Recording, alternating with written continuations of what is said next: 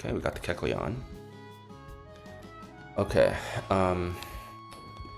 so next up we have our Scorched Slab encounter. We have a 2 in 3 chance for Golly on fishing here. Okay,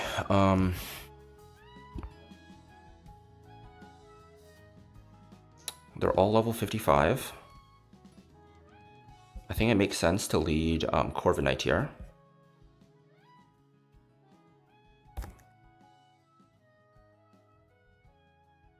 In terms of moves it's going to have,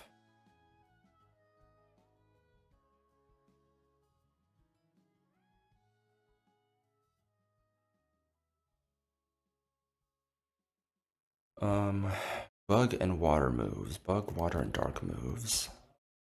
Bug, water, dark. Bug, water, dark.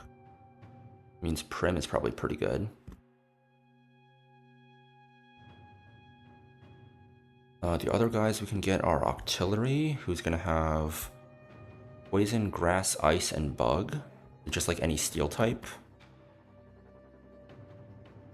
Can throw in a little Jaw here. Poison, Grass. And then for Muck, knock off Gunk Shot, Earthquake, Payback. Let's not do Toxicity. Let's give ourselves maybe a Basculegion, I think could be pretty solid. There's no moves to trap us in, no. I think Drapion is probably a good shout. And then might as well throw in another Shell Armor guy and you. Let's go no held items.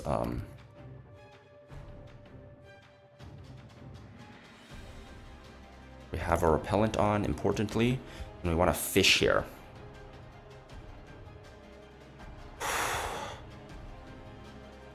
Okay, let me add this to the tracker. We got the Fire Gem. Okay, we have a 2 in 3 chance here of one of the remaining best mons in the game we can get. Easily top 5, arguably top 1.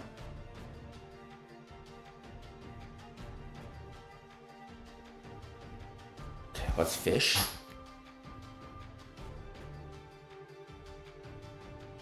Show me Golisopod. Let's go. Golly. Let's fucking go, baby. Throw a quick ball at it. Okay, didn't work. It's fine. Wait.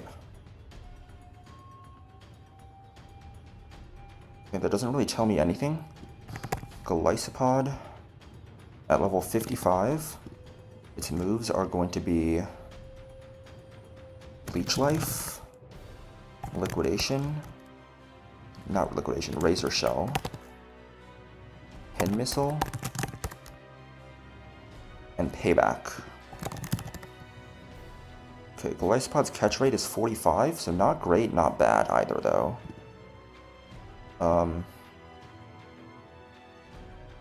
Let me export all the new guys out.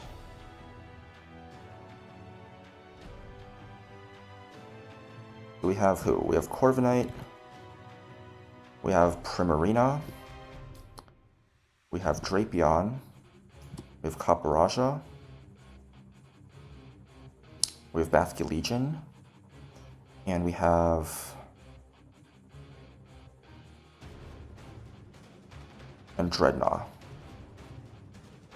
I think it makes sense to lower his attack down to 0.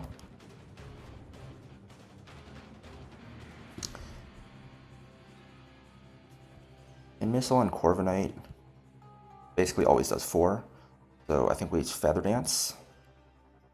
The most he can do to us is Razor Shell. And Missile.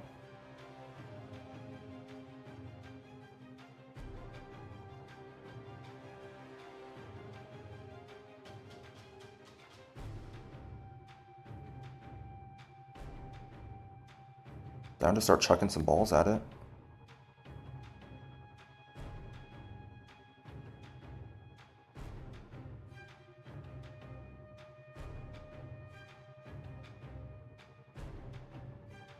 Nice. Oh, I clicked A too fast and I started surfing, that's why.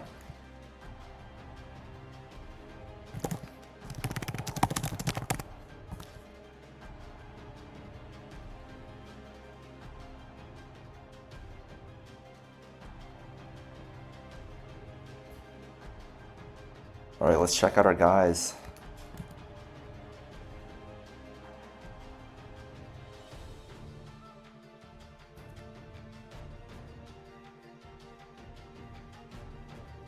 Let's take your item first.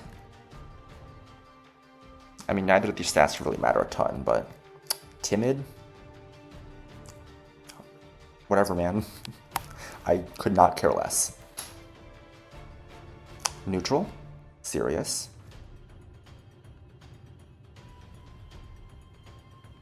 Okay, sure. Very interesting. Very interesting.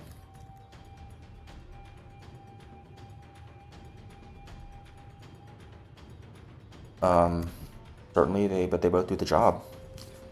In terms of movesets, let's look at both. Kecleon, we're gonna want Sucker Punch, Knock Off, Take Out. You want to recover? You want Body Slam? What do you want? What do you want here, right? I mean, you're definitely always taking Sucker, Knock, and Fake Out. What you want is your last move. I mean, you get roleplay eventually for Tate Lies a Gym.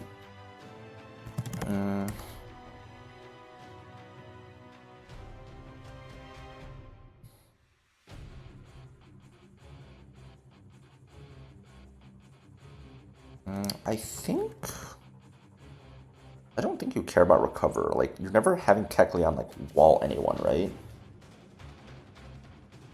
Like, there's no one that has, like, all ghost-type moves, you know, so...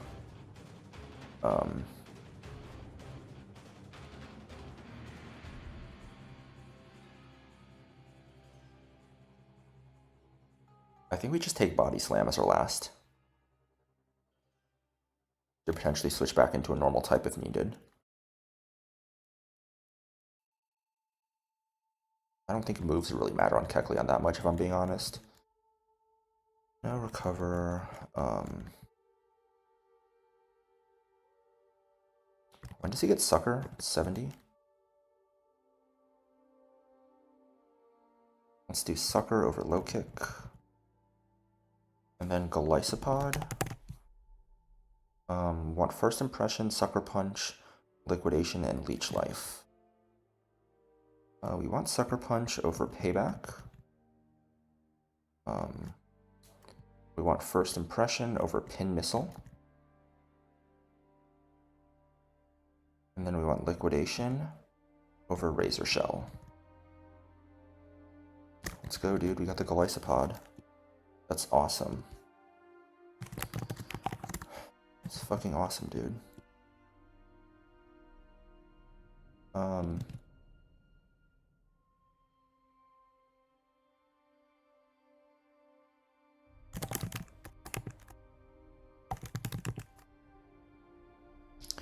Apparently Winona has the only Altaria in the entire game. I did not know that, but the more you know, right? Okay. Encounters. We took our 4-Tree City Kecleon, and we got our Golisopod and Scorched Slab. Cool. Certainly got ourselves a box here. We look at the game corner now. We're on the Feather Badge, which means we have Dratini, Bagon, and Dano. We have to wait till the next one to get a chance at Polt. Okay. Yeah, I haven't like needed anything yet. We obviously have chances for Drapey, but I think we're gonna we'll wait and see. I low-key think Mind Badge. Actually, I don't know. I don't know how good the mythicals feel like. Such a bait, right? Like by the time you get the mythicals, you also have Urshifu, and it's like balance-based stats, but I don't feel like it's ever enough, you know. Like I feel like everyone that uses the Rain Badge is just like they just use it on like the E4, you know. So yeah, I'm gonna hold off on picking up Game Corner. There's no reason to take it right now. But yeah, I guess we'll cook some fights then.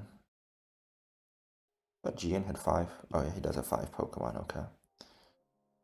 There is rain on this fight, right? Rain until Jennifer and Callie, okay. Wait, is it rain and thunderstorm? It's just rain, okay. So it's raining. We have Aerodactyl with a Pasho Berry. Means that bear is cute. Okay. Sorry for doubting you, Barrascuda. I guess you just one-shot through Pasho Berry. That's insane. I mean, I guess 123 base attack is no joke, right? Barrascuda.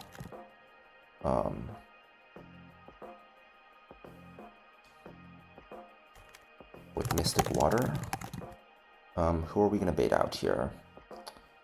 Charizard sees a slow kill on us, and it's not slow killed. So he's gonna want to go Charizard here for Hurricane.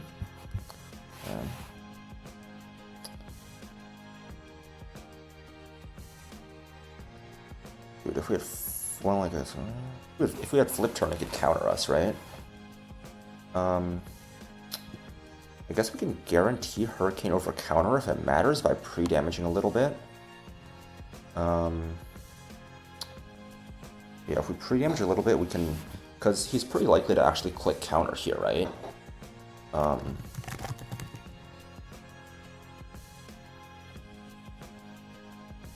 If the target can KO AImon and AImon has Sturdy Sash. So, it's always +6, right? Or it's always +8. Yeah, it's always +8. But if we show it slow kill, it'll have to go for slow kill. Take a lot. We die the Weather Ball. Die.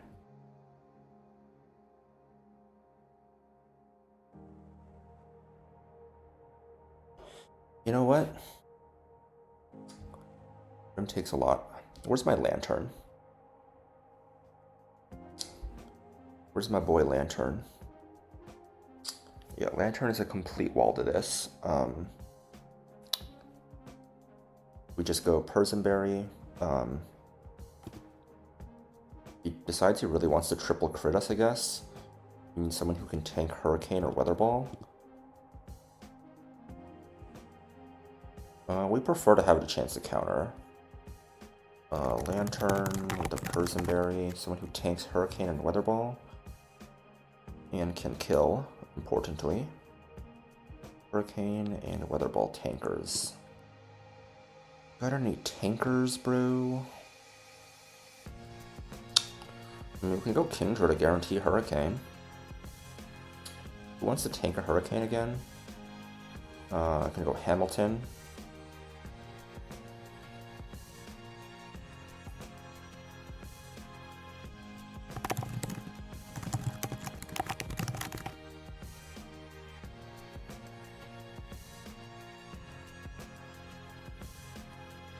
This guy has a Water Gem. I mean, Lantern also just walls this guy, basically, right? We kill him with a fatty Dull Thunder. I mean, what if he Swords Dances, right? Do we fucking care? He's gonna want to click what? Aqua Jet? We have any guys that just, like, fucking one-shot this dude? Well, if we have Hammy, we get the kill with Hammy. He's gonna, if we kill Charizard with Hamilton, it's gonna be guaranteed Aqua Jet. Just go to Lantern on the guaranteed Aqua Jet. Right, we burned up his Water Gem. Not Wakanberry. Well, I'm like fucking Venusaurite, I don't know.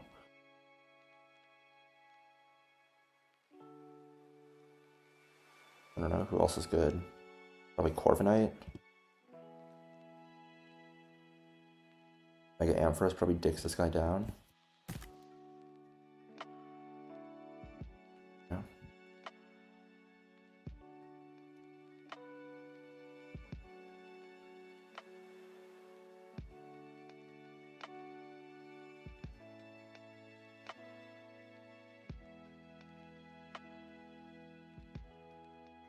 king draw. Where's my Scuda? Where's my Corvi? Corviknight. Where's a Barrascuda? Barrascuda. Okay.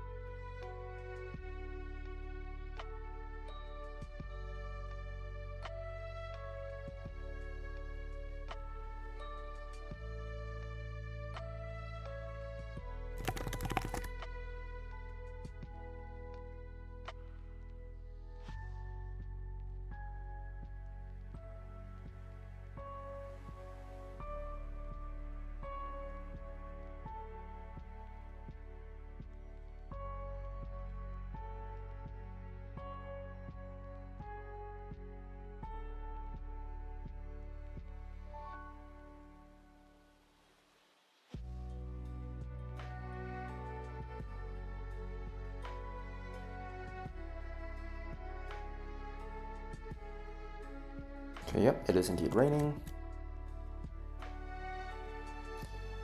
Liquidation just kills. We don't care about Pasho Berry. We kill even though it has Pasho Berry. It's in Charizard for slow kill, not O-Code because of its sash. It's going to usually go for counter. It can go for Hurricane, but it's much more likely to go for counter. We go to Lantern here. Oh, it actually went for the Hurricane. Wow. That's like a 10% chance there. We hit him with the Surf.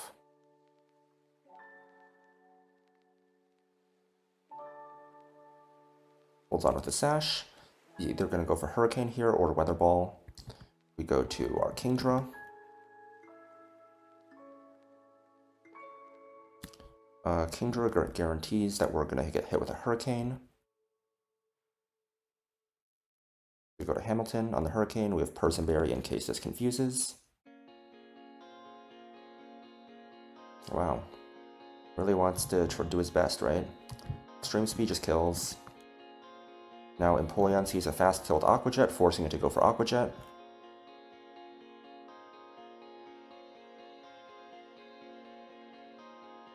This also burns his Water Gem.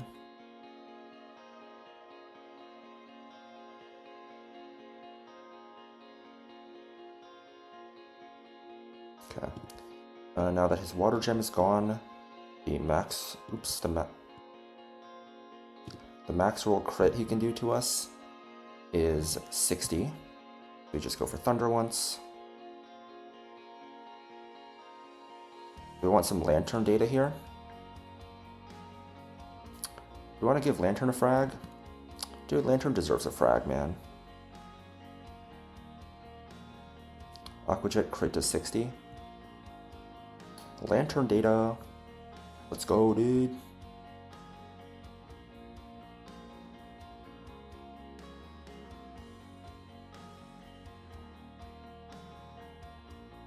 Big Lantern data.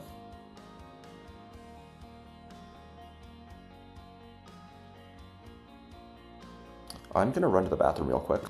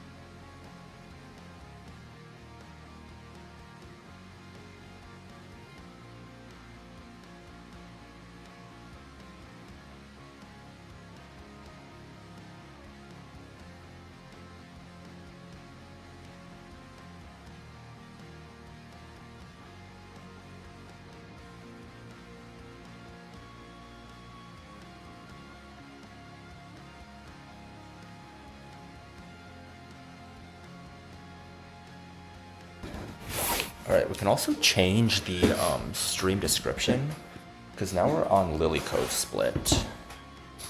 Lilycove split. Alrighty, Lilycove. What was I going to look at? Oh yeah, how many trainers are on this route? So we have 1, 2, 3, 4, 5, 6, 7, 8, 9, 10, 11, 12, 13, 14, 15, 16, 17, 18, and 19. There's 19 trainers plus Lilycove Rival. Okay, I don't know how many streams we're going to split this into. Maybe, I don't know, maybe like 2 streams, then I'll cook Lilycove Rival. Start making our way onto Mount Pyre. And cook Mount Pyre, Gauntlet. Then we have the Tailwind area with Pyre Tag. Okay. Okay. Okay. Okay.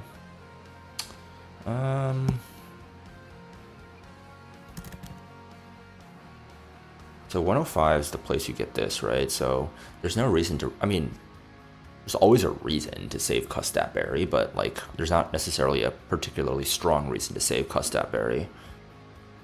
Okay, it's Aftermath and Colbur Berry. Colbur Berry reduces the damage of a super effective dark move. Either way, Driftbloom with Colbur Berry and Aftermath along with Explosion. A Rindo Berry Swampert with the Rocks, Flip Turn, Liquidation, Earthquake. It says Thunder and Weather Ball, okay. A Heavy Metal Duraludon with Draco, Dragontail, Heavy Slam, and Body Press. Special fighting moves. Maybe Ground type. Maybe Excadrill.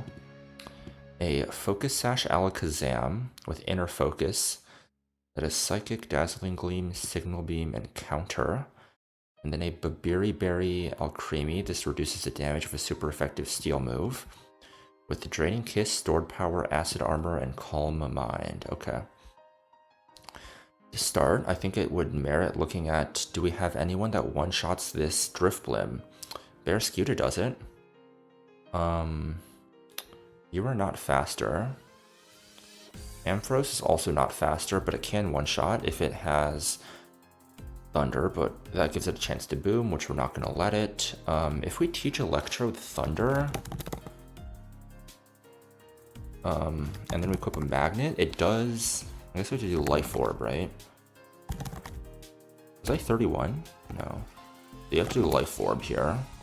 But it does do the job. It would bait out Duraludon for Draco. So it is an option. Does Hamilton do it with Rock Slide? He does. Lantern is not going to be faster. You're also not faster. I guess Poltergeist does do it.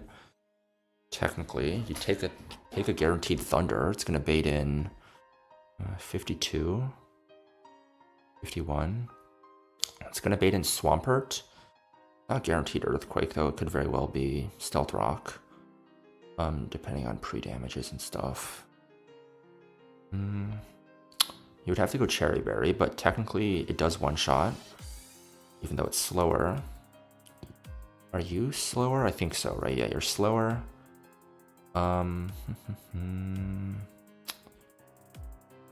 Ape is not going to do it in the rain. Okay, so we have these 4 guys that one-shot him. Let me just write out in my notes like each of the mons he has, right? So Driftblim, Swampert, Duraludon, Alakazam, and Alcremie. How do you spell Alcremie? Alcremie, okay.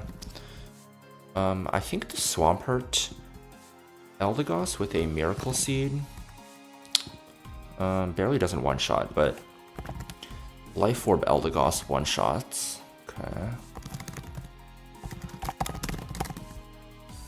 If we can find a way to get Eldegoss in, that would be great. Barraskewda one-shots you with a Mystic Water. Barraskewda with a Mystic Water / Muscle Band. Who is this gonna bait? Barraskewda. No one is obviously faster. It's gonna bait Duraludon. Well, if we go Life Orb, we can deny Duraludon from coming in, right? It would have to be Life Orb.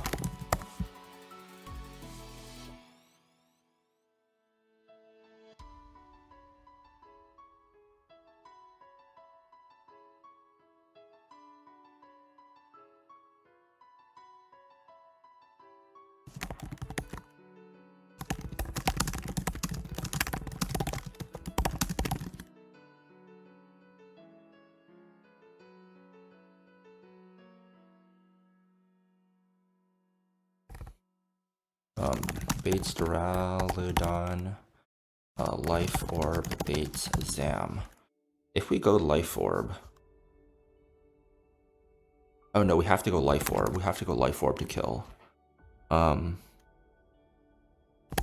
Orb. Lorb.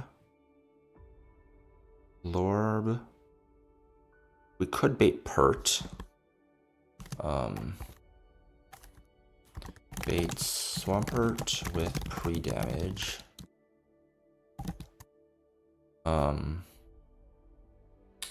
Otherwise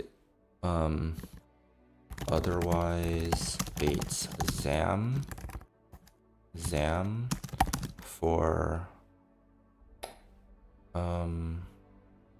Psychic / counter. Okay. Because it has Sash and Tack, so it can counter or it can see Psychic Kill after Life Orb drop.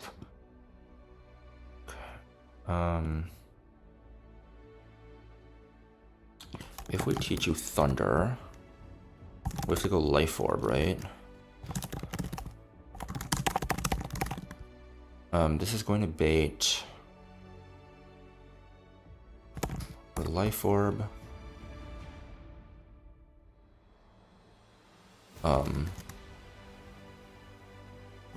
Bait Swampert with pre-damage.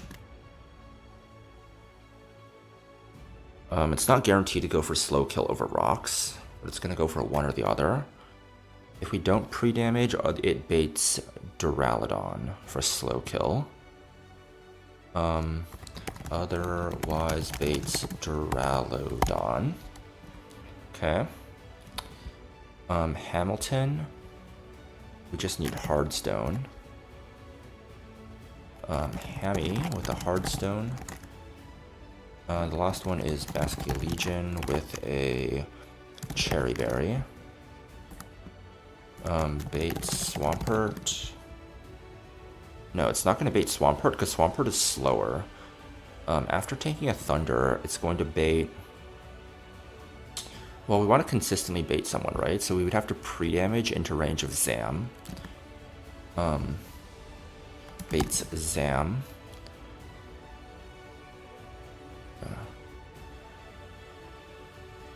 Barraskewda baits Zam by showing it a slow kill, and we don't have fast kill because of Sash.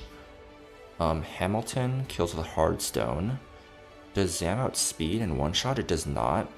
So baits Zam if pre-damaged. Otherwise baits Swampert for random move. I don't think it makes any sense to bait Swampert when I can go for Flip Turn. And we can just use Barraskewda to bait it. To bait Zam or Basculegion if we need. So I don't know if it necessarily makes sense, especially because we need to pre-damage. I mean, I guess Basculegion's going to take a hit, right? I think what makes the most sense if we want to bait Zam out second is just lead Barraskewda, right? So we have three baiting options. Swampert, Alakazam, Duraludon, right? Other good Swampert counters, I imagine, are going to be not Trode. Not Trode. Definitely not Hamilton. I wouldn't say Corviknight's a good counter. Same thing with Prim. I think it's really just Eldegoss, right? So we have to bring Eldegoss, basically. I don't think anyone else really does it. Actually, do you know who does do it?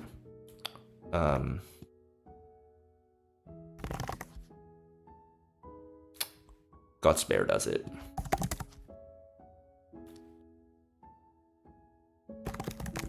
Dude, this is ridiculous. What the fuck? What the fuck? You also one-shot the Duraludon, but you're slower. You also one-shot the Alcremie, but you're also slower, but it also can't set up anything. Because it sees that we kill it.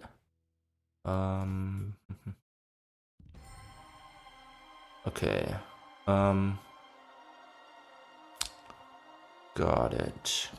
So Duraludon. Right, how can we beat this Duraludon?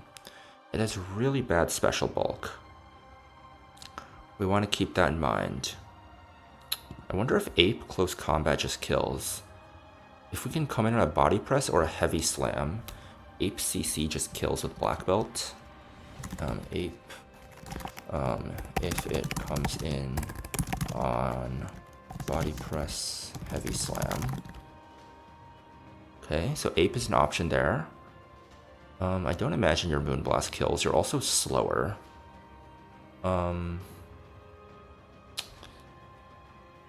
Prim for pivots. I mean, it also does very little. Prim also just does 1v1 this straight up with Drainy Kiss. Like, we heal way more than it can ever do to us. So Primarina can also beat the Duraludon.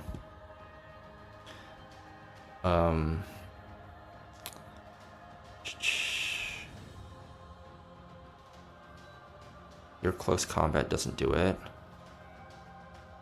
Neither does your superpower.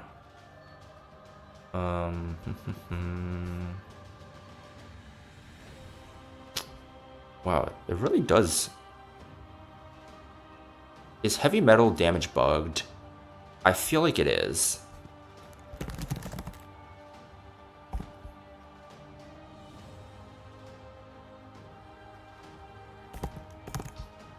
Primarina weighs 44 kilos, and Duraludon only weighs 40 kilos? What? That can't be right.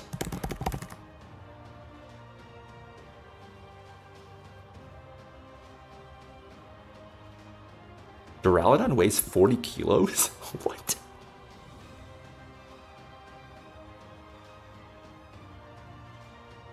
Huh?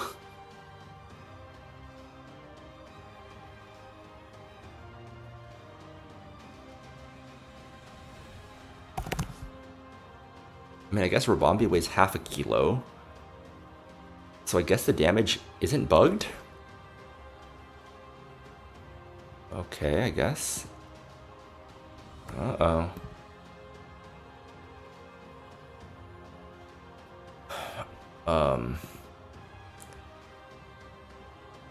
Dude, I definitely know what this is. It's definitely my brother logging on and playing whatever fucking video games he plays. That always makes my internet just start lagging out. Dude, maybe I'll just stream E4 from my friend's place, man. I'd always do that if I make it to E4. Don't need to get ahead of ourselves here.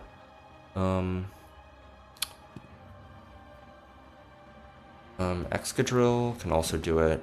Can answer the Duraludon.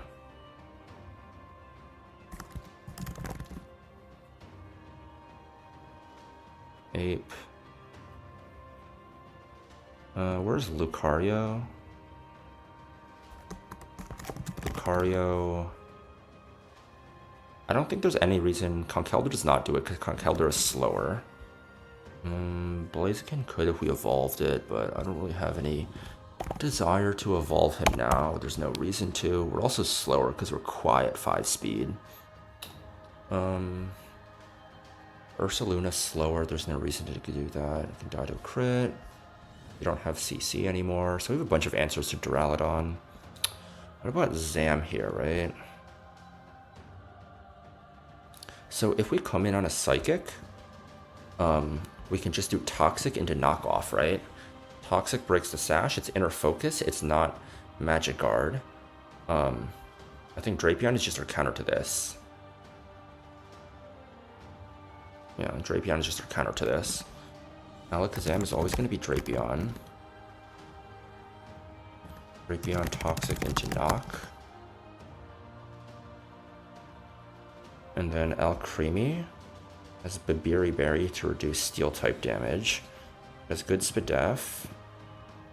Poison Jab denies his opportunity to set up. So if we can bait you out last, we can go Citrus Berry on Drapion. 70%. 70%. 45, 55. We can just Poison Jab and a Poison Jab and get the kill, right? Double Mineral Poison Jab does 127, which is more than he recovers for max roll. So Drapion can definitely set up a chain kill here. So I think we just bait Swampert, and then with Eldegoss, do you bait kill here? Yeah, I mean, if we can just bait a kill here, we just go to like... We just go to like Prim. We flip turn into Ape. Ape kills, bait Zam Psychic, go to Drapion. Yeah, pretty simple. So we want to bait Swampert on the lead. Let's go Barraskewda. Go Life Orb Barraskewda to kill the Drifblim. Bait in Swampert for slow kill.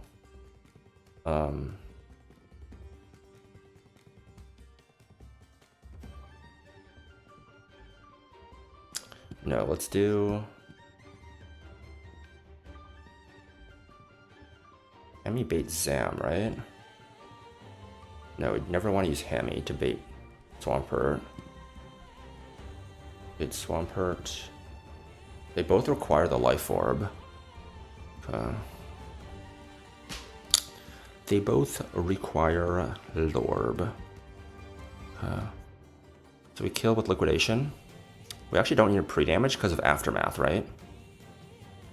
And we can just avoid teaching him Thunder for now, because might as well.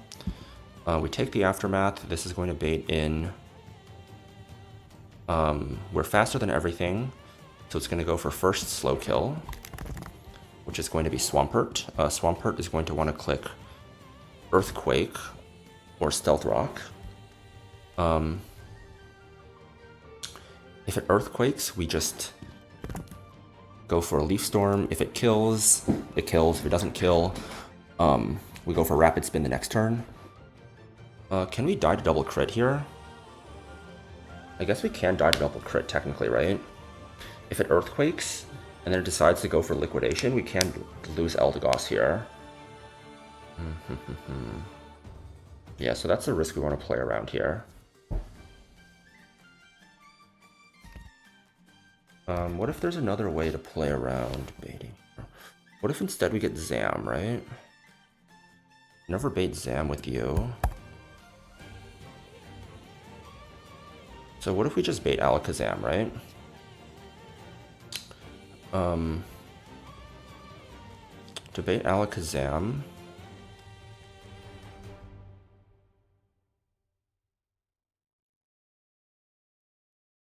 kind of want to save Life Orb for Eldegoss here.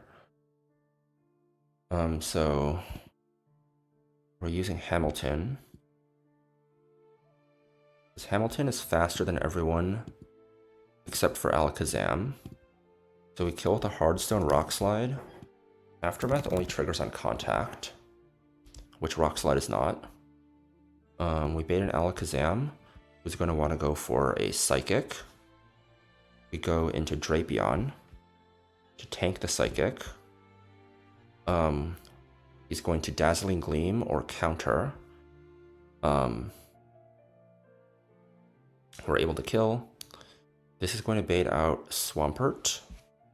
We go to a Life Orb Eldegoss here.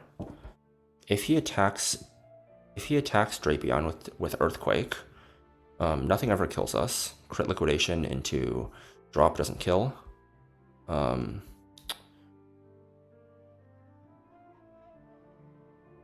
Okay, wait, let me just write this down. Hamilton. I mean, if we're at the max roll, it can just go for counter instead of psychic, right? So we might as well just be more HP. 227, Hardstone. Drapion wants Citrus. Eldegoss wants Life Orb. If he decides to click Rocks on the switch instead, we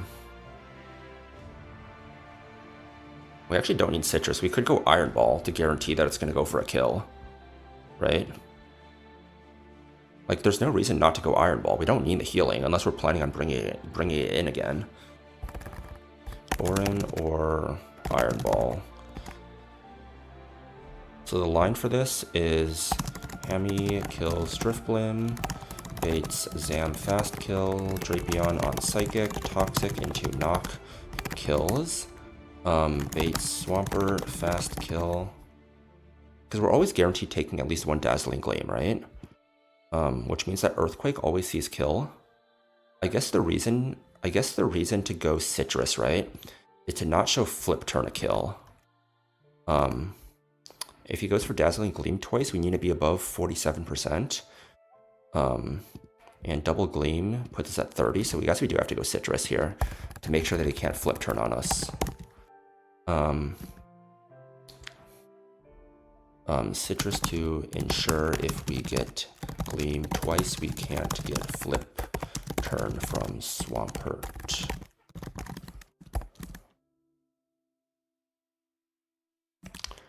Bait Swampert, slow kill, because everyone is a slow kill.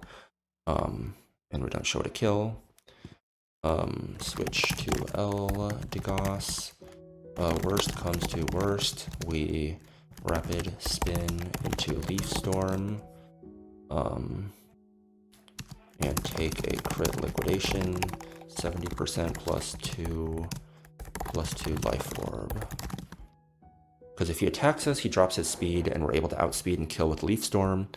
If he crits, the most we take is this. It's always going to bait Duraludon. Baits Duraludon for fast/slow kill. It doesn't matter which, it's always going to see kill. It has no reason to go Alcremie instead. We just go Primarina here. Switch to Prim. Prim's kind of heavy, dude. Prim is 44 kilos? How much is 44 kilos? It's not that heavy, actually. It's 1.9 meters tall? Or 1.8 meters tall? Damn. It's a crazy build.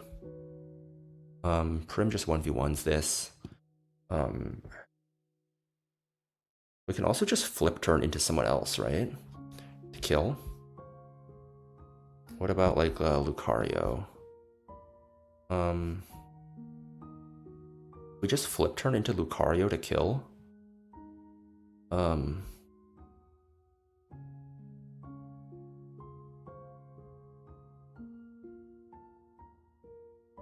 Flip Turn into Lucario to kill. Or we can do Excadrill, right? Can Excadrill guarantee the kills? Does Life Orb just not give a fuck about this? No, Life Orb doesn't kill. We can just go Soft Sand, right? We Iron Head, once we break the Babiri Berry, we just kill. Yeah. We have fast kill, so we can't set up.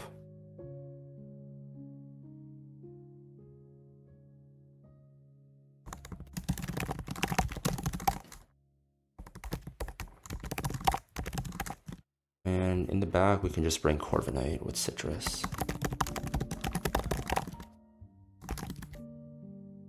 Okay. Pretty safe line we have here. Okay.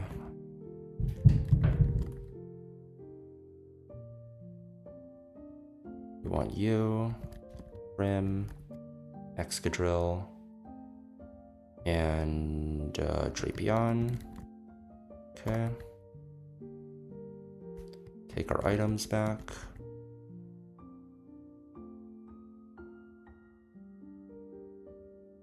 You don't want that, and you don't want that. Instead, we want Hamilton to have the Hard Stone. We want Drapion to have a Citrus Berry. Eldegoss to have a Life Orb. Primarina, just do Oranberry. And Excadrill wants a Soft Sand. And Corviknight doesn't need an item. We want to pre-damage Hamilton to 115.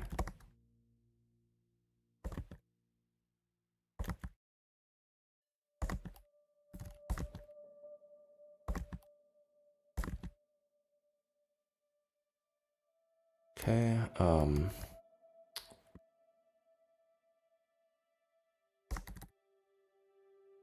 okay. Let's import everyone into the calc again to make sure I hit all the ranges I need. Hamilton kills the Drift Blame. It's not going to trigger Aftermath because Rock Slide is not a contact move.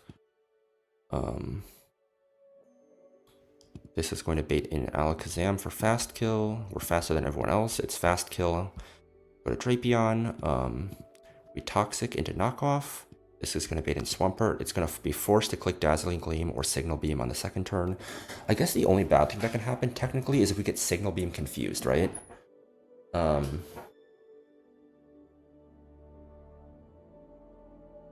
Yeah, Signal Beam confused is bad. Do we have any way to play around that?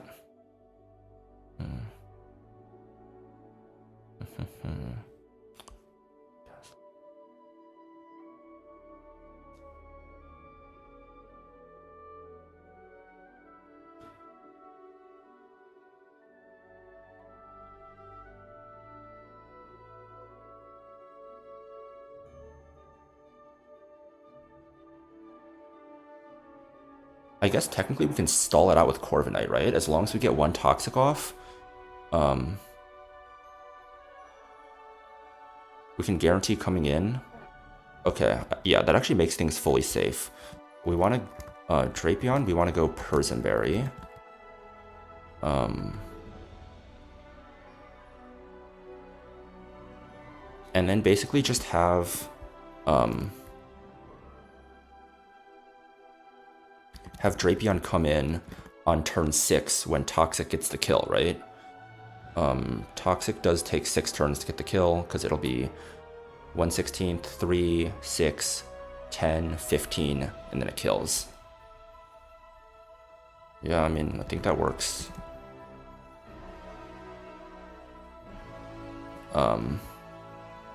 Bait in Swampert, who gets killed by Eldegoss. Baiting in Duraludon, who gets pivoted on and then killed by Excadrill, and then Excadrill beats the Alcremie. Okay. Yep. Yeah, I'm glad I thought of that to get rid of confusion chances there. Hardstone, Persim, Life Orb, Oran. Okay, yep. I will show you the power of my favorite Pokemon. Sure you will. Alright, turn 1, we just kill with a Rock Slide. Surprised Drifbloom is this squishy, but I mean, I guess this is max attack Arcanine.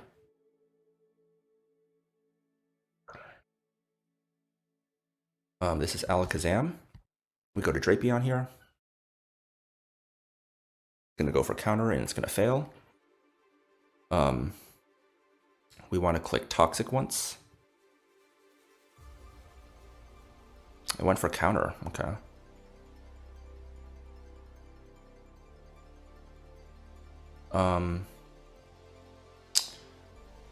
It cannot go for counter if it sees that we kill it. So it's forced to attack, meaning I can just kill with knockoff here because it's guaranteed to attack us. It's going to put us in Swampert range. So I think I'm fine to just attack here. Don't need to stall anything out. We have Perseberry in case it confuses us. Yeah, okay. It was pretty fictional to need that, but it never hurts to be safe, you know, so. This is now going to be Swampert. We prefer to just see a Earthquake here. That'd make things easier. Go to Eldegoss. Okay, I went for Rocks, that's fine. It just means Eldegoss is going to end up a little lower, but we're still never at any risk, so. Yeah. Now we're faster, and we kill with a Leaf Storm.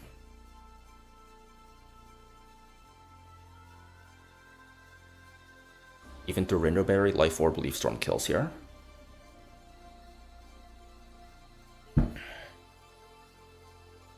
Okay, this is now going to be Duraludon. Primarina is basically a complete wall to that. We cannot even get Dragon-tailed out. Sucker. Now we have a slow flip turn. It's so weird that does that little damage. Duraludon is way less heavy than I thought. And now Excadrill gets the chain kill. Earthquake kills.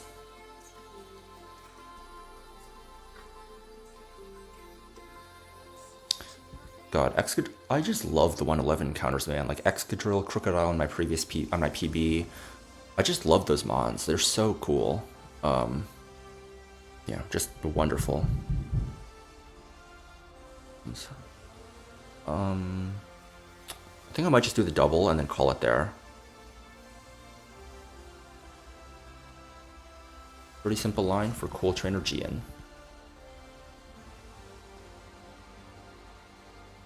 Okay.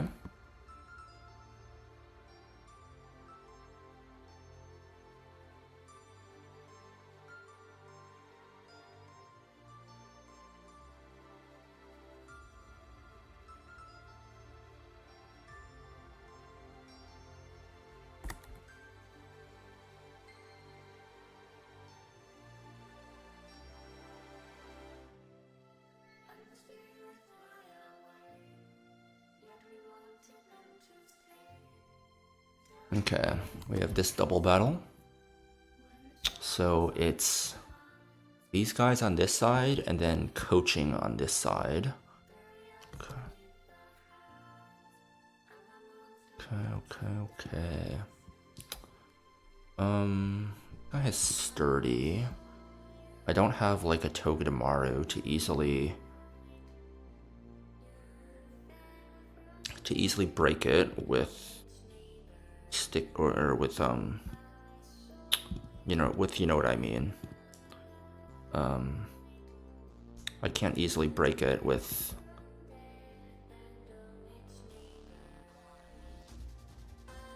Spiky Shield. I guess one thing I could do is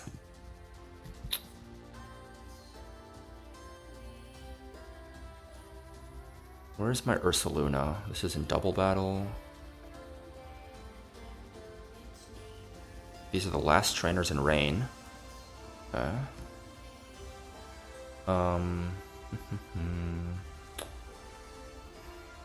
Where's my Ursaluna? Oh, Ursaluna probably dies to close combat, right? What the fuck?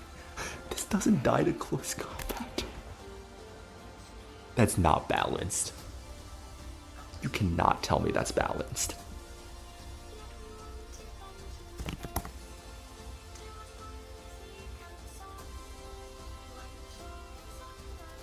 You cannot tell me that's balanced. There's no way. I guess you died a Hydro Pump here, right? Technically.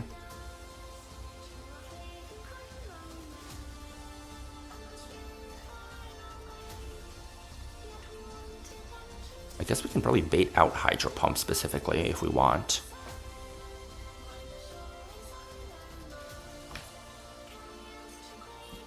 What's coaching AI? Starts at +6. Increase score by 1. minus the current stack stage. Increase current stage by 1. Or gets increased by 1. Regardless.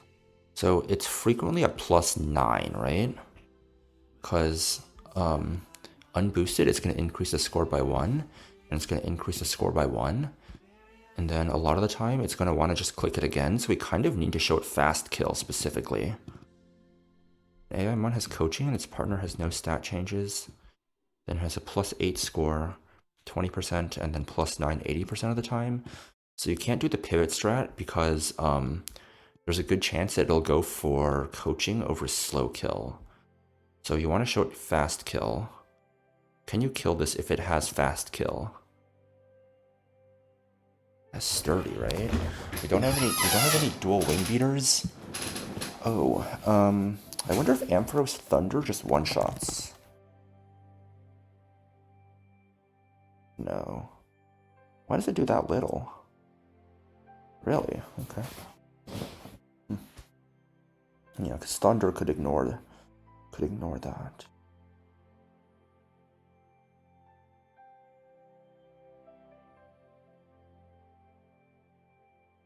Can we kill this side and leave this side up?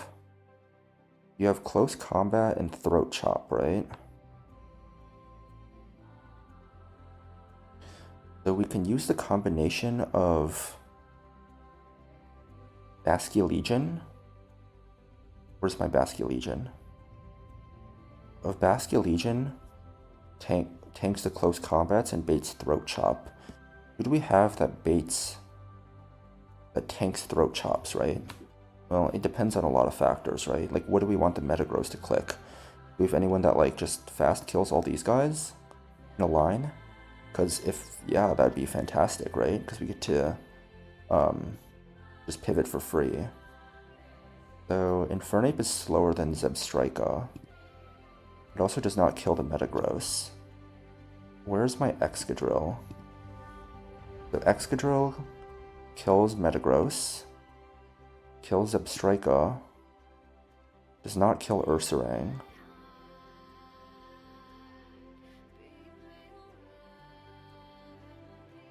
Ursaluna?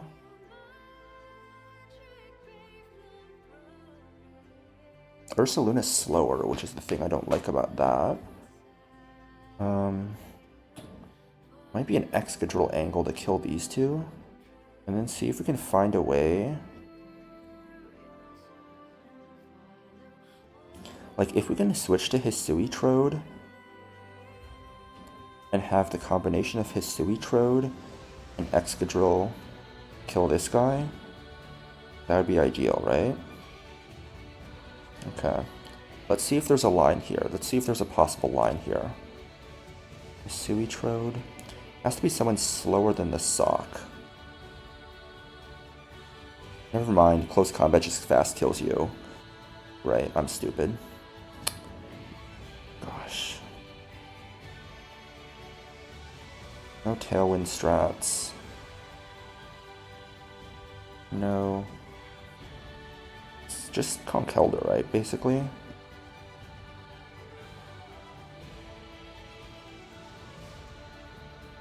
What if we just fire off an Earthquake and say fuck it? What if we just fire off an Earthquake and say fuck it? Right?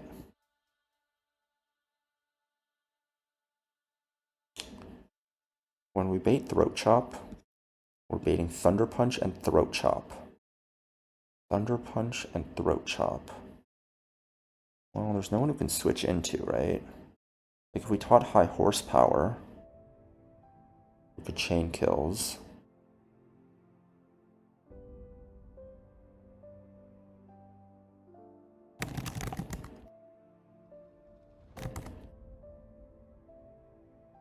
But after 2 burned chips, we show kill to close combat here.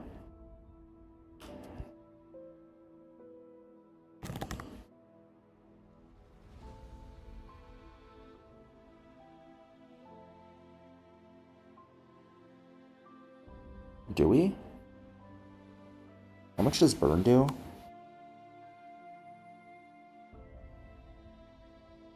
280 over 16 is 17. We take 34.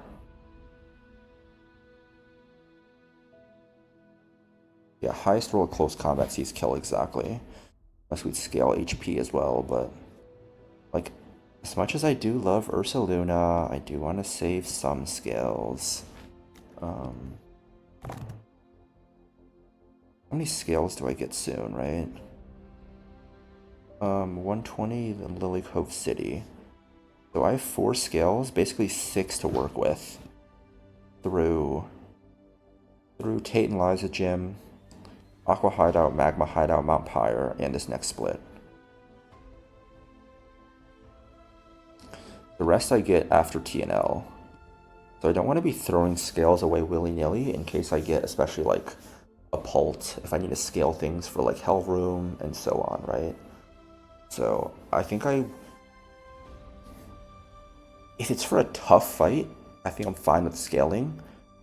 Even though this is a scale I will use eventually, probably.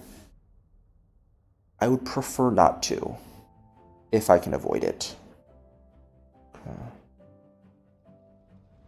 What if we kill the Sock turn 1?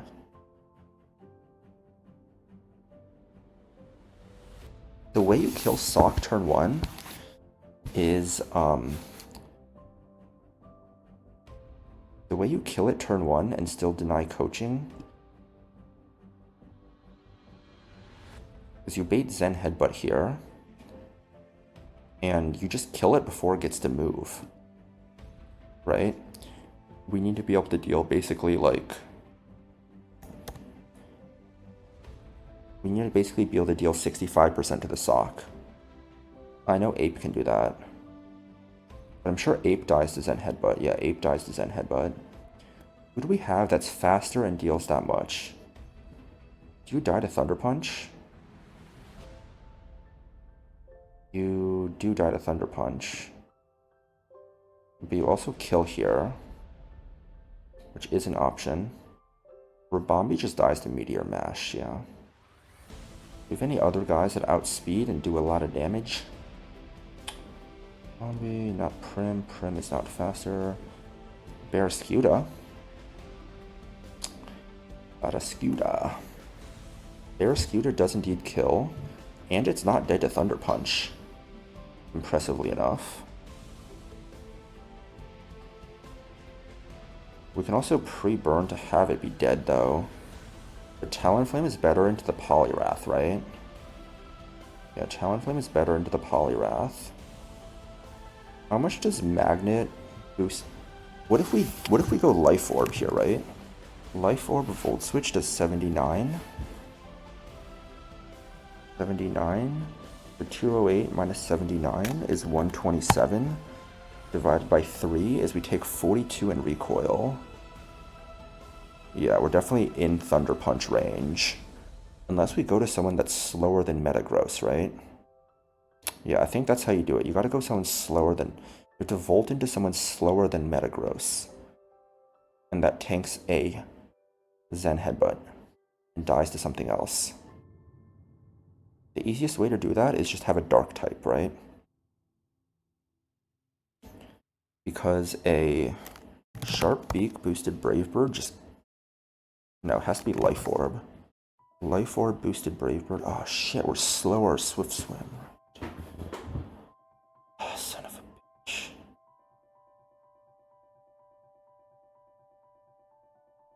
Son of a bitch. Oh god. Motherfucker. And like if I go Drapion, that's dead to Meteor Mash. They're also dead to Hydro Pump in close combat.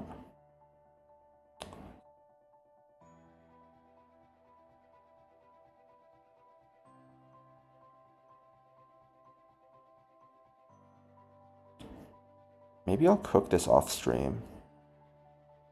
The other option is I can go Golly and I can emergency exit into someone. I might cook this off stream. I mean, or I could just do the normal thing and show a slow kill and protect. I can always just protect, right? I can always just protect. That is certainly an option. Both faster than Vivillon, so I can get out Zebstrika. I can immediately go to Ursaring Poliwrath. And immediately go to... Yeah, I feel like cooking this off stream. I did enough today. I don't know if... Is anyone here? No one is here. I don't... Yeah.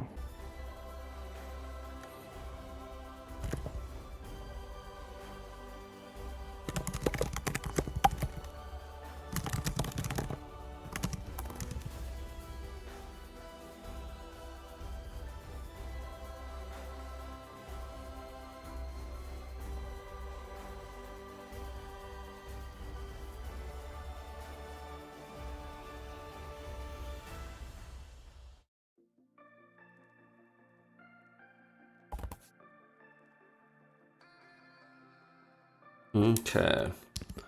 I have a bunch of fights cooked up.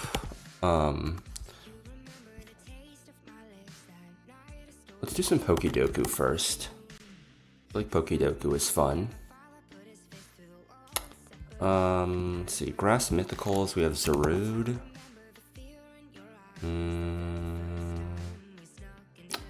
Ghost type Mythicals, what do we have besides Marshadow? We gotta have one other, right? Is there a ghost type mythical besides Hoopa, right? Yeah. Ghost Poison is gonna be the Gengars. The Gengar line. Fire Poison, is there anyone Fire Poison besides the Salazzle line? I think it's just the Salazzle line, right? There might be one more. Fire-type Mythicals, there's what, Victini, Volcanion. I feel like Volcanion is more forgettable. Grass Poison, we can do a Venusaur. Hoopa's Ghost, you thought it was Psychic Dark? Hoopa has two forms. The Unbound form is Psychic Dark. The regular form is Psychic Ghost. Who's Grass Poison? Who's a good Grass... It's not who's Grass Poison. Who's a good Grass Poison to choose? I feel like a Venusaur G-Max might be good. I don't know, though. I feel like 5.2 is not great. Paldea, we gotta go for a Wo-Chien. Just gotta. For a Ghost type. And a Fire type from Paldea. I think you gotta pick Ceruledge for one of them to get some overlap. I feel like there's a lot of Ghost types, so I'm gonna pick Ceruledge here. And I feel inspired to pick Nihilape.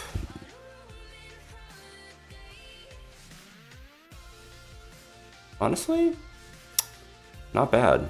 Celebi, oh, Shaman too, yeah. Ooh, Ogerpon was a good shout. Pecharunt, of course. Oh, Iron Moth, right? Ceruledge was a good shout, though. Anyways, let's load up the line. Let me pull up my notes. Route 119 trainers. This is a 4-mon line. It is Barraskewda, Caracosta, Pecharunt is indeed mythical. It's the leader of the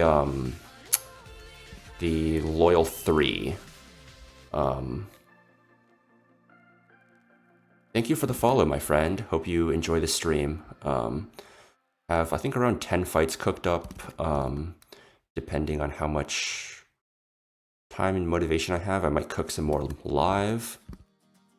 I just was a little bit stuck on the fight that I stopped off on, and my 120 encounter might help with that. Is it one? No, 121. 121. Wait, this is 120. This would be 121. Okay, I had to type it. I mean, it doesn't matter. Okay. So it's doubles, rain. Caracosta at 80 HP, just in case it levels up, is going to bait Meteor Mash or Zen Headbutt. We don't care which, or Thunder Punch. It doesn't matter what it clicks, as long as it cannot click Icy Wind. Sock sees CC kill. So turn 1, we're going to protect. Barraskewda is going to... Barraskewda needs a life orb. So Caracosta's always going to bait slow kill because it's slow, which means that it's never going to be able to go for a kill on Barraskewda because it's fast kill versus slow kill. And they don't have priority moves, so they're not going to want to click a priority move. Fast kill denies coaching and protect.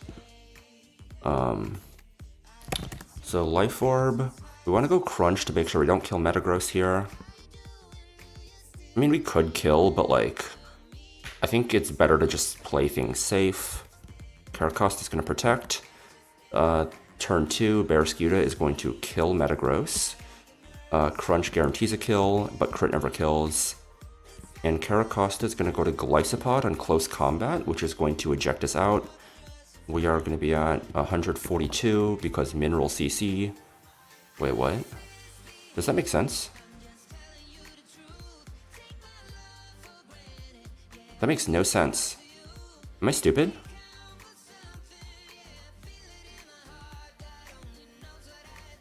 I need to be lower than this. I need to be 140. Why do I have 142 in my notes? What? Okay, good thing I checked there. I have no clue why my notes were wrong.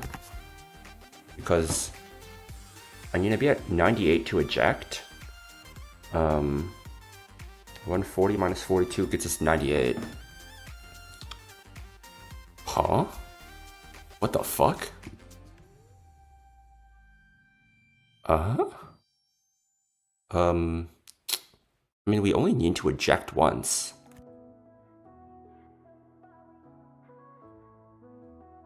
Okay, I don't know how I missed that in my notes, but it doesn't matter. We're going to eject and go back into Caracosta. Barraskewda is just going to bait down the line because we show fast kill to both the Zebstrika and the Ursaring. So Caracosta is going to protect on CC again. Barraskewda kills the Ursaring.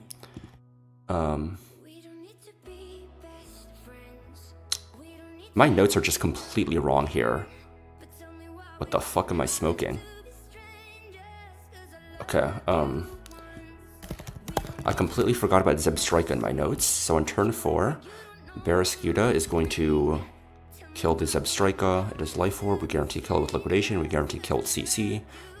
So turn 4, we're going to kill, and then Caracosta switches to Rabombi.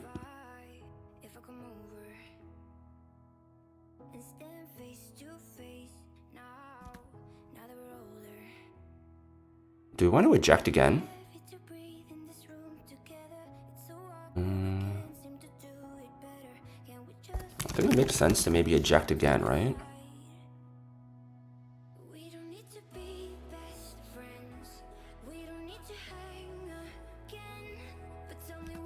Let me run the math on this again. Okay, Golly's at 140.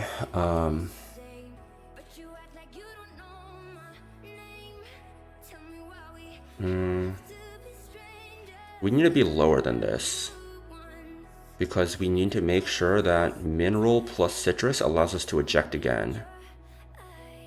Oh my god, I've not done Glycopod math in so long. I forgot how to do this shit.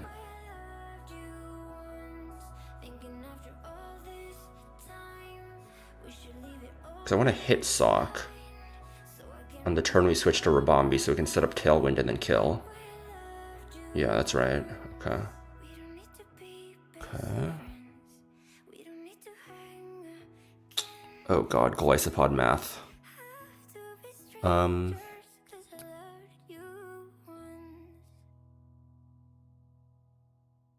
Okay. So we need to ensure that So we need to make sure that Maxwell plus Citrus puts us back into range. Okay? Yeah, that makes sense. Okay. So Citrus heals 49. We need to go to 99, which means we can end at 50 HP after a Maxwell crit. Yes. So 50 plus 76 is 126.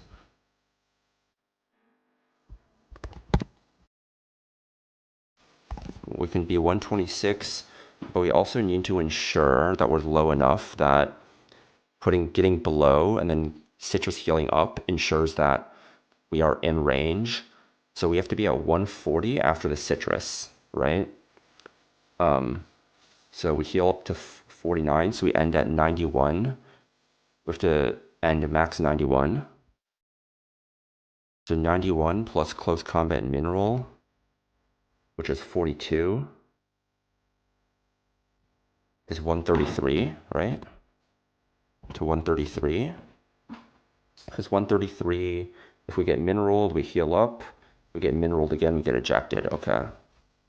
So turn 1, we crunch. Turn 2, we protect. Turn 3, we kill. Metagross dead. Ursaring dead. Strika dead. Caracosta protect. Caracosta switch to Golly on CC. Eject back into Caracosta. Turn 5, Barraskewda liquidation sock. Caracosta switch to Rabombi. Turn 6, Tailwind and liquidation sock. Turn 7, CC and Moonblast kills.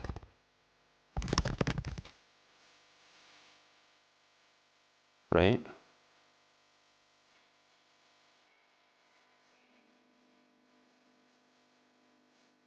It says Lumberry, so a Moonblast and a CC is always going to kill here.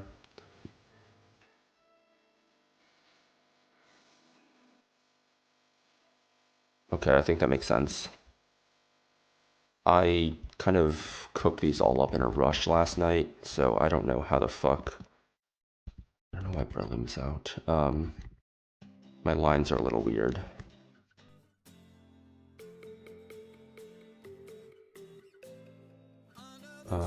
Did I switch scenes? I did switch back. Okay. And then we want Caracosta. Did I grab him? No, he's gonna be in box 2. Okay. We will see some weird ear data later today, though. Barraskewda in slot 2. Caracosta, Galisopod, Rabombi. You can just give these guys citrus berries, they won't come in, but...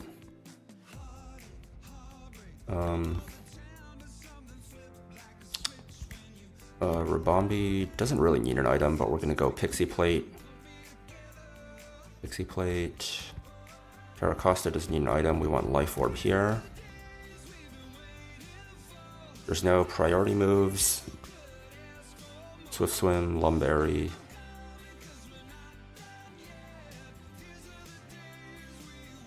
Okay. Caracosta wants to be at 80 HP.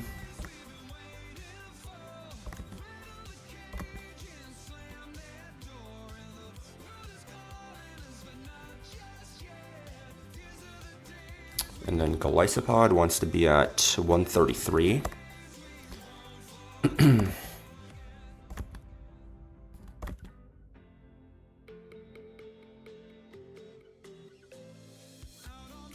So just checking items again. Life Orb, 80 HP, 133. Pixie Plate, an item doesn't matter here.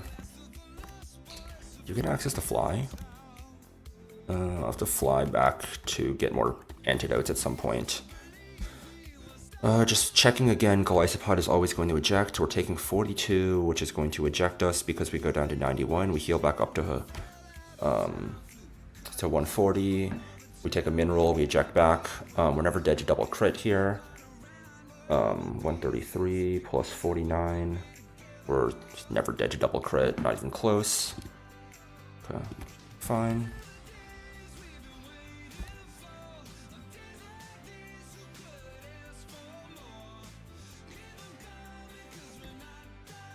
Okay, let me just check everything again. Barraskewda, Caracosta baits double kill. Metagross never gets to attack because we kill it. We protect again. We eject again. We're able to go into Rabombi. Okay.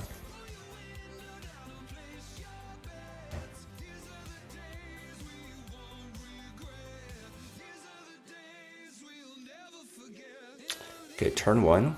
We want to crunch the Metagross and click Protect.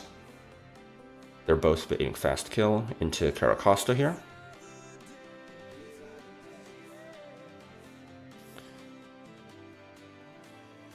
Now we kill Metagross. We switch into Golisopod in close combat to eject. God, Golisopod is such a balanced Pokemon.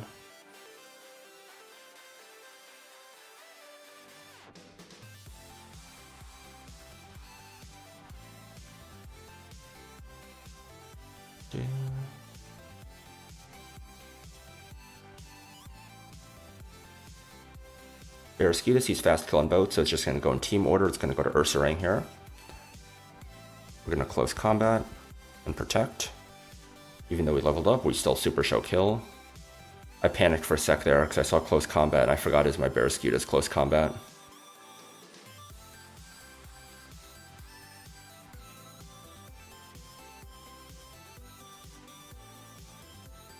We're going to liquidation here. And we're going to switch to Golisopod again to eject again. It's still never going for kill on Barraskewda because fast kill, slow kill AI.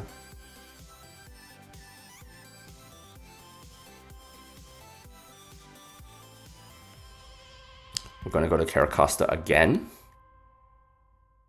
Now this has 30, so we can't kill it in one hit. So we're going to click liquidation here, and we're going to switch into our 4x fighting resist in Ribombee.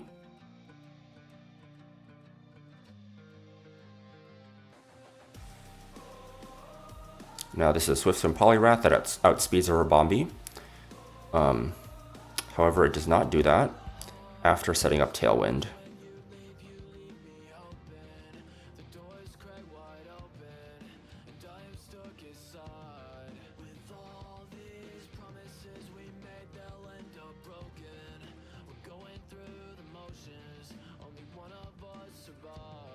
So now both outspeed and we're able to kill the Poliwrath.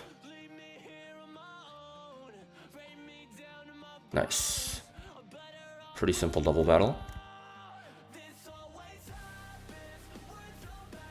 Pretty standard double battle strategy here. A much cooler double battle later.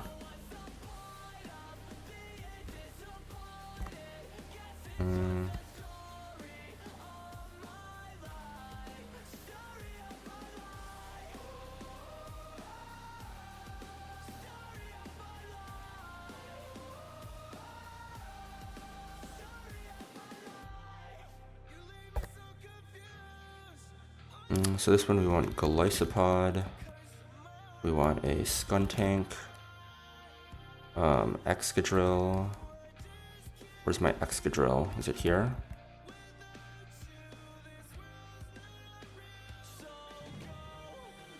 And Ursaluna.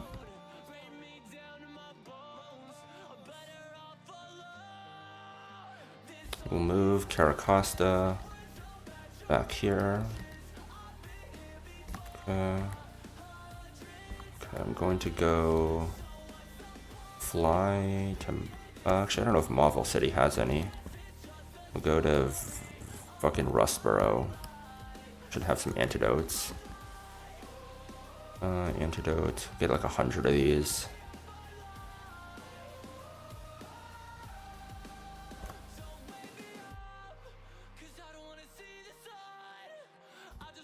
To Fortree. Okay, form online here. It's Golisopod, Skuntank. Where's my Excadrill? Excadrill and Ursaluna. So there's no more rain.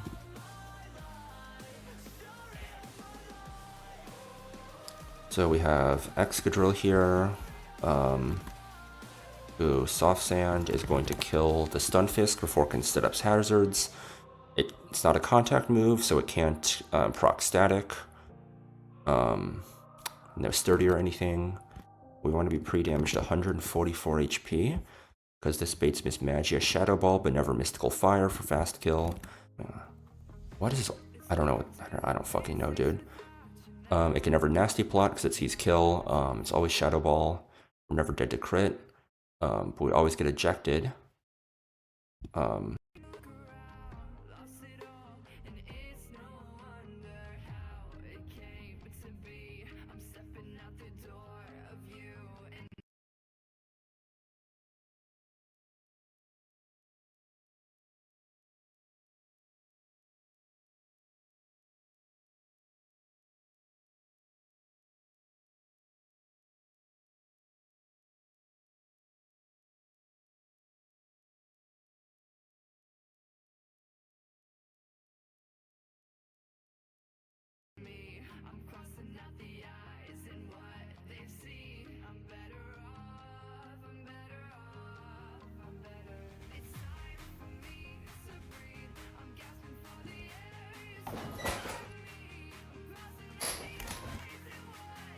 My internet always shits itself around this time. I don't know why. We go to Skuntank, who's holding a life orb.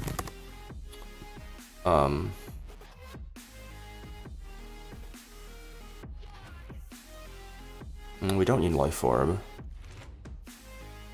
Black glasses is enough. Either way, we're in on full health, and we show it a fast kill, meaning if you never set up nasty plot, it's forced to attack. We just killed Sucker Punch twice. We're never dead to crit into double recoil, so we can just go. I mean, we can go that, but we can just go black glasses.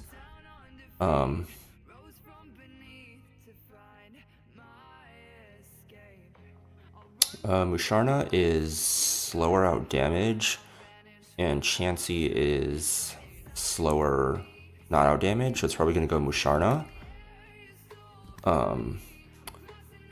You can Dark Void, Moonblast, or Calm Mind. It doesn't matter what he wants to click, because we go to Ursaluna. Ursaluna is going to be pre-burn, so we can't be put to sleep. Calm Mind, we're a physical attacker, and then we just chain kill 2. Okay. So we want Excadrill, Lysopod, Skuntank, and Ursaluna. Excadrill wants the soft sand. Skuntank wants the black glasses. Where are they? And Ursaluna wants the silk scarf. Okay. So we want to pre-burn Ursaluna. Okay. So we need to go pre-damage Excadrill. So we're just going to go to Fall Arbor to do that.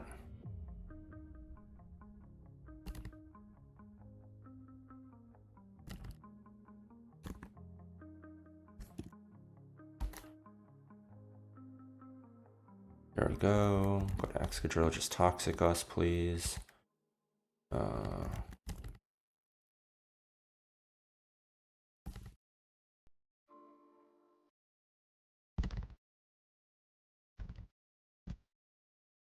feel like I've never ever seen someone with a Zoroark for some reason. Wonder if it's any good. I feel like it probably, I mean, it's a dark type. I just feel like, I don't know, it's hard being a mixed attacker sometimes because it means you have no bulk. It's like a middling speed stat, it probably means good speed IVs. You can minus speed nature, it's just a complete death knell to it because it doesn't outspeed the stuff it needs to. Because it needs to outspeed like middling speed stuff. Like it's not strong enough to kill like the actually slow and bulky guys, so you need to be able to outspeed shit, right? It's like ape kinda.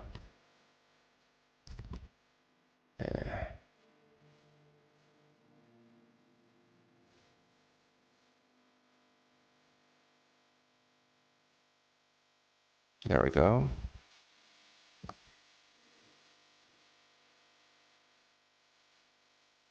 Excadrill wants to be at 144.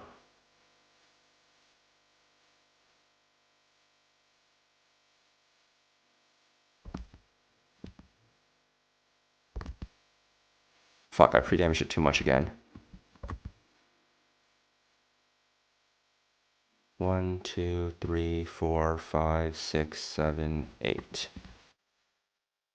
144 is the HP we want to be at. Okay.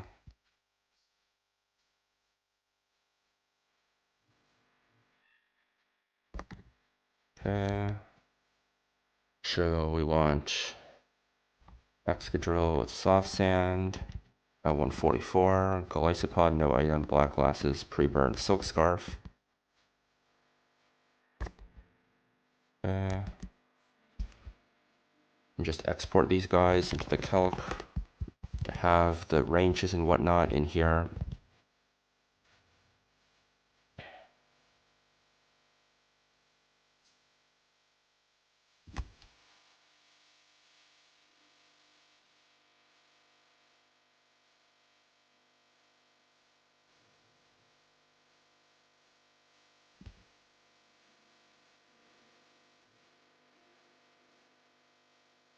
Okay, we have the Psychic Gem. Let me add that to the tracker.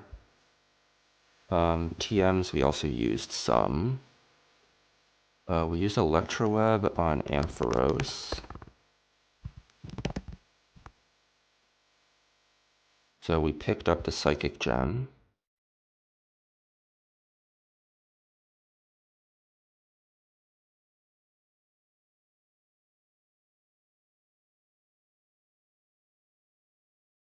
Pokeblock ingredient.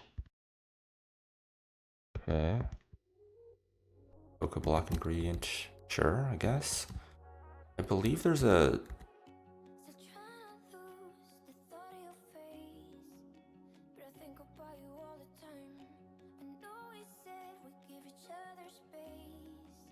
I think there's like a rare candy or something around here. Okay, heart scale, yep.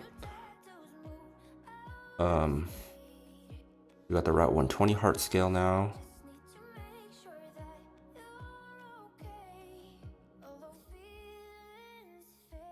We get the Altaria Megastone soon, I know.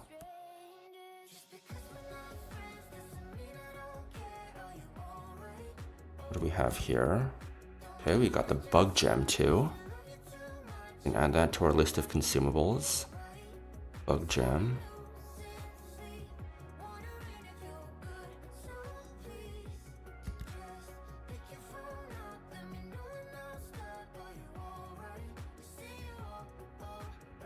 It's not a gauntlet, we can always fly out with Raptor. Oh, there he is.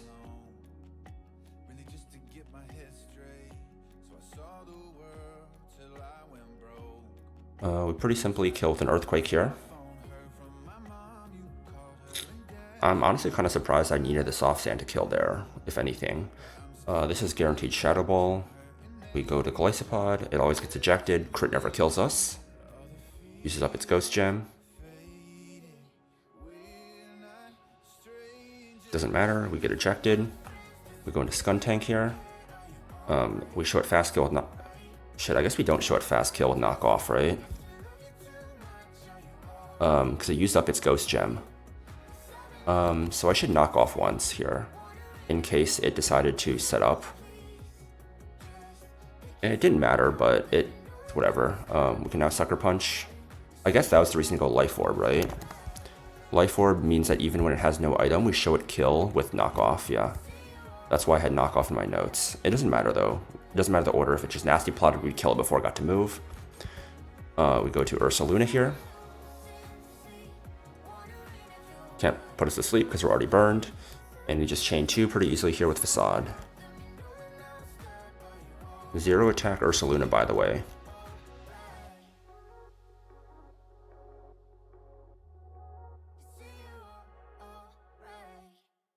Okay. We're just going to let Corviknight fly us back.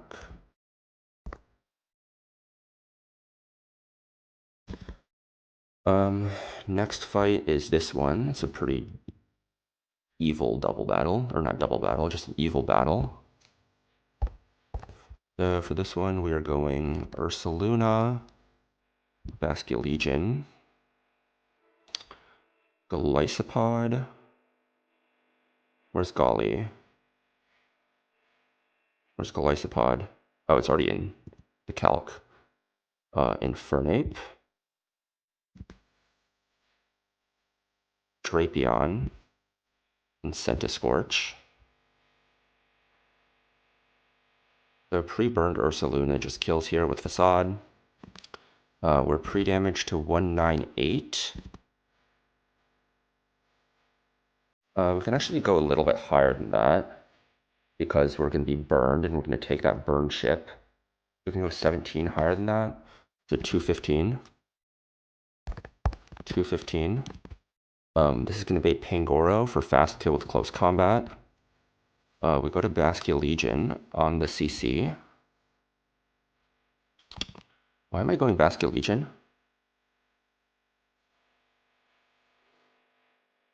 Why am I not just going... Wait. It's to deny a jetpack. Oh shit, I need to recook this. It's scrappy. Oh, I need to recook this because it's scrappy. So it can still eject.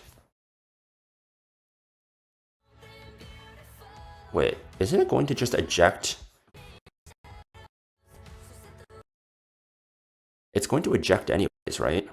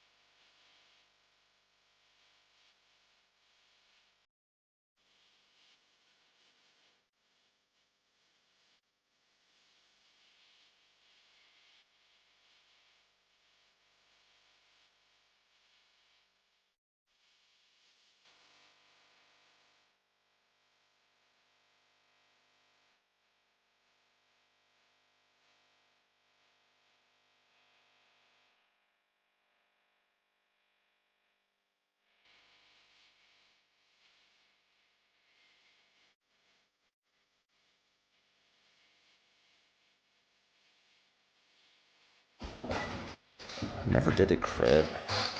Does Mineral bait Gothitelle? Mineral does bait Gothitelle. We'll be at 47.5 or lower. But depending on crits, we can bait any of these 3 moves, which is bad. Oh shit, I didn't think of that. I did not think about Scrappy proccing eject pack. Not think of Scrappy proccing eject pack. This is why we check. This is why we check. Do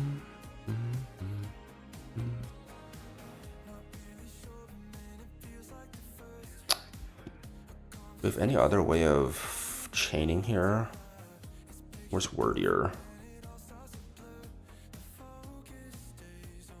Get a Life Orb, a Wordier frag.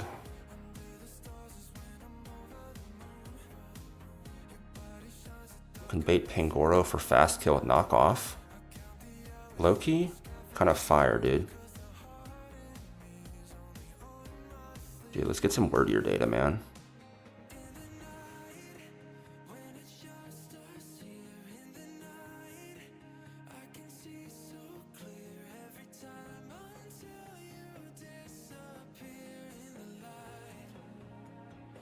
So Wordier kills Dragalge with Zen Headbutt.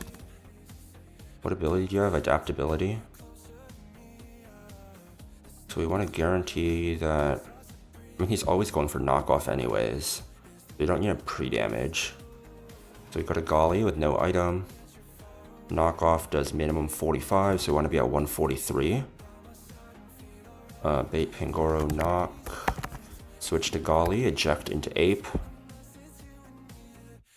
Ape is able to kill with a CC. This is going to bait Gothitelle in for slow kill with Psychic. We equip a Shed Shell to go to Drapion. Switch to Drapion, we have a 2-hit with Knockoff. We have a Cherry Berry in case Thunderbolt wants to paralyze me. This is going to bait Lilligant. Going to bait Lilligant.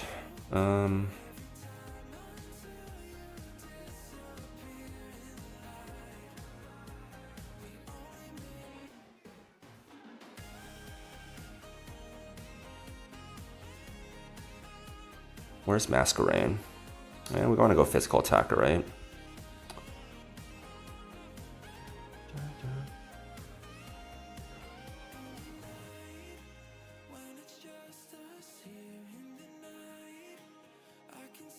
I'm going to pre-toxic Centiscorch, equip with the Silver Powder to guarantee the kill. Okay. So we want a Weirdeer with a Life Orb. Golisopod, Ape, Drapion. He's never going to want a CC. He's always going to prefer to click Knockoff with the Life Orb equipped. It's going to be 120 versus like the almost like 200 base power, yeah. Both get stabbed, so it's always going to want to go for that one. Relaxed. Okay.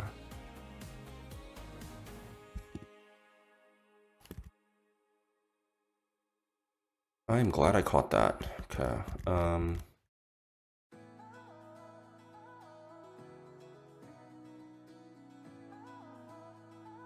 So Weirdeer, Drapion.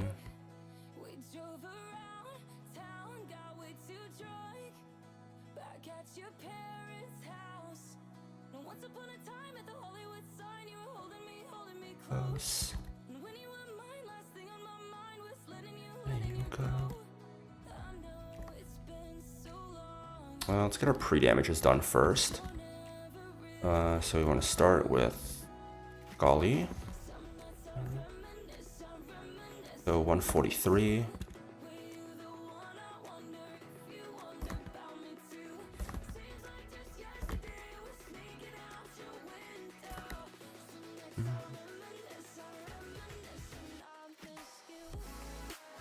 That's the only pre-damage we need, so we need a pre-toxic our Centiscorch.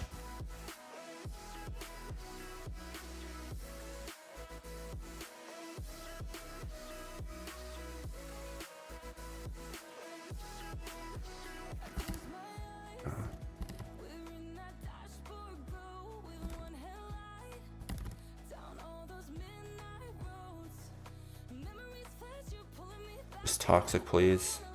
Thank you.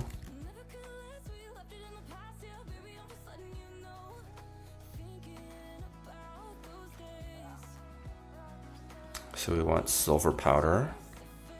Where's my Silver Powder? Probably haven't used it in a while. I'm gonna do an Oranberry here. You want a Cherry Berry. Ape wants the Shed Shell.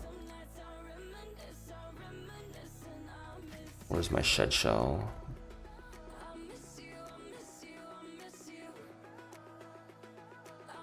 Life Orb. 143. Shed Shell. Cherry Berry. Pre-toxic with the Silver Powder.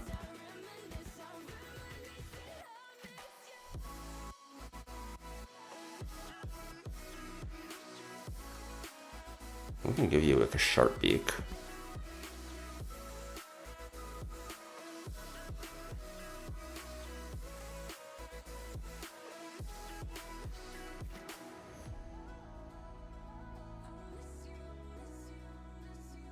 My god, what is my movement, dude?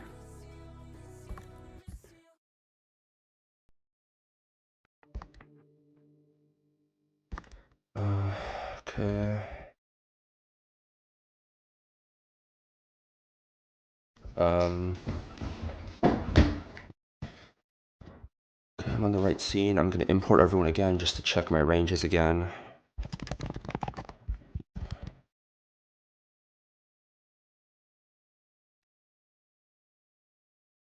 Zen Headbutt kills after Life Orb Chip. We're going to bait you for fast kill.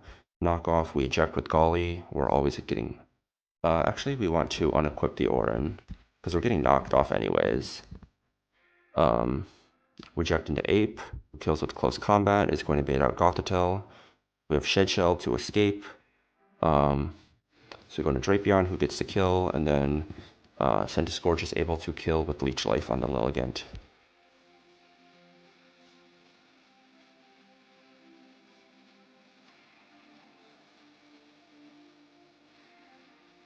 Okay.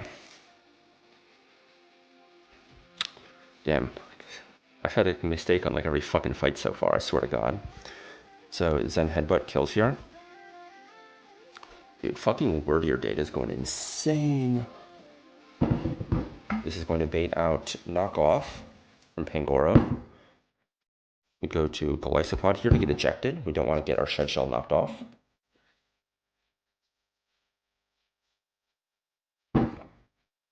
Go to Infernape,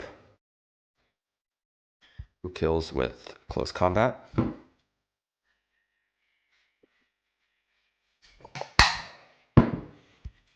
This is going to bait in Gothitelle to trap us in, but we have a Shed Shell equipped, allowing us to just go to Drapion. Ignoring the Shadow tag. We kill with just 2 knockoffs here. Or whatever. Just click knockoff again. Double crit. What the fuck, Drapion? Chill, you didn't really have to do that, man. Lily B does nothing to Centiscourge. We have very high special defense. We quad resist its only attacking move. And we are immune to Sleep Powder because we're pre-toxic to minimize the damage we're taking, and we one-shot with each life here.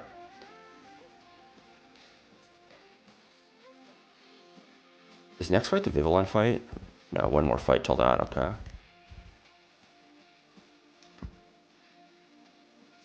Do I have an item up here? No.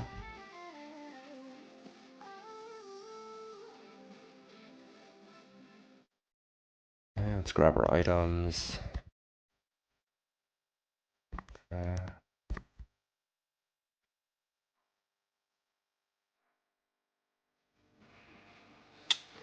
Alright, for this next fight, Ranger Lorenzo. It's a 4-mon line, apparently. So we want Ape. We want Corviknight. We want Golisopod. And we want Primarina. So Ape wants a Muscle Band.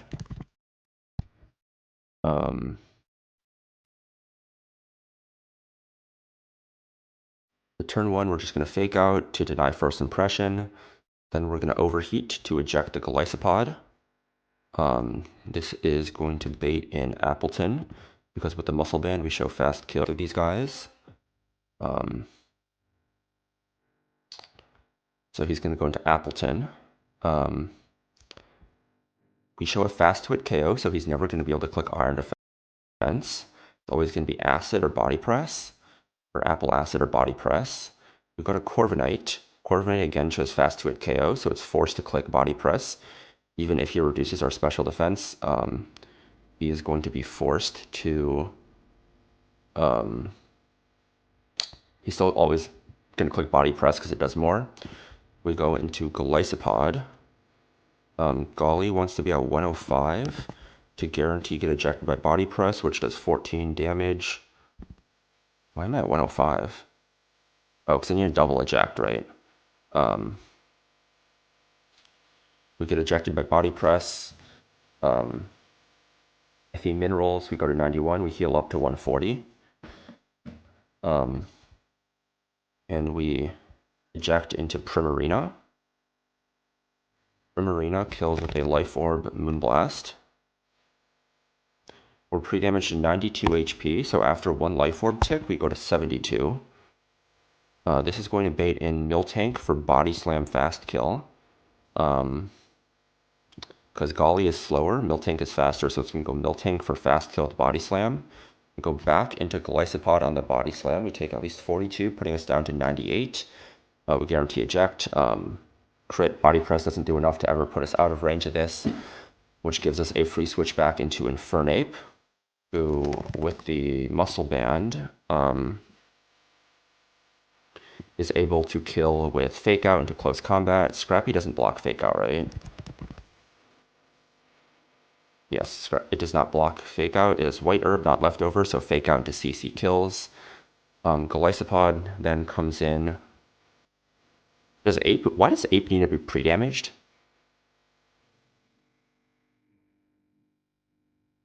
Well, it's never going to go Miltank, because Miltank is fast KO'd, meaning it's -1. You're also -1.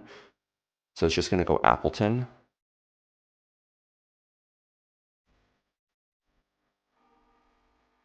Why am I pre-damaged? I don't need to pre-damage Ape at all, right? Oh no, Ape is not supposed to be pre-damaged here. Okay. I was like, why is Ape pre-damaged? Ape is not need to be pre-damaged. So Ape Fake Out CC kills here, Overheat kills here, Flare Blitz kills here. First impression doesn't matter.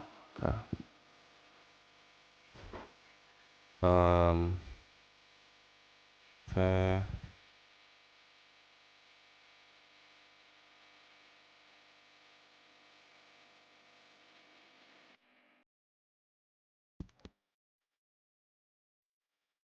Bring you as backup, and then maybe like, I don't know, you, sure. So Ape, Corby, Golly, Prim. So Ape wants the muscle band. Where's my muscle band? I've not used that item in a while, huh? Golly wants the citrus. Prim wants the life orb.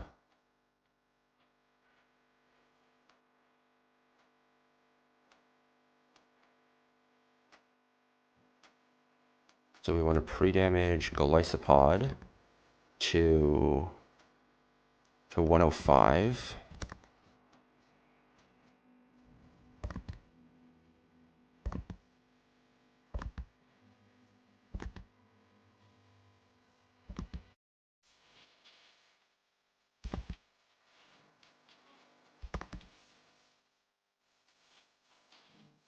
Next, we want to pre-damage the Prim. Prim to 92.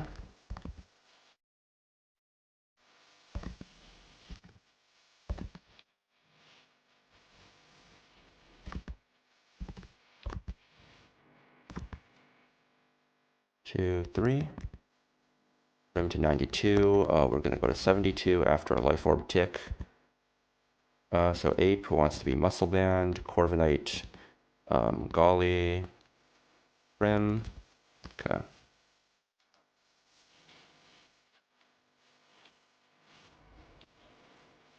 Prim outspeeds and kills you. Muscle Band gets all the ranges we need.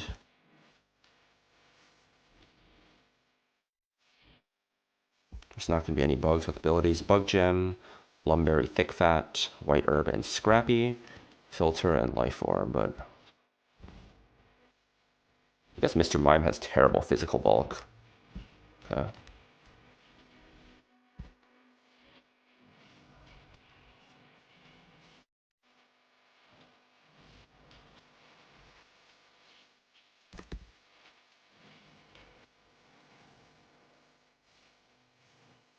Okay.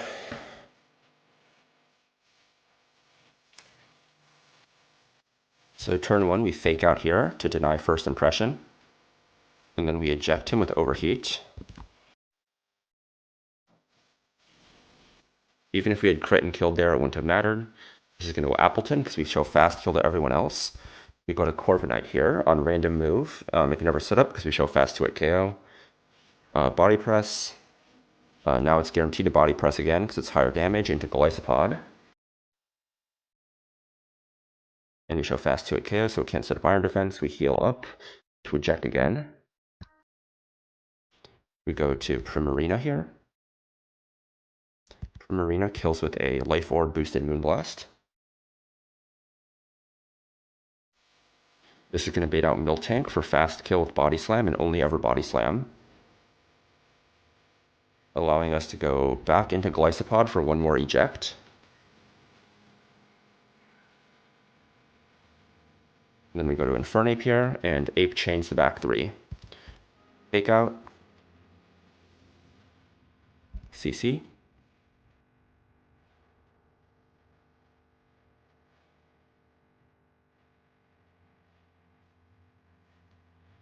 Whiter Bug. Oh, I guess this offsets the drop from Curse.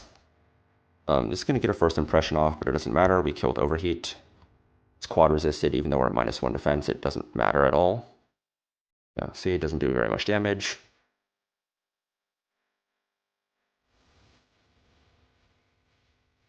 And finally, Mr. Mime comes out. Mr. Mime dies to a Muscle Band Flare Blitz.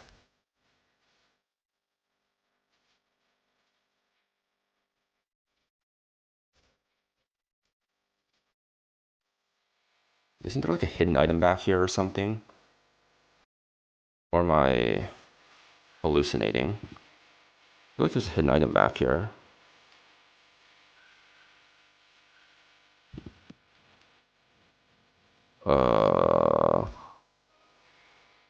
Maybe there's not. We got the Roost TM.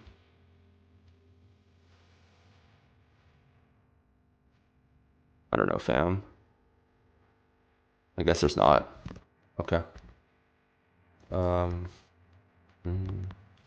go back to Fortree. Okay, this one is the one that's bugged in the calc. One's bugged in the calc, but I'll review the line anyways because I have found errors on other lines already. So when I search up Vivillon, could it bug me? I think it's bugged because there's 3 of the same Pokemon and it doesn't know how to read that in. I'm pretty sure that's the reason why. I have 4 more trainers on this route. The next one is a pretty simple guy here. So this here is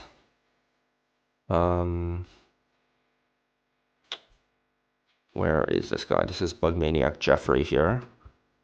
So the team for this one is a Hisuian Electrode. A Hisuian Electrode. A Dreadnought.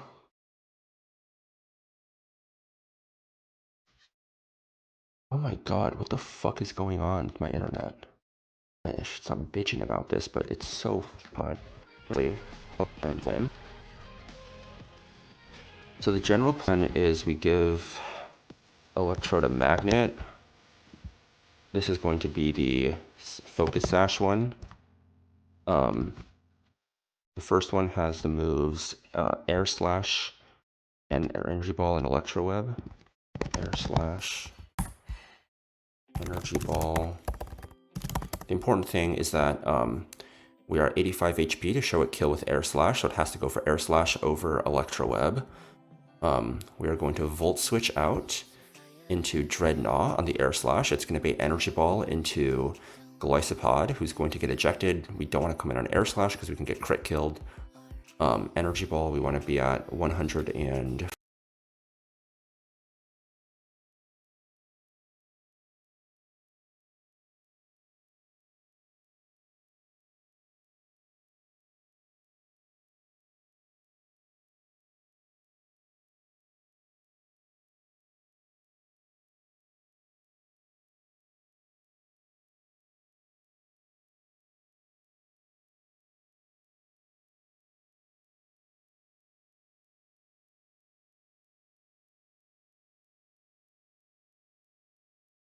$49.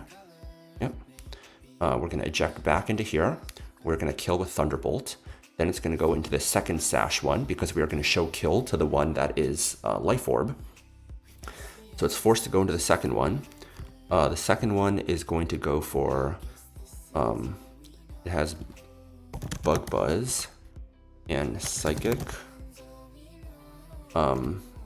Psychic never sees kill, but it can go for Air Slash or Bug Buzz. We go into Talonflame, Volt Switching to break the Sash, and then we chain the back 2. Which it does easily. Okay.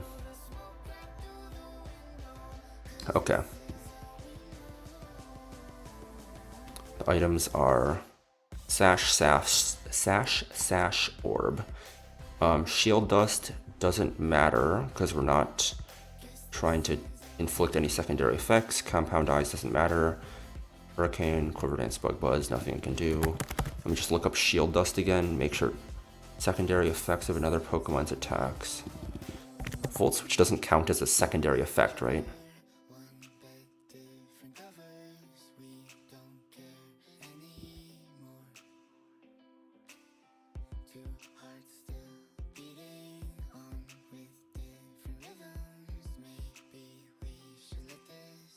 Yeah, okay. There's no weird interaction with Shield Dust. Okay.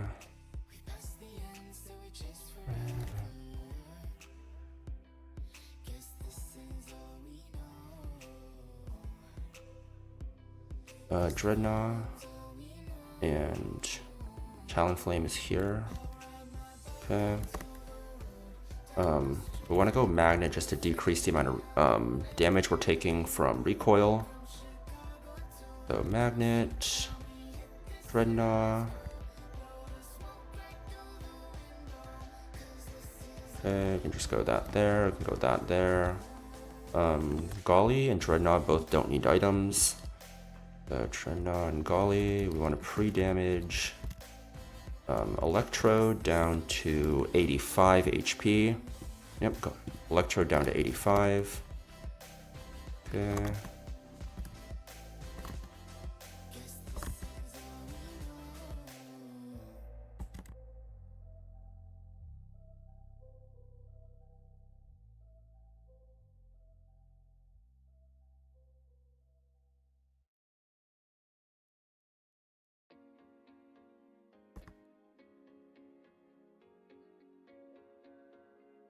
Dude, I'm gonna close out of some tabs. I don't know if they're like fucking eating into my shit or not.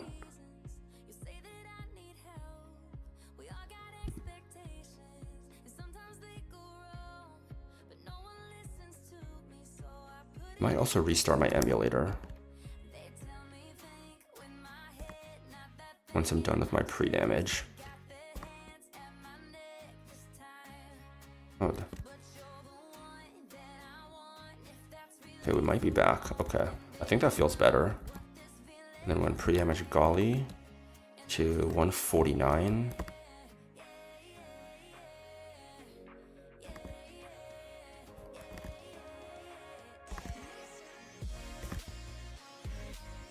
Two, three. Golly to 149. Electrode as Magnet, none. Citrus Berry. Okay.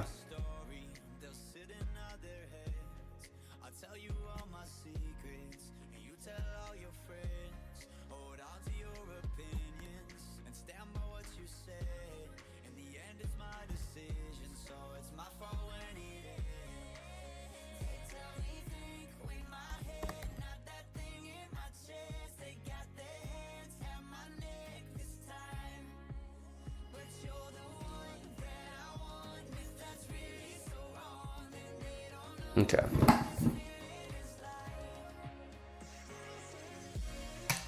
If you have a dual wing beater, you don't even need to think on this fight, but we don't, so we have to think, unfortunately. Volt Switch into Dreadnought on Air Slash. This baits Energy Ball. We go into Glycopod to eject on the Energy Ball.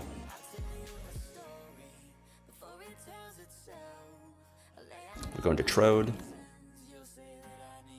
We kill with Thunderbolt here. We have Thunderbolt clicked. This is going to go into the second Sash Vivillon. We click Volt Switch. This is going for either Bug Buzz or Air Slash, we don't care which. We kill with the Brave Bird.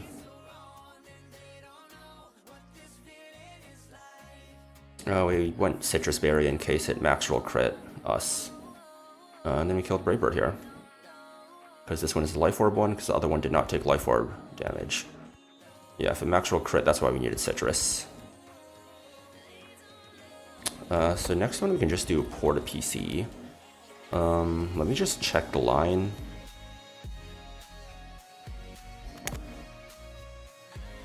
If we just go Life Orb here, Iron Head kills, we're faster. Battle Armor, Iron Head kills, we're faster. It's Suction Cups. Earthquake kills, we're faster. It's Rock Head. And Iron Head kills, we're faster. It's Refrigerate. Okay. So we just give Excadrill a Life Orb. Does Primarina still have that? Yeah, okay.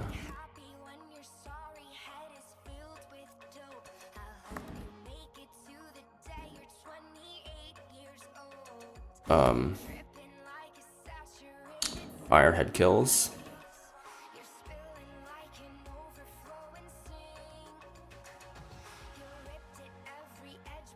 Iron Head kills again.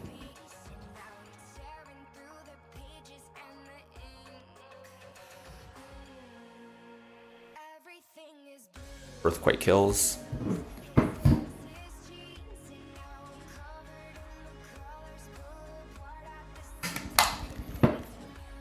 And Earthquake kills. Pretty difficult fight to calc, right? Ape needs a little support, but Ape one-shots everyone except for the lead Armaldo with CC. So you just like get some chip, like I don't know, fucking Volt Switch, and then Ape just takes 4 on this one. As well, you can just do like I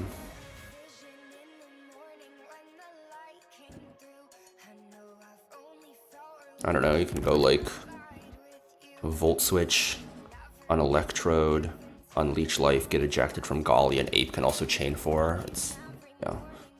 Maybe I should have given the kills to Ape, but then I would have had to pre-damage and shit, and this was just simpler. Okay, this next fight here, I don't think it was too hard to calc, if I remember correctly. Oh, Ape chains 3 on this one. I'm going to unequip my items first. Move items.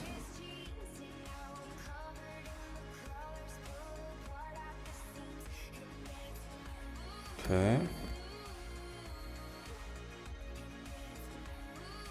Okay, so for this one, we're bringing Ursaluna. Where's my Ursaluna?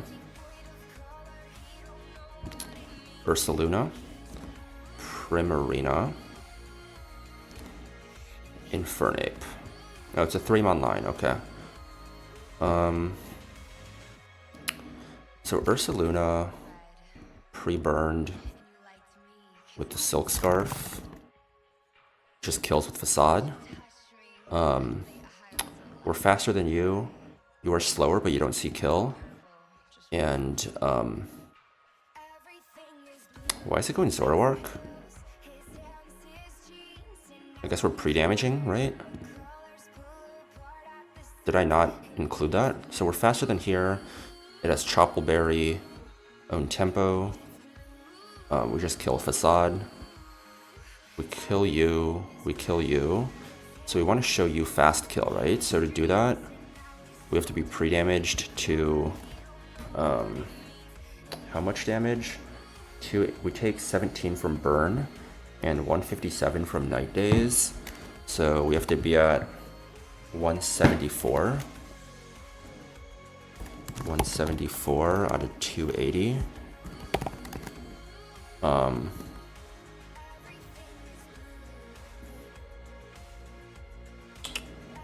guess at this range it's guaranteed to night. I mean, I guess it could Aura Sphere, but it's either Night Days or Aura Sphere. It can never Nasty Plot because we show it slow kill.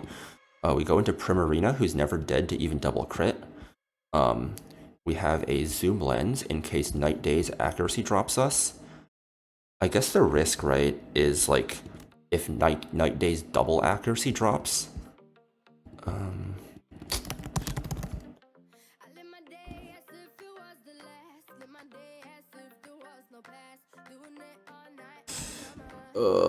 Fuck.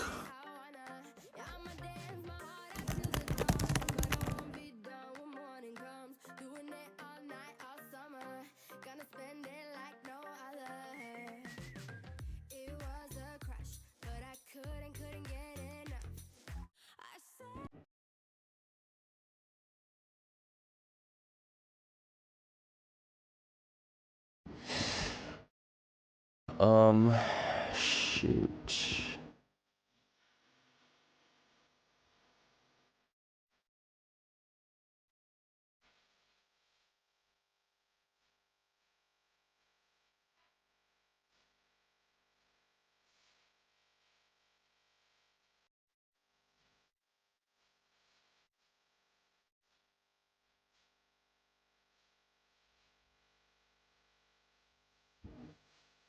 At 3/4. I mean, you can still miss, but it's pretty fictional to miss that many times in a row with Prim. We want a slow flip turn into Ape. Ape kills with CC.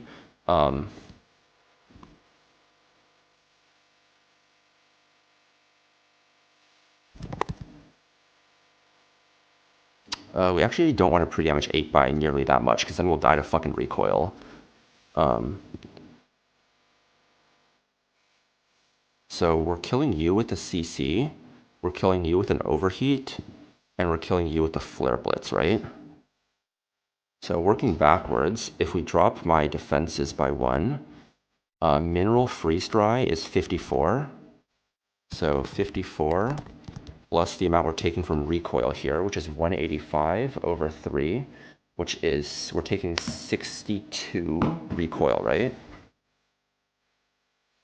Flare blitz rounded half up, so 62. That is 116 HP.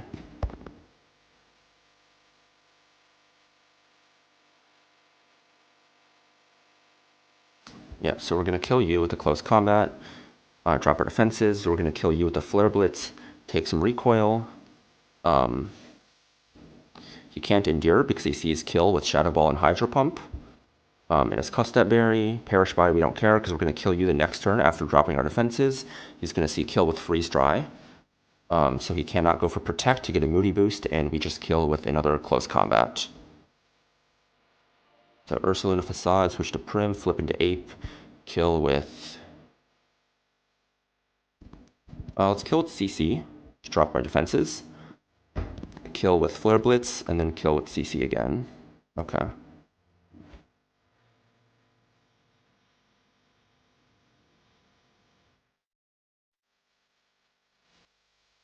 So we want Primarina, Ursaluna. Let's deposit you. Who do I want as backup? Well, Corviknight's always pretty good. I'm throwing a Dreadnought. Then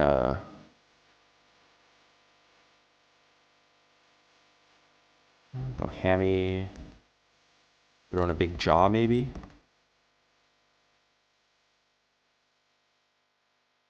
Okay, Citrus, Ursaluna, Prim Ape. You want the Silk Scarf. You want the Zoom Lens, and you want the Charcoal. Where's my Charcoal? You want to start by pre-damaging Ursaluna to 174. 174 guarantees that after 17 damage, we guarantee bait that.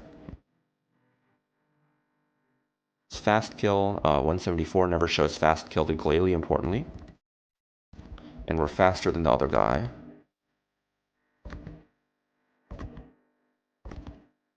One, two.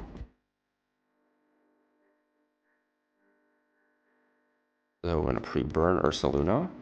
Next, we want to pre-poison Ape to 116.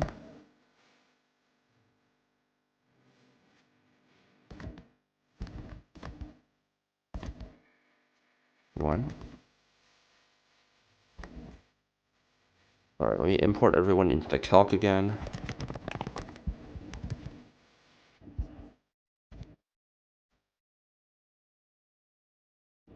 Ursaluna is going to kill Licky and outspeed, baiting in Zoroark. Go to Prim, we flip turnout into Ape. Ape kills Zoroark. We want to make sure we CC. Then we kill Cursula with Flare Blitz. And then we kill Glalie with CC.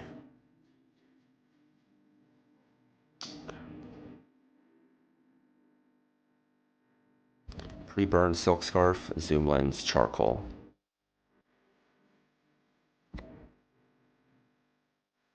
This Cursula is pretty annoying, but glad we have a way around it. So is Licky really. It's really hard to kill. There's a lot of these like normal types with Choppleberry that are kind of annoying to kill, but just become kind of trivial when you have the Guts Bear. That's Nature Power. Undo. Okay. Fallout Berry. I think you can use this to like make your guys squishier to show them ranges, right? No, this lowers. What do these berries do? This is a Kelpsy berry?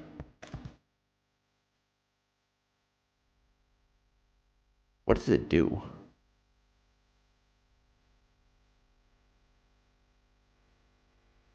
It lowers its EVs. It doesn't lower its IVs. So what the fuck does this do? Okay, I don't know. I don't know if it does anything.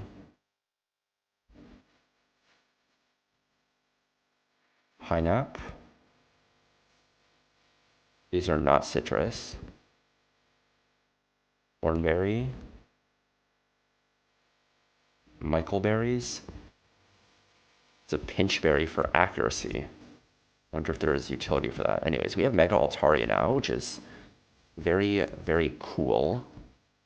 The bit of a cool guy. Gonna go crazy on Lilycove rival lead. It's the GOAT lead there.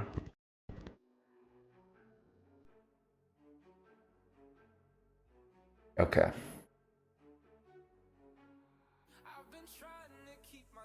We killed Facade. Ursaluna is just so ridiculous, man. This is going to bait in Zoroark. We're going to go to Primarina here. Actually, maybe we should have pre-damaged. No, there's only so much we could have pre-damaged. We could have pre-damaged into a range to make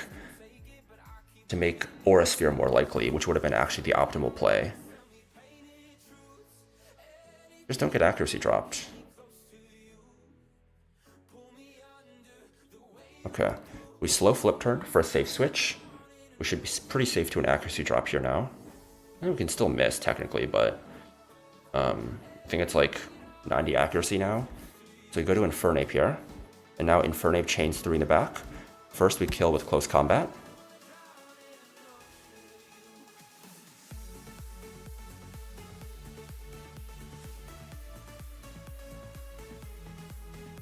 Now we kill with Flare Blitz.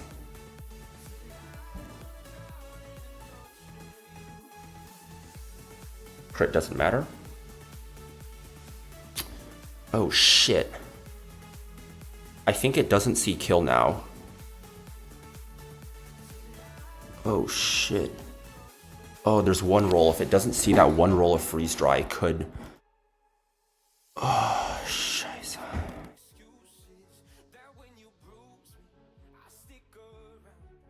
Fuck you, dude.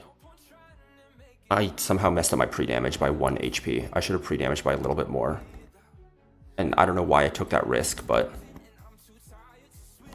Oh my god, dude, I'm boosted. Never punished.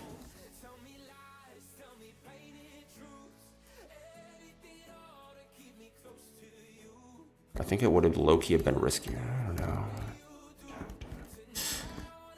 What the fuck? How did that happen? Why did it round down? Why the fuck did it round down? Why did my... Just... Why did it round down?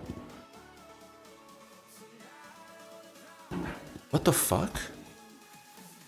I should have taken 62 damage there. 116 minus 62 should have put me at 54.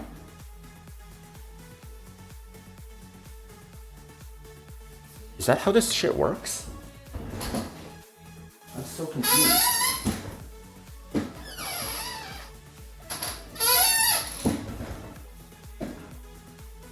How much is 28.2% of my HP?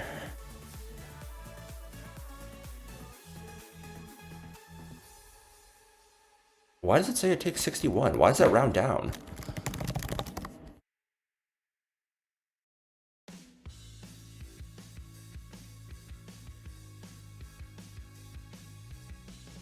Is this just Pokemon rounding down bullshit?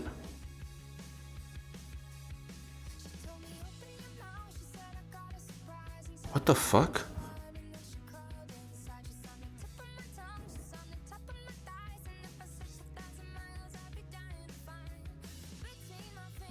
This is just wrong.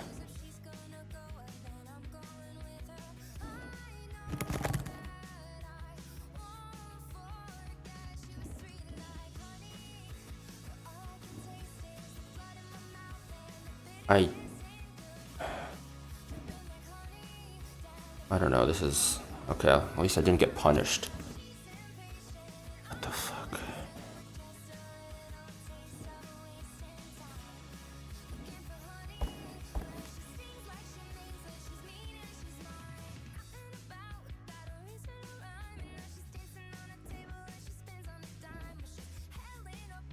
Magnet Thunderbolt kills.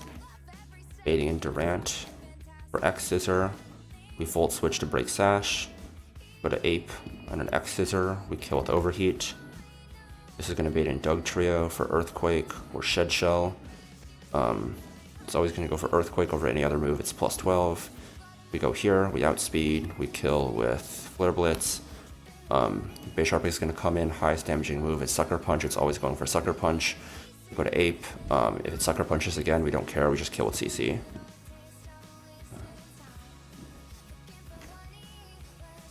What is wrong with me, dude? What the fuck is wrong with me? What the fuck is wrong with me? I had no clue about that, if I'm gonna be honest. Did not realize that's how it worked.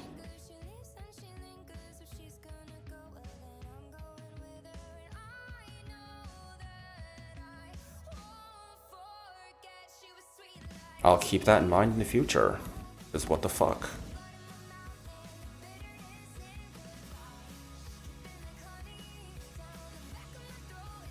I'll have to ask the Discord about that.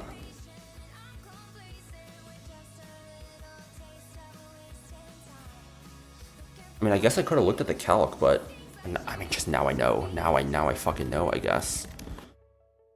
Now I fucking know, I guess. This is going to be a Shed Shell. Shed Shell. This is going to be a Charcoal, and this is going to be a Magnet.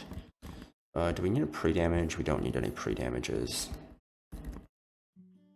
What the fuck? We don't need any pre-statuses. Okay, I... Never punished. I'm so fraudulent for that, though. Holy shit, I'm fraudulent. Well, I guess if it saw kill... No. If it saw kill, it was always going for an attack, which let us kill. So it's not like we can miss the range and it can kill us. And if it went for protect, it would have had to get exactly speed boost. So it wasn't that fraudulent to stay in at least one turn. It was always safe to stay in one turn. I just freaked the fuck out, dude. Thunderbolt kills. Volt Switch. Ape on the X Scissor. Kill with Overheat. This baits in Doug Trio. We have Shed Shell. We'll kill with Flare Blitz. This is going to be Sucker Punch. We go to Ape. Kill with CC.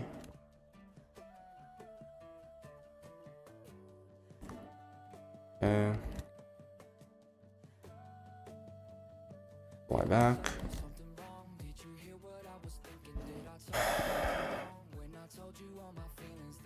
Okay, we have the Slacking Double Battle coming up here. That's all the Route 120 trainers done. We got our encounter after this.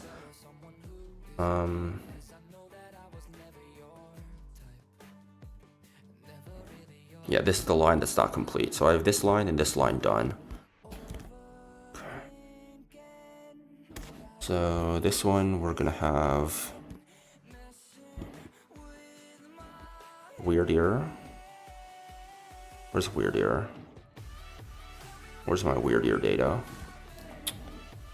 Vivillon. Basculegion. Conkeldurr.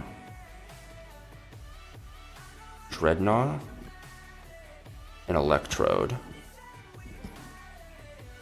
Let me give everyone the items we need. So no Ape, no you, no you. Weird Ear, no Hammy. Dreadnought. Dreadnought, where's my Conch Elder? And we want our Vivillon. Okay, so we want Weird Ear with the Twisted Spoon. We want Vivillon with the Iron Ball. Baskia Legion with just holding a random item like a Pecha Berry. That it can't ever use, and then no items on these guys. Okay. So we're gonna export everyone with the items out. Let me just save the game real quick. I can almost lose 8, but that's fucking weird. Okay. So Twisted Spoon Weird Ear kills both of these guys with Psychic. They don't see kills on us. Slacking is not going to see a kill on us with Knockoff, even though we're holding an item. Intimidate is not going to activate because of the neutralizing gas. Wait, I'm actually curious. Is neutralizing gas going to act?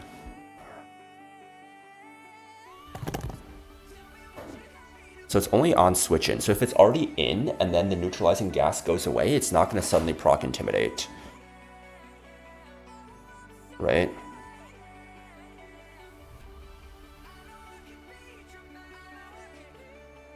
Once neutralizing gas is no longer applying, abilities that activate when gained, i.e. abilities that activate when a Pokemon is switched in, such as Intimidate, immediately pop up an activation message regardless of whether they've already done so. With the exception of Unnerve, which still applies to the Imposter, not when gained. If neutralizing gas stops applying because the Pokemon with neutralizing gas is about to switch out, this abilities activate.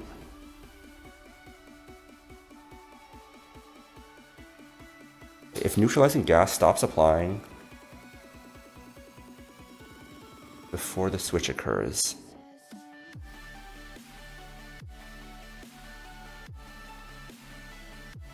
so, okay, Intim actually procs. Okay.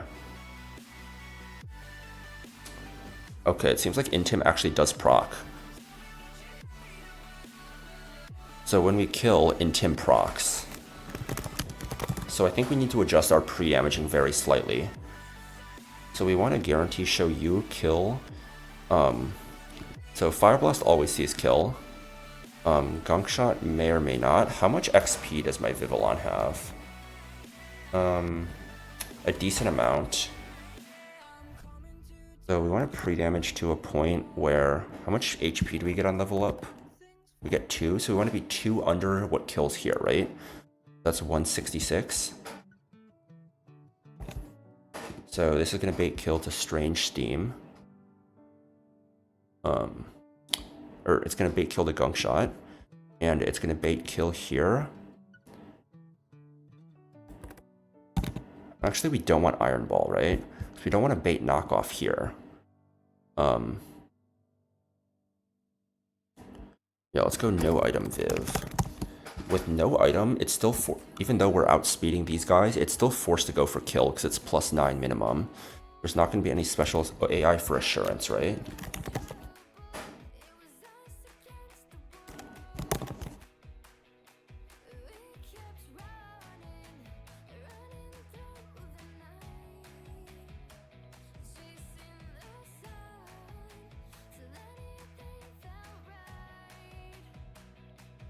So with no item, we're not baiting knockoff anymore at 166. It's always Fire Punch or Return. We're able to protect on turn 1. Turn Fire Punch. So Weird Ear is then going to kill regular Weezing. Vivillon is going to switch to Baskia Legion. We're going to take a Fire Blast and then either a Fire Punch or a Return.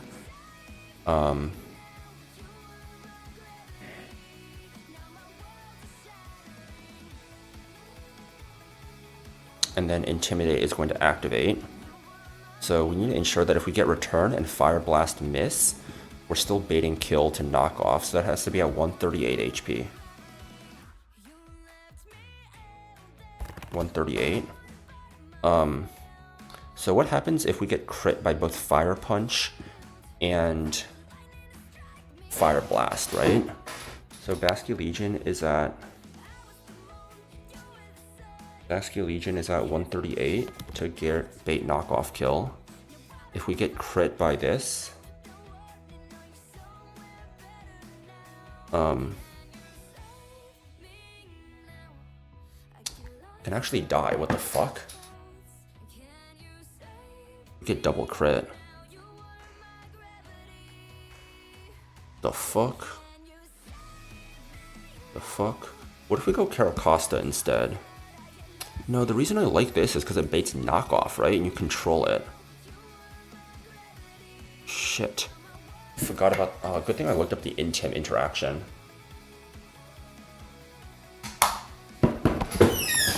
That's really frustrating. I didn't realize Intim had that interaction, but I thought, like, what if there's a chance, right?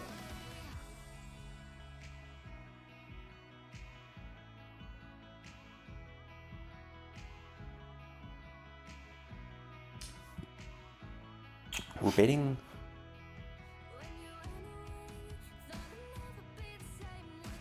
It's always going to have overlapping ranges here. Always going to have overlapping ranges here. The problem is we can't use Caracosta because Caracosta always baits Earthquake. And same thing with Blaziken, right? Earthquake is going to see overlapping ranges with Return. Wordier is minus speed, so it's not faster than these guys. Dude, the fact that, I guess we're literally minimum speed. Guys, the fact that it's sassy and we're slower is ridiculous. I mean...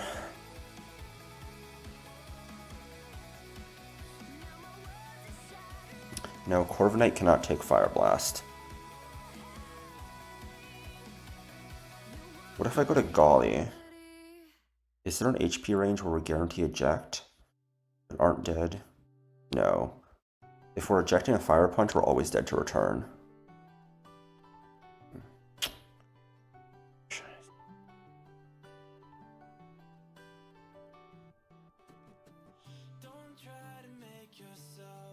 Because all the other options are guys that are dead to EQ, right? What if we just do a double switch anyways? I mean, we're doing a double switch anyways, right?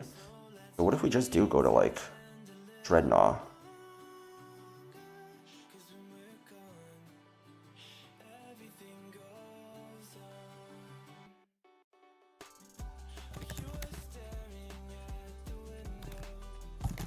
We just have Weird Ear and Dreadnought versus Slacking, right? Like, we can say it's going for completely random fucking move anywhere, right? Into Weird Ear, it's always going for knockoff. So we can do Weird Ear, switch into Conkeldurr. You return U36. Always going to be EQ, right? So we just need to be able to take EQ and return. So Conk is taking knockoff or EQ, which it takes just fine.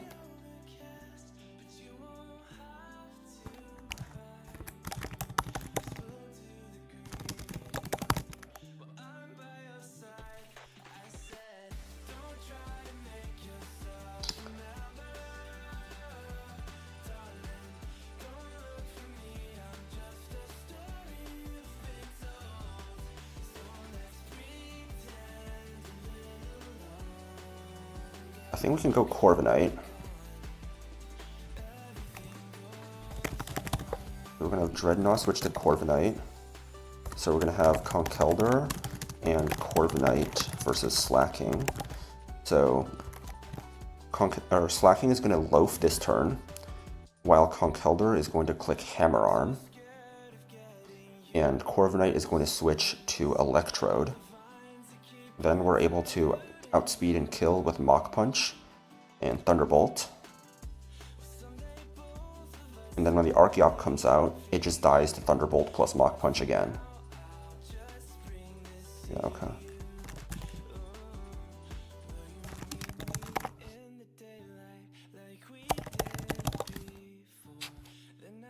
Makes sense. Sounds like a plan.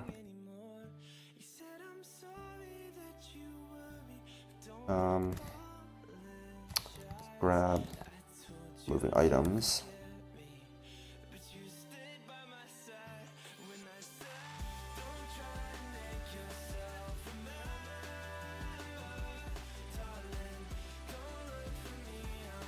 Just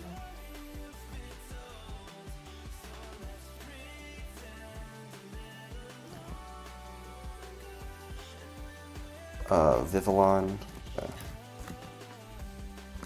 the 166.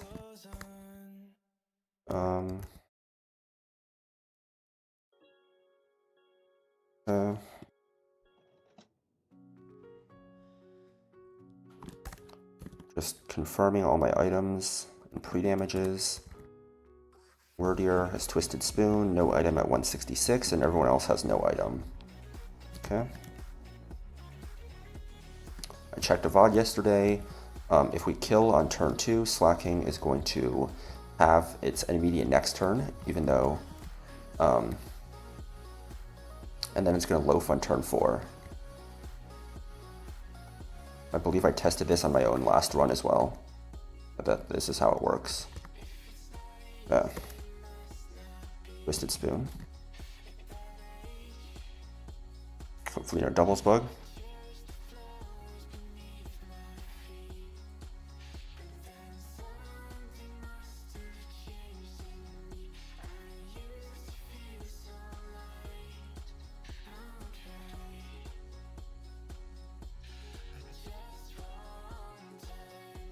I don't know why I almost clicked Powder.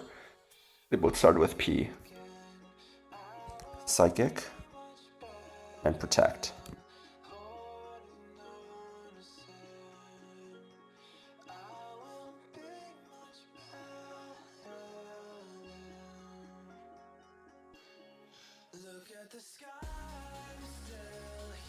I remember I lost my Twisted Spoon because I didn't know about the bug with how doubles AIC's Earthquake, Dead Mons, and Air Balloon. It's weird, but now I know how it works, and I'm not going to make a mistake like that to lose Black Belt on Conkeldurr switching in on knockoff. So we're going to go Dreadnought here. It's going to be Fire Blast, return Fire Punch.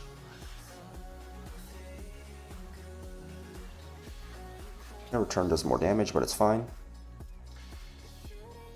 Fire Blast missed, doesn't matter. We've accounted for everything, this should be riskless.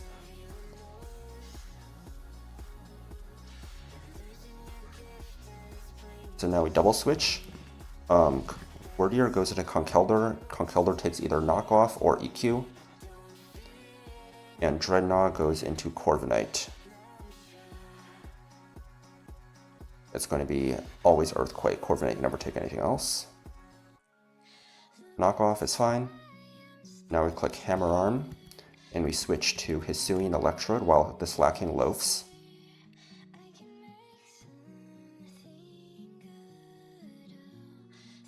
We don't care, because we kill with Mach Punch plus Thunderbolt.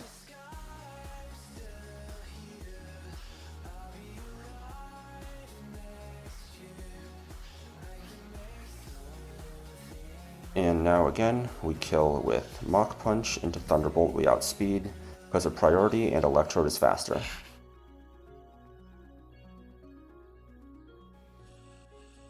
Okay. Now let's get our encounter. Let's move Vivillon over back where she belongs.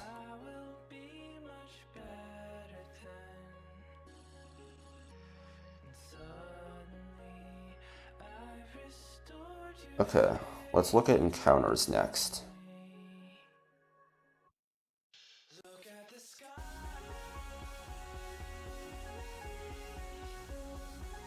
We're at Route 121. What levels are these guys going to be at? Route 121. They're all level 56. Okay. They're all level 56. Okay. That means Pidgeot is going to have Mirror Move, Brave Bird, Roost, and Dual Wing Beat, so all flying type moves. Curlia is going to have Psychic and Fairy moves along with Hypnosis. Okay. Kadabra, Fighting and Psychic moves.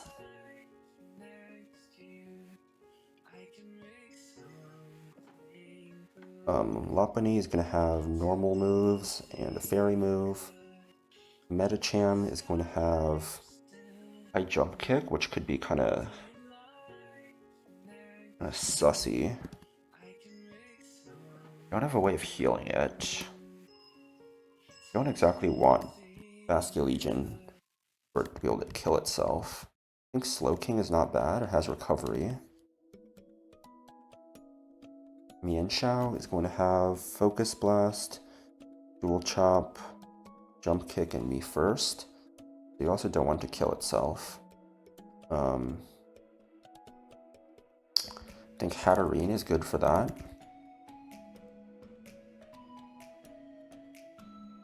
Mienshao, Weavile can have just Ice and Dark moves along with Fighting. So Ice, Dark, and Fighting.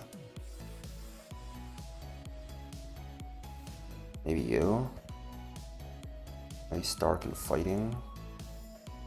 Any resistors of the Ice, Dark, and Fighting variety? Rim.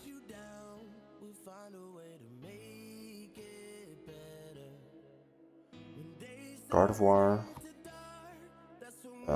Psychic. Okay, someone moves to Curlia. Gallade. Drain Punch, Shadow Sneak, False Swipe, and Helping Hand. Again, Corviknight's gonna be good for that. Zam, I imagine, similar to Kadabra. Guess you can skill swap away or Unnerve, doesn't matter. You can go Chesto, and then... yeah, okay. Night Slash, X-Scissor, yeah.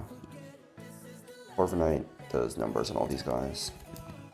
I think for the last one, we can just do Mega Ampharos as a status guy. Let's give you a Chesto Berry. And then... I don't know. Do Leppa, I guess. Feel like this is fine. Everyone is full health.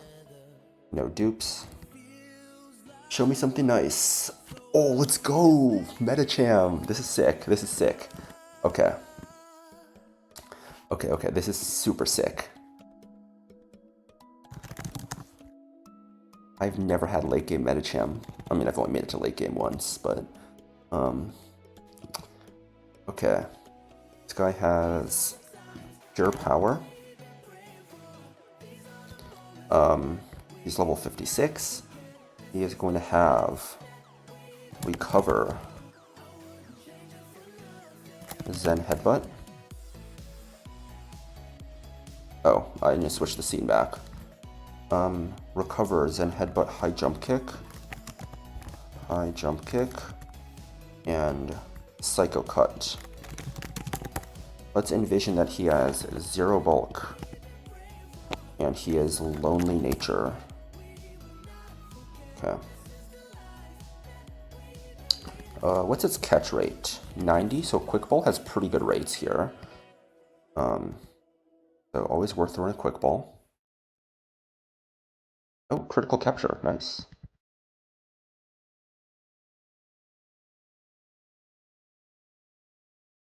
I think this actually makes the Porygon 2 fight trivial because close combat just completely is gonna blow up a Porygon.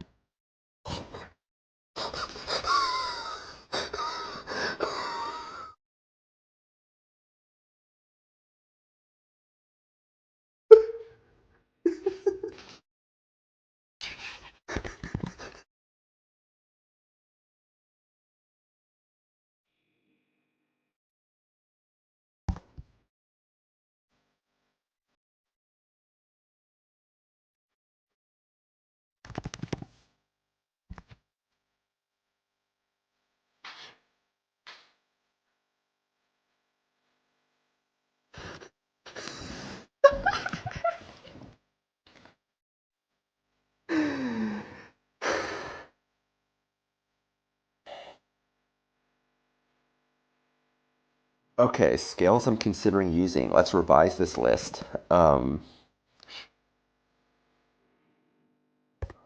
Speed has been used. Ursaluna Attack, Medicham Speed, Medicham Attack, Medicham Fake Out. Ursaluna High Horsepower. Electrode Speed is much lower on the list now. Electrode Speed. How many scales do I have?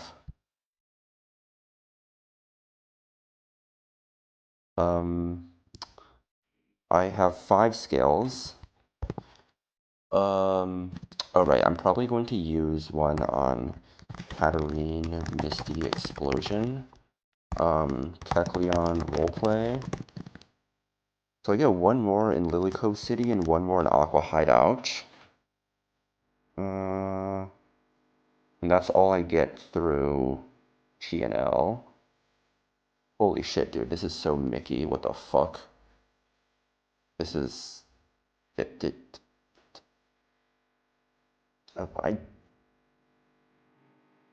This guy is fucking insane. Like, you get Fake Out, you get Detect. We have a Fake Out Detectmon now. Medicham Detect is also a great option. This is so Mickey. What the fuck? This is... What is this Mickey Mouse Medicham?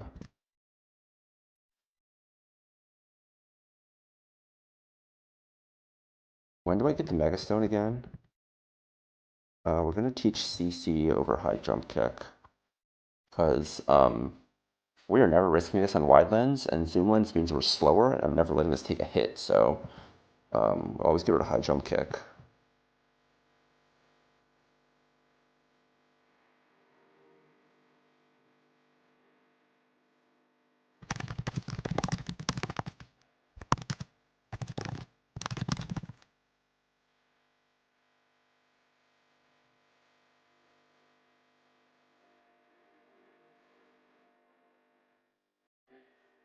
When do you get the Megastone for this guy? I can probably find that in the items. In the item location.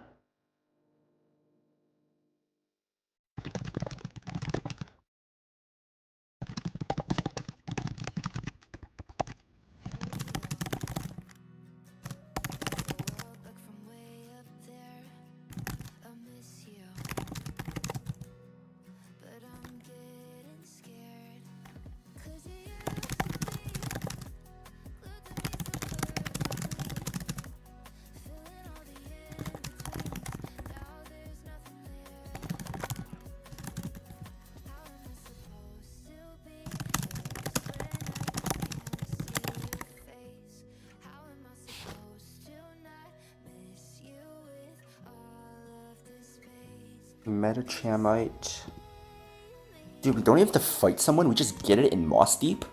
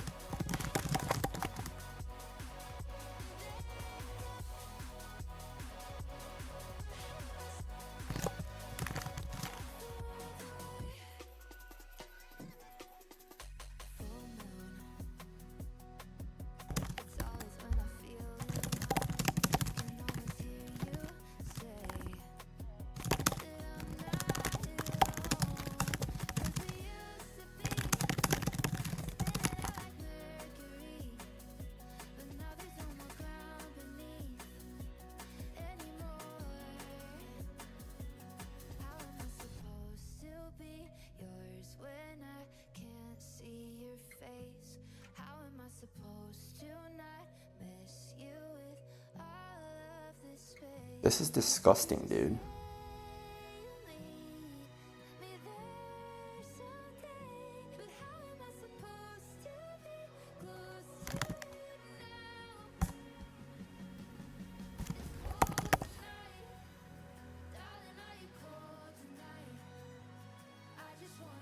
Wait, so what's the damage multipliers? I'm actually curious about this. If we look at Metacham, if we look at level 100 Mega Metacham on a neutral nature. This is not including the pure power boost yet.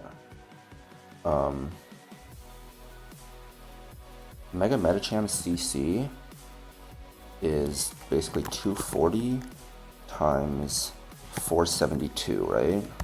And then Ursaluna Facade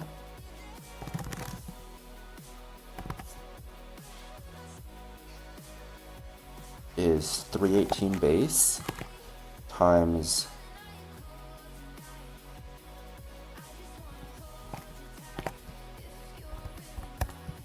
Guts Boost times 140.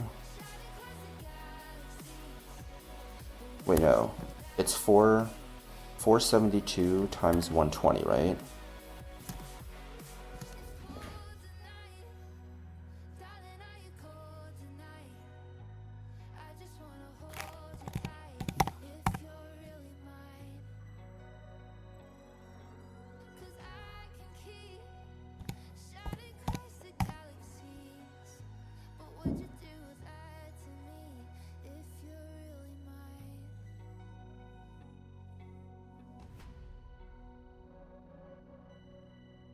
It's about like 15% weaker.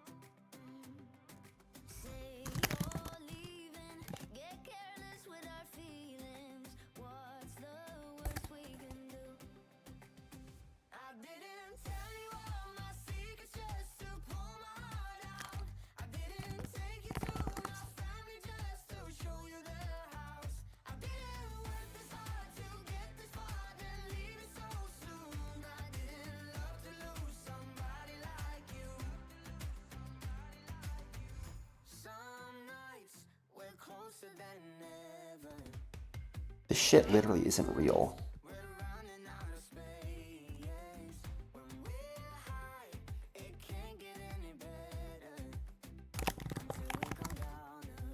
Shit is complete fiction.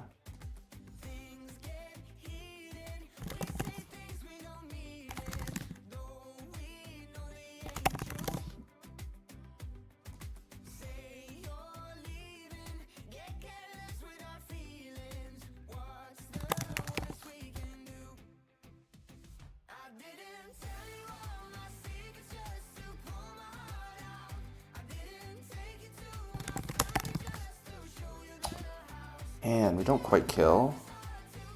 That's annoying.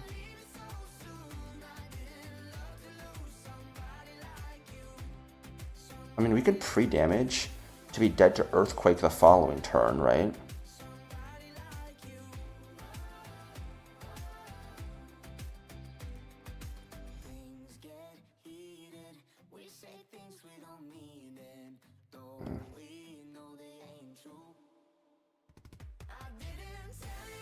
I'm surprised this doesn't kill, even though it's naive.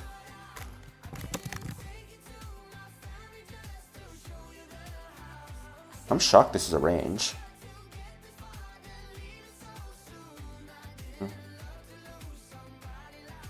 Really, even Max doesn't kill. Doesn't have Draco drop.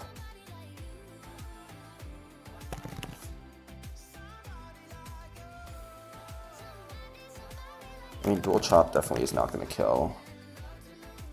Okay, we'll have to plan around this, but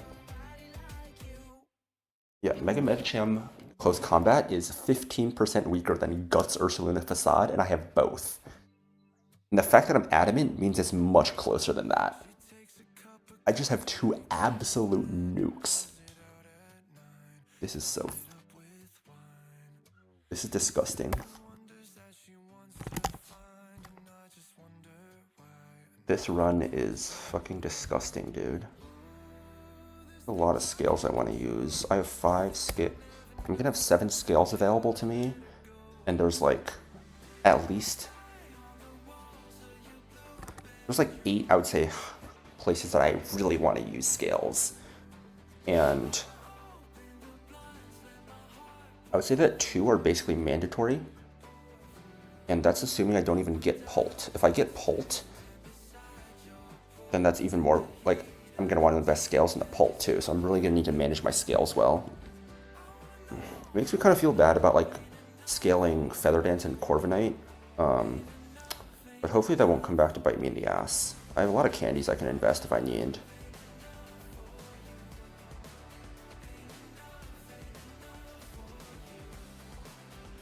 So we still have 11 scales over the rest of the game, okay. Mega Medicham seems giga broken for E4. Dude, I'm so excited. This shit is so sick.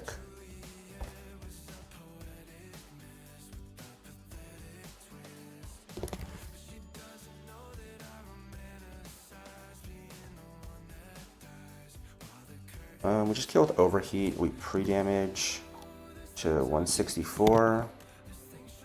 We're faster and we OHKO you. We're faster and we OHKO you. This is going to bait in Florges. Florges is going to be forced to click Psychic because it sees slow kill, therefore it cannot click double team. We go into Excadrill on the Psychic. We just killed an Ironhead. This is going to bait in Jinx. Jinx is going to want to go for Ice Beam or Aura Sphere.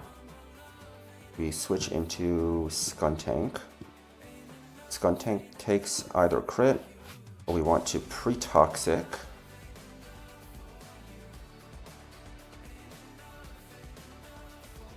I think we want to go with Citrus Berry. Let me just check. Because 235 over 16 is 14. We're going to take 14 and 29. 43 plus 199, 242. We can go Oranberry. We don't have to go Citrus. Go Oranberry. We kill the Sucker Punch. This baits in Kangaskhan. It's going to go for random move. We just go to the Guts Bear. Guts Bear tanks any 2 hits. And we kill with Facade. We go Citrus Berry in case it goes for Double Edge and it crits. All rolls of Double Edge crit are going to proc Citrus Berry because Mineral plus Burn Chip is going to proc our Citrus. We take 17 from Burn and 123. It gives 140. That is exactly the amount of HP it's going to take to proc Citrus Berry. And then we kill.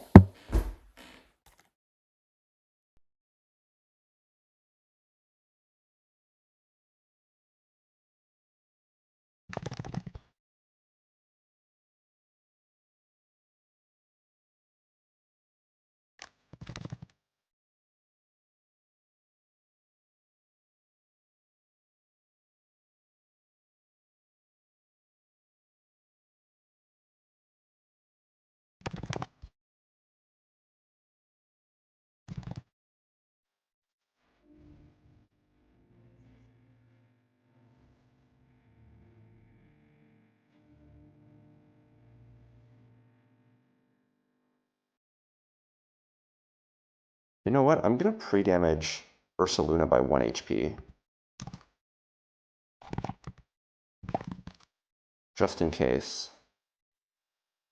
If we guarantee proc the Citrus Berry, even if it actual crits, we're going to be high enough HP that another one is not going to kill us.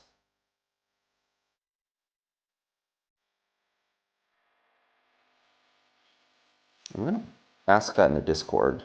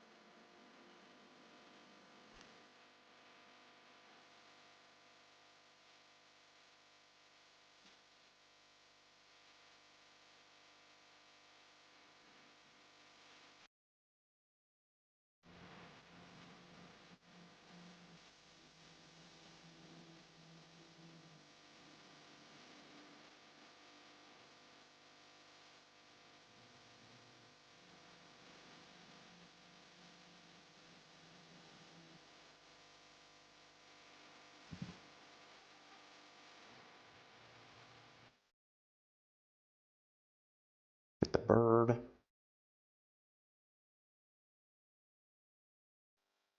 Mm-hmm.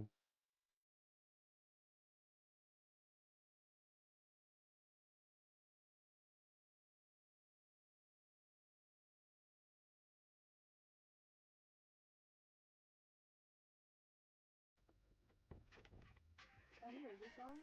I hate this song.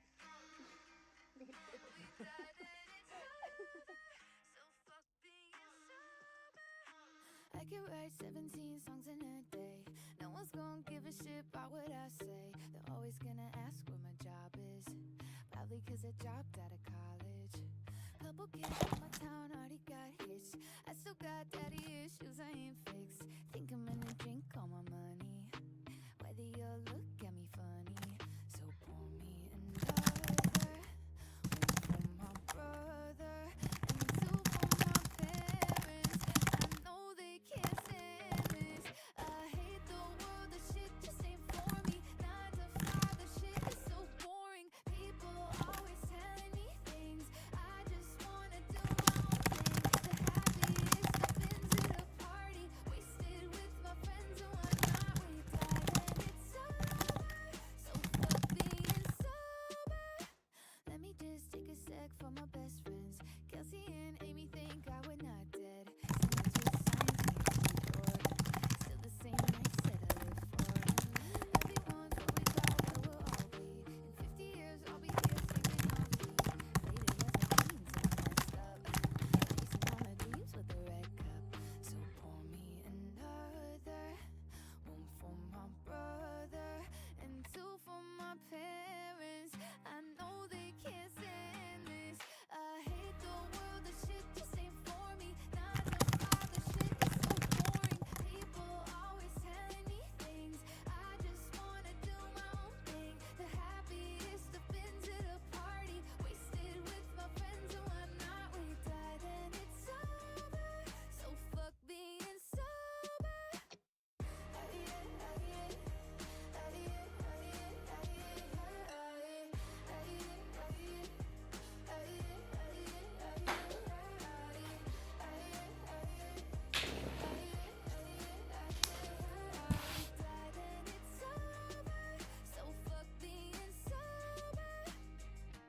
Truth is, one day, all these wasted nights will turn to Mondays, and we'll be somewhere else with new friends and old ways.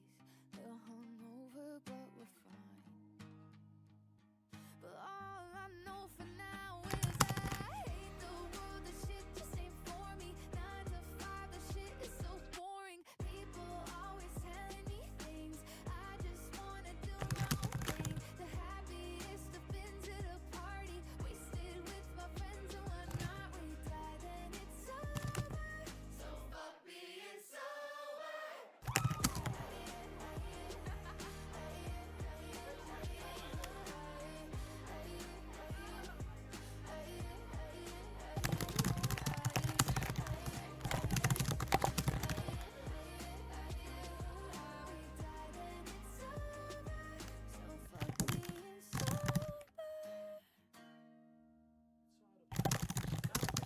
Okay, here we go.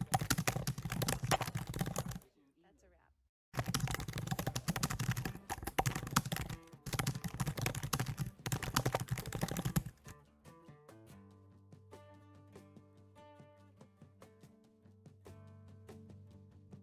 Did I say something wrong? Did you hear what I was thinking? Did I talk way too long when I told you all my feelings that night? Is it you? Is it me? Did you find somebody better? Someone who isn't me? 'Cause I know that I was never your type. Never really your type. Overthinking's got me drinking, messing with my head.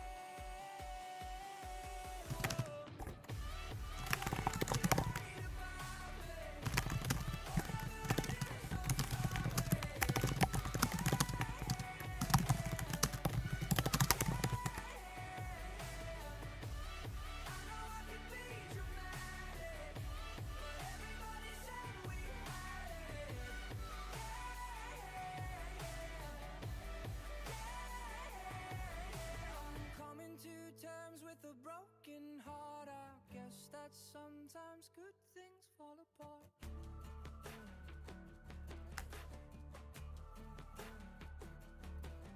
When you said it was real, guess I really did believe you. Did you fake how you feel when we walked down by the river that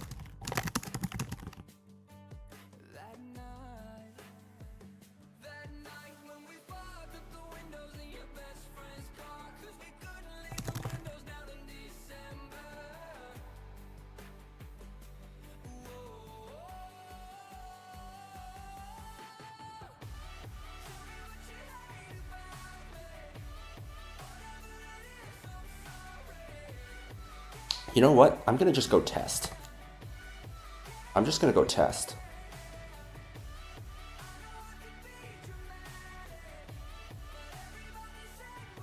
Poison Ape. Go down to 209 HP. Times with a broken heart, I guess that sometimes good things fall apart.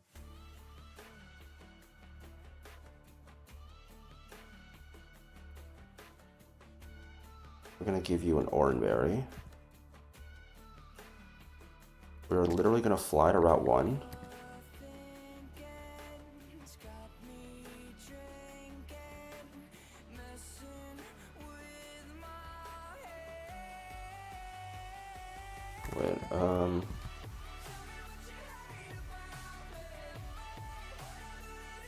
does this proc our Oranberry if we take 1 point of damage?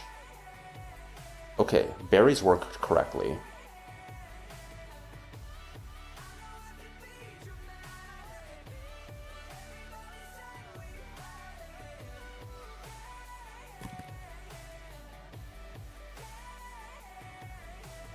Coming to terms with a broken heart, I guess that sometimes good things fall apart.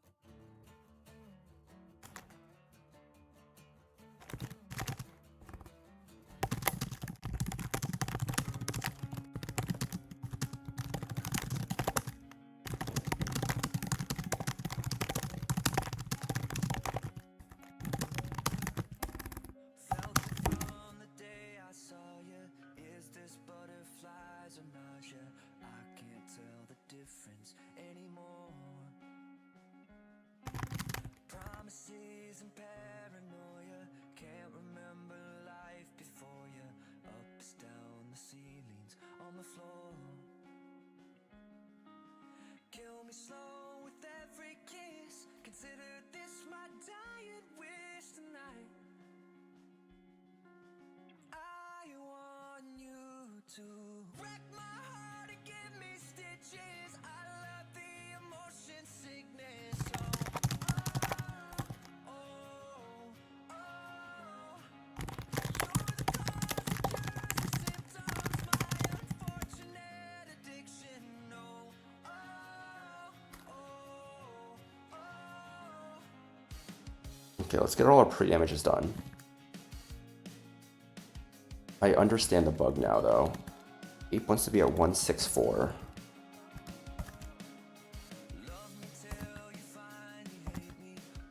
I love this song, dude. 1, 2. Next, we want to pre-damage Excadrill.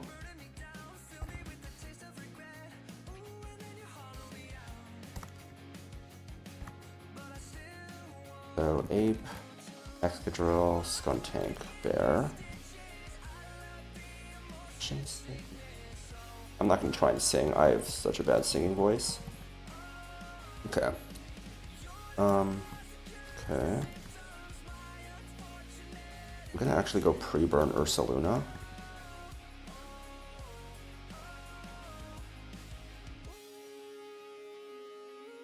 Fuck up that one. Skuntank, I guess. Perfect. Got both that we need.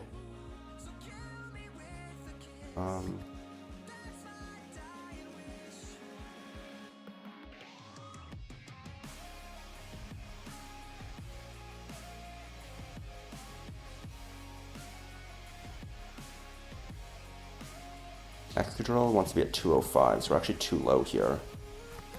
So we want to heal.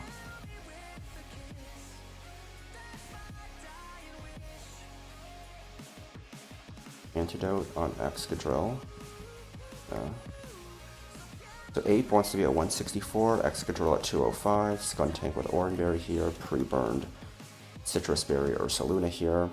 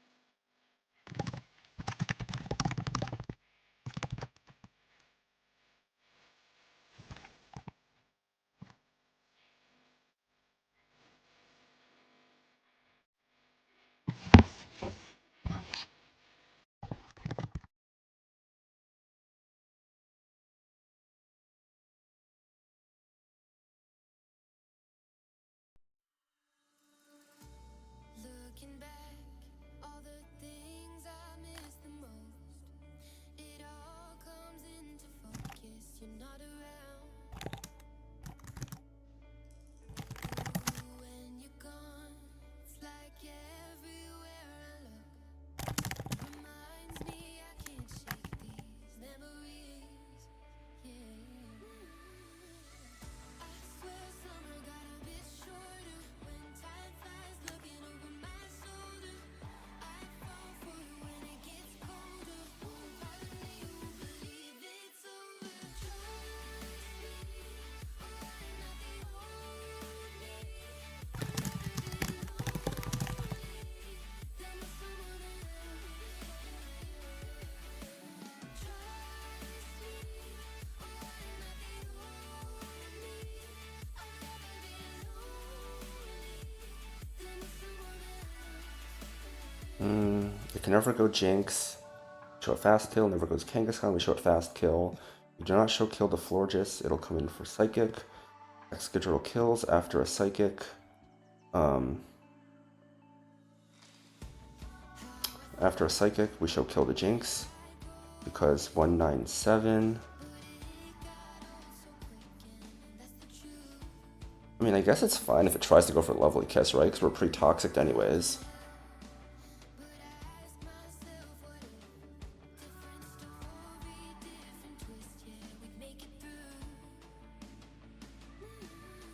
$197.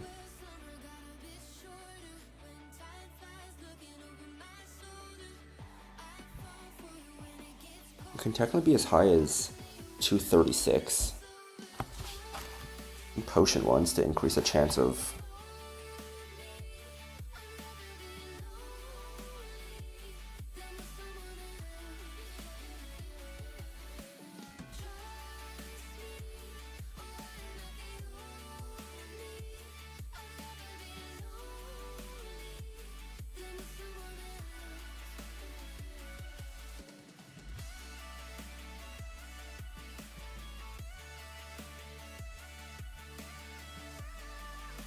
We get Jinx for fast kill.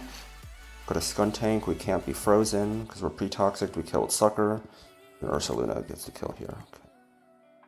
Killed an Overheat. Excadrill. Killed an Ironhead. Jinx, we got a Skuntank. Aura Sphere. Killed a Sucker.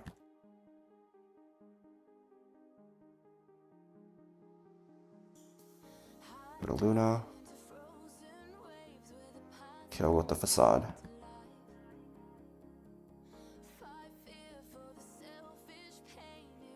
The last berries, I think we get 18 Lum is pretty average, but solid. 25 is what we would like to see. 25 is slightly above average. 20, slightly below average, but I think we ended slightly below average on citrus. We have 80 Lum berries and 180 citrus for the rest of the run, I think. I think these are the last berries we get, right?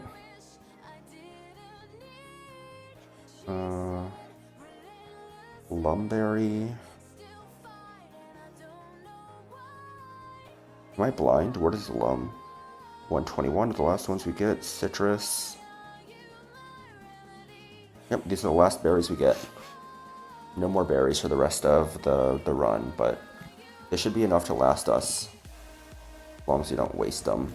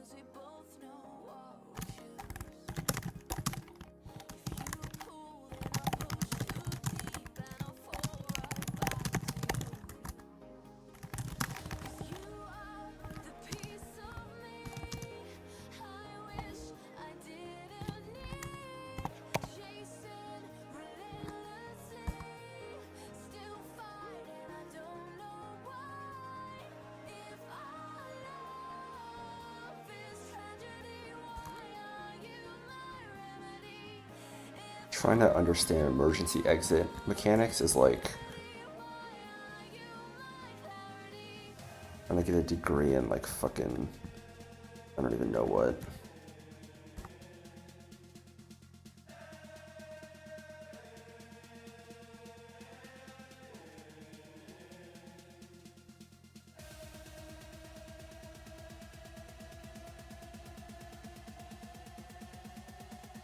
Like, I feel like it rarely comes up, but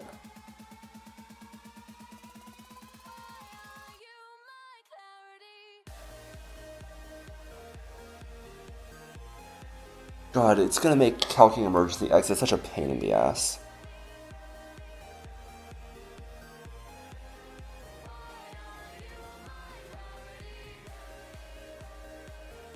I'm gonna do testing of my own Golisopod.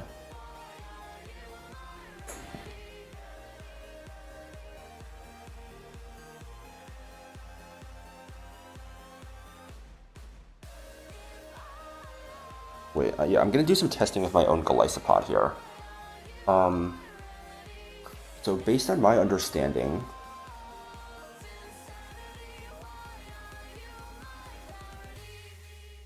I want to take 2 damage, and I want to go from 100 HP to 98 HP. If that works, it makes things simpler.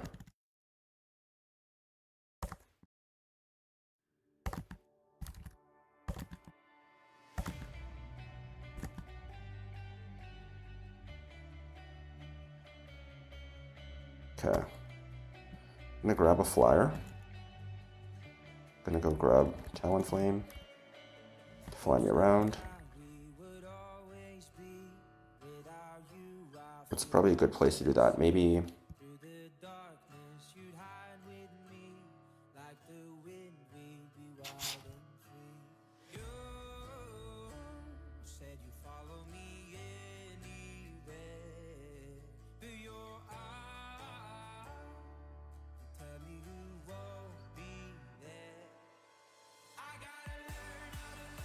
We'll try Oldale Town.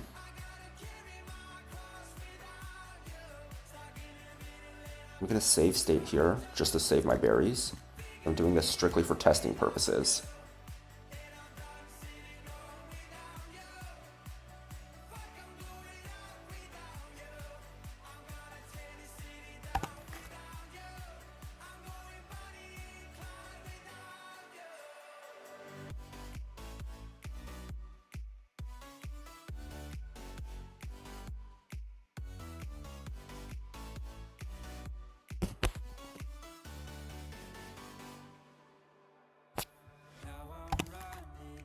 I don't think I take enough damage here. What if I go to Petalburg Woods?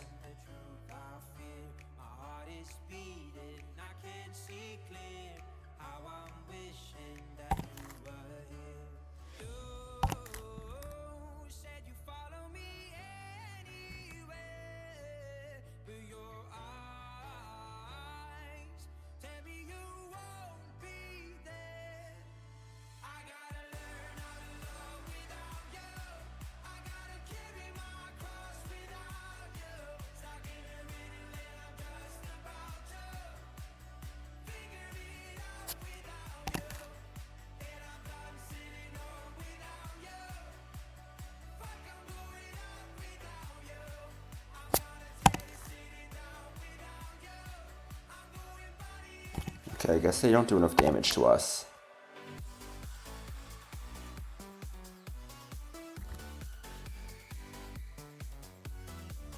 Got any 2 damage dealing guys here? What about here in the Rustboro grass? Maybe they do more damage here.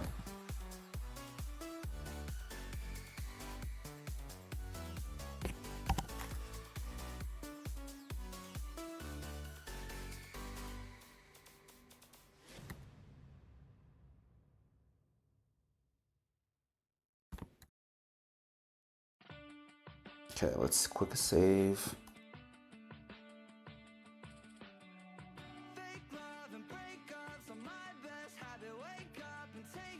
Is this gonna do 2 damage? Of course it fucking crits.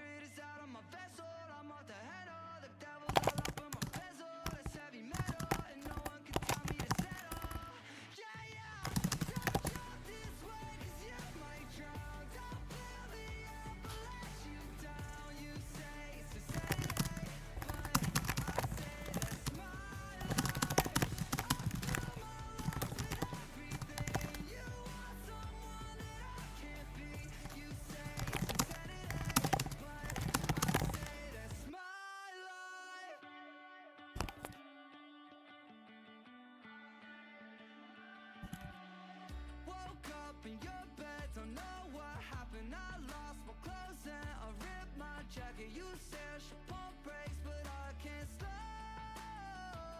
Okay. 120 the pedal, I up the level, my spirit is out of my vessel. I'm off the handle, the devil's all up on my bezel. It's heavy metal, and no one can tell me to settle. Yeah, yeah, don't jump this way, cause you might drown. Don't fill me up, I'll let you down. You say Maybe I'll do more testing when I have an odd HP on Golisopod. But as it stands, I understand now the way this works. It's kind of late. I'm probably going to just cook everything else off stream. I'll cook all the fights up until Lilycove City. I will pull the encounter. I'm probably gonna hold off on. Let me pull up the encounter tables for Safari Zone. I'm gonna pull Lilycove City. I'm going to surf because this is duped out, and I have a 75% chance of muck, which I really want to boom on Pyre. Here I have a chance for eel and Dragonair, and I actually prefer muck, right? Because like these guys are duped out, which is 40%. We have a 2 and 3 chance for muck here versus a 3 and 4 chance here. And like if I miss, I also get Dragonite, which I prefer over eel. But I still prefer muck over Dragonite, even though Dragonite is very good. 122 unlocks after you beat Lilycove Rival. Because yeah, I'm not sure what I want from Safari Zone yet. I think that I'm sure Sawsbuck needs a grass gem to kill Groudon. Even then, it probably doesn't kill. Maractus might be able to do it. Maractus can definitely do it. But the 40% Sawsbuck here fucking sucks dick. And if you get an early bird Shiftry, that also is ass. It does not outspeed Maxie's Groudon.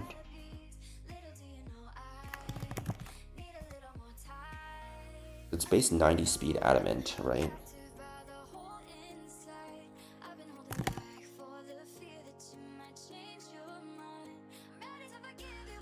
And these guys are Overgrow instead of Chlorophyll.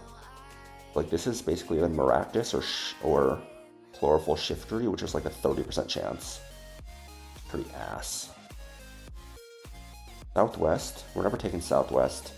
None of these fishing guys are any good. And we have Vivillon already.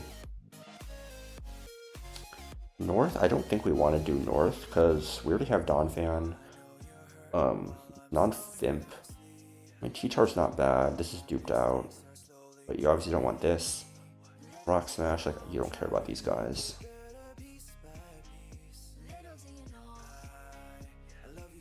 None of these guys are Chlorophyll.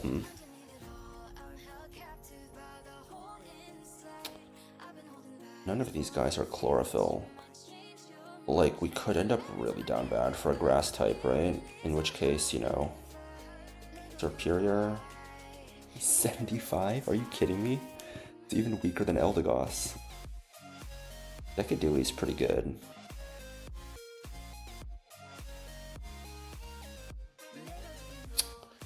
Decaduli's pretty good. Chestnut. Get Spiky Shield, which is really nice. Get Synth, Hammer-On, Woodhammer.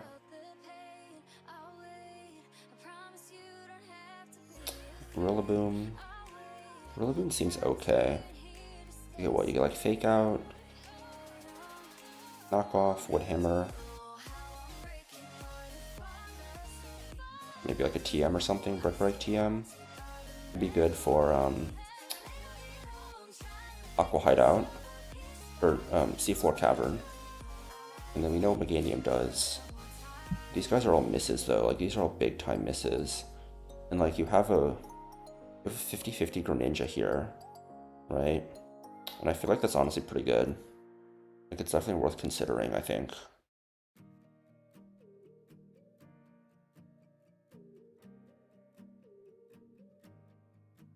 I've got this worthless collection of all my wasted affection for you.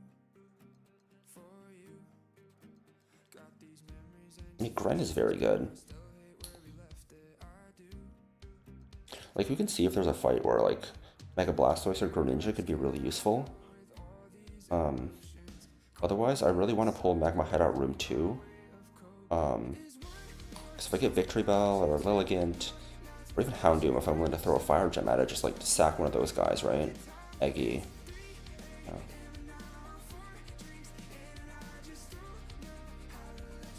But yeah. Okay, we are live.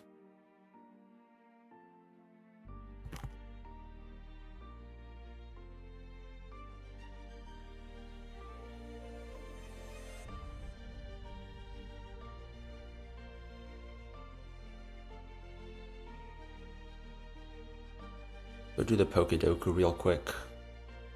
Blind type Fossil. Why don't we do Mega Arrow? A regular arrow here. Kalos Fossil.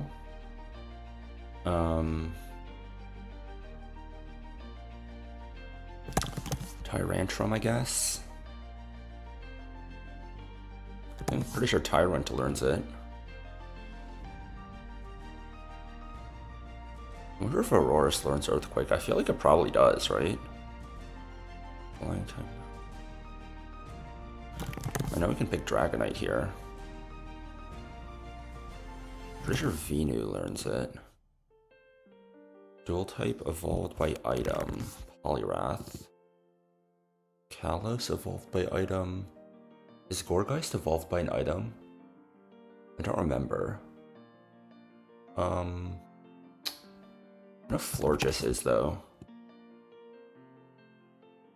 Blind type evolved by item. Do Gliscor.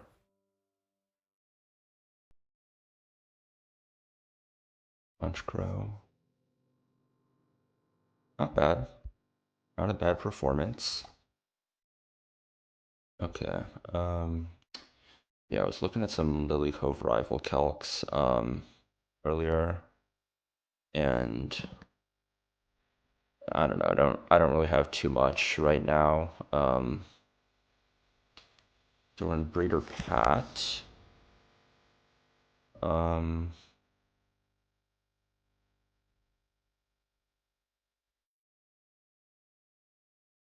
believe this is a 5-mon line here.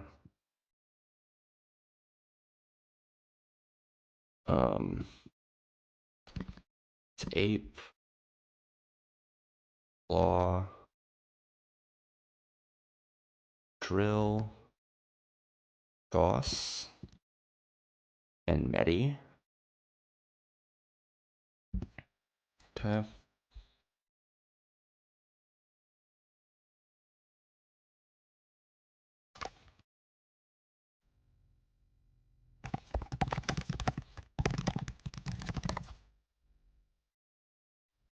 Dude, my friend just texted me who started a new run. He also literally just got a he also got a Metacham. His was Jolly too, which is even better than mine. Which is kind of insane, but happy for him.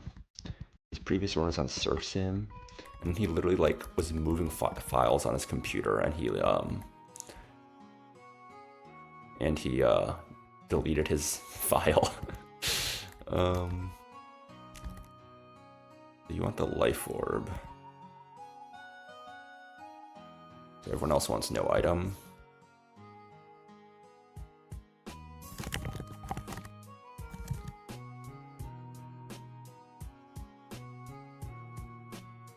So Ape is going to fake out CC here, drop his defenses, get the kill. We show a fast kill to P2. We show a fast kill to Magneton.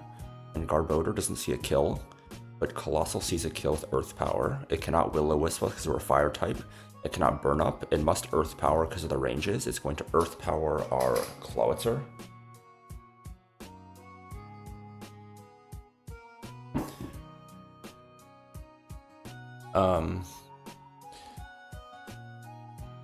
Clawitzer kills this guy with Water Pulse before he burns up. We outspeed. Fire Engine never gets the proc because, or Steam Engine never gets the proc because we outspeed and just OHKO it. you are slower, you are faster. So it's going to go to the first fast kill, which is Magneton. If it crit drops us, it could HP Grass, but it's either going to Thunderbolt or HP Grass. It can never Magnet Rise because it's always going to see kill one way or another. We switch to Excadrill. Excadrill is going to be able to get the kill with Earthquake here. And we just want to guarantee that it guarantees a kill at 118 HP with Drain Punch. If it HP Grass crits, it never does 118 damage. It's never going to boom. It's either going to Seed Bomb or Drain Punch for fast kill. We go to Eldegoss in either one of those moves. Guarantee bait Skunk Shot. Even if Drain Punch crits, it's still always Skunk Shot. We can go back here. Then on the next Seed Bomb / Drain Punch, we go to Betacham, who chains these two. It is Downlight and Violite, Weak Armor and Shukaberry. Violite, we're not going to get trapped because we just immediately kill it. Sturdy, Fake Out breaks that, and Steam Engine, we're fine. Okay. So I just need to get the pre-damages now. The only pre-damage needed here is Excadrill. Okay.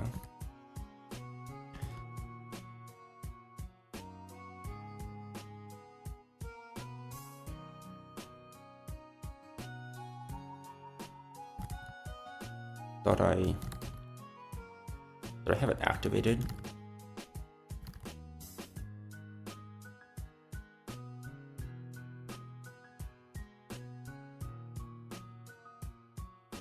What was my encounter here? It was Stunky, right? Yeah. I don't think it was Skuntank. I think it was Stunky. Show me a Salazzle.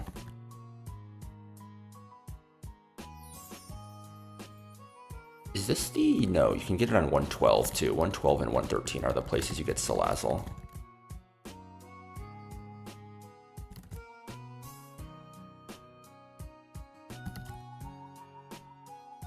Oh my god, what the...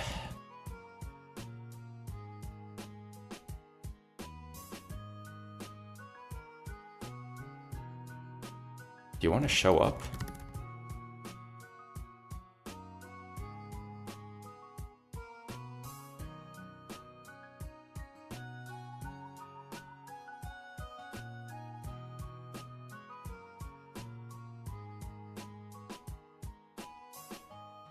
There we go.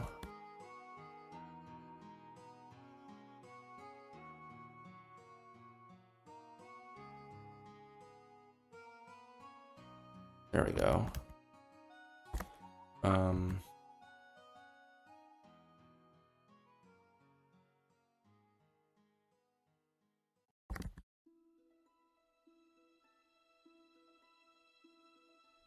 So you want to go to 118 HP, right? 118 is Drain Punch Mineral. Even if P2 sees kill, it's never going to go P2 because it's going to prioritize fast kill over slow kill.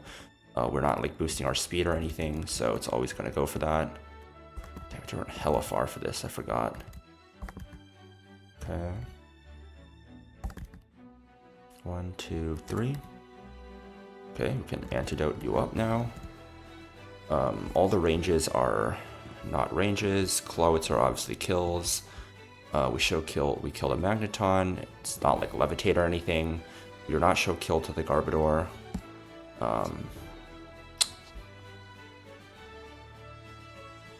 Eldegoss is just a pivot.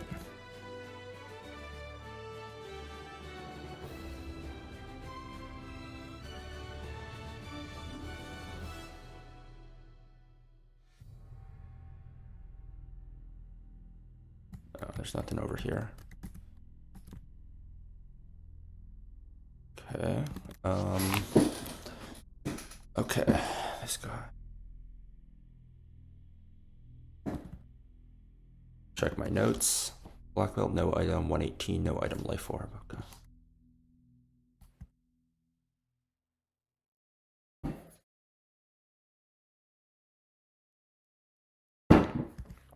Turn 1, we fake out. Turn 2, we close combat.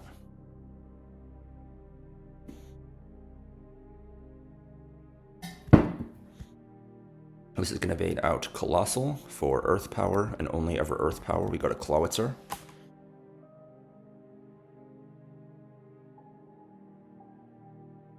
We Water Pulse here.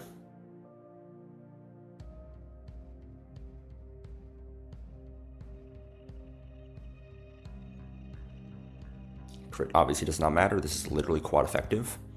This is going to go into Magneton.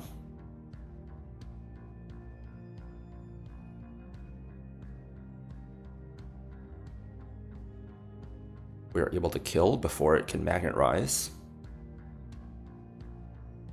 This is now going to be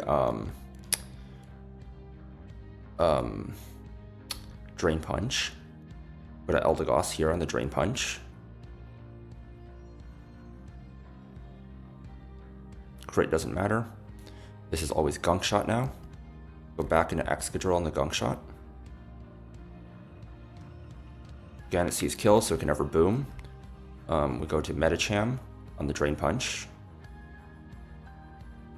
And because of the speed drop, we're able to outspeed and chain kill with Life Orb.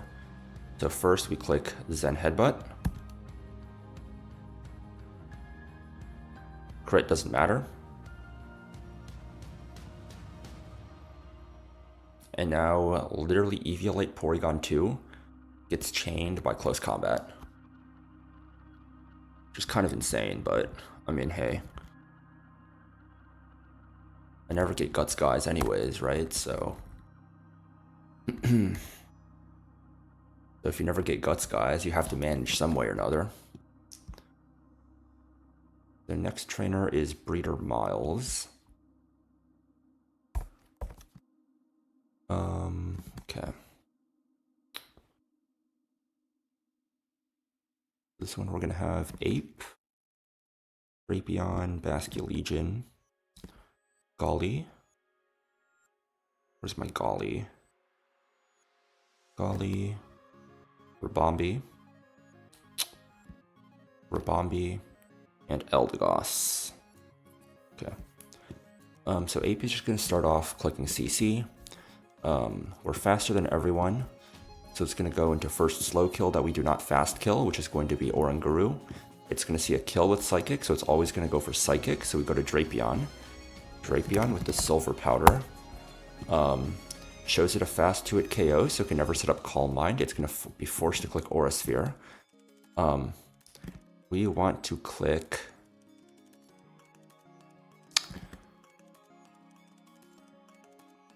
Let's plan this out, right? Like, why don't we just... I think we're fine to click Leech Life once.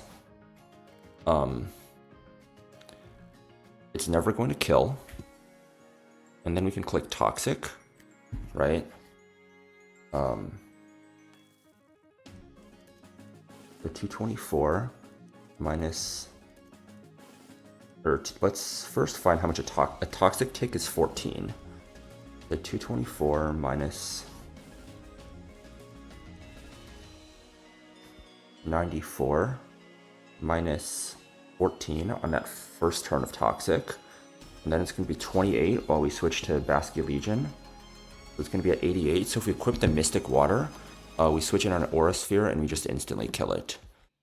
So Leech Life, Toxic, switch to Basculegion, and then kill with Basculegion.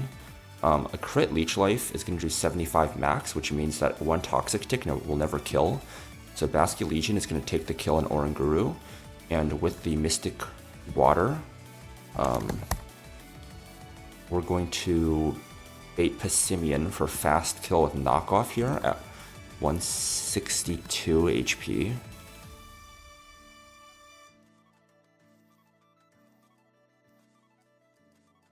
Or no, we want to be lower for something else later. But either way, it's going to be guaranteed knockoff. Rock Slide is never going to see kill at 128. We go to Golly on the knockoff at 128, who then ejects into Rabombi with the Pixie Plate, who is going to one-shot this. At this point, it's just Mudsdale, and for it, we're going to be pre-damaged to not be dead to Smackdown, but instead be dead to Double Edge. Then we're going to go Basculegion on the Double Edge.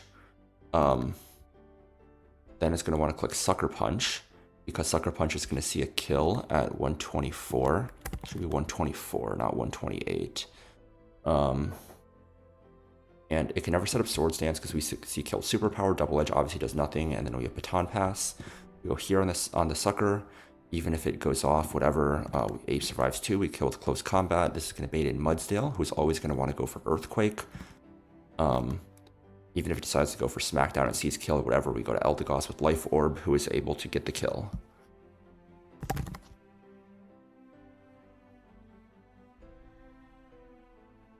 Yep, plan checks out. Okay.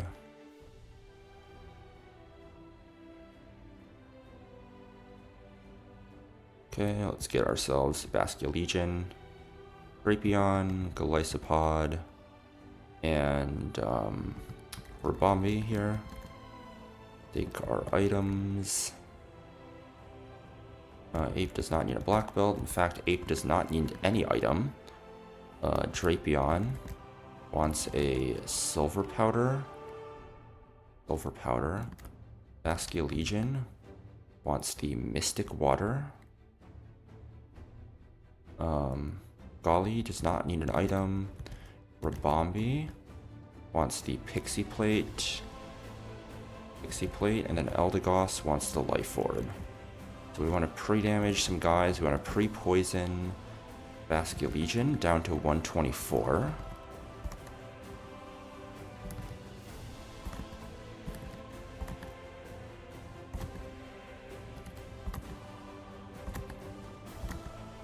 One, two.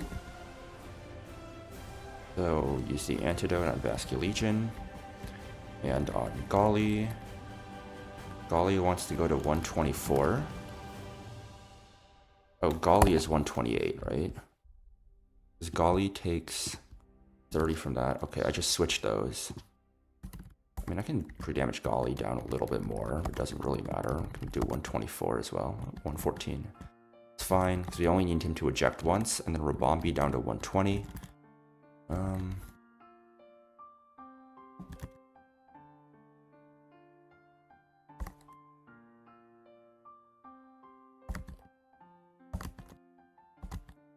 One, two. Okay.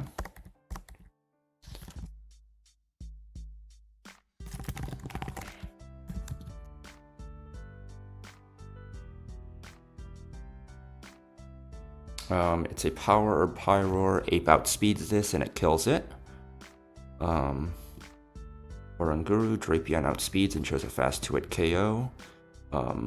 Rabombi guarantee one-shots the Passimian.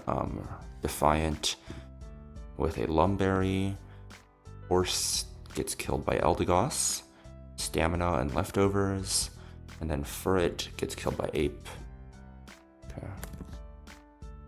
In terms of baiting, Baskia Legion shows kill to knockoff, and it shows kill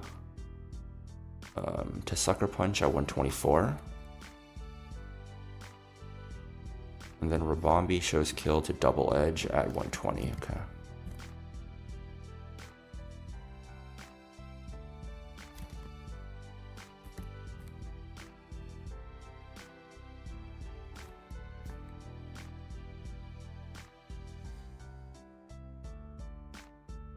I'll be happy once I'm at Lilycove and I don't have to run all this way back between every fight.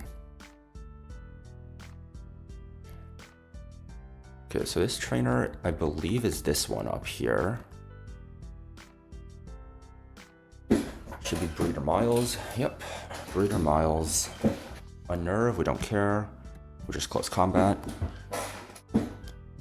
This is going to bait in Oranguru for slow kill with Psychic.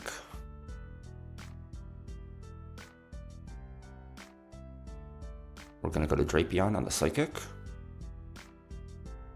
Does not affect us. We leech life once. Crit, okay. A crit guarantees that liquidation is going to kill, so we don't need a toxic. We just go straight into Baskia Legion on this Aura Sphere. And we kill with a liquidation. This is going to bait in Passimian for fast kill with knockoff. So we go to Golisopod.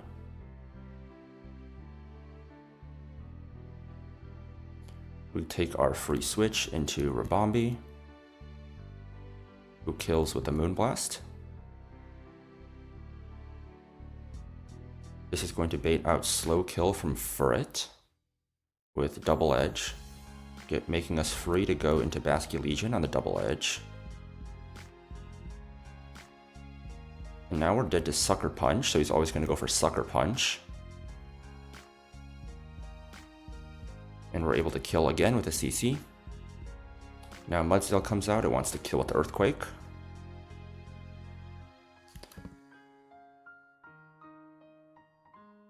Mudsdale surprisingly good special bulk. We go to Eldegoss here on the Earthquake.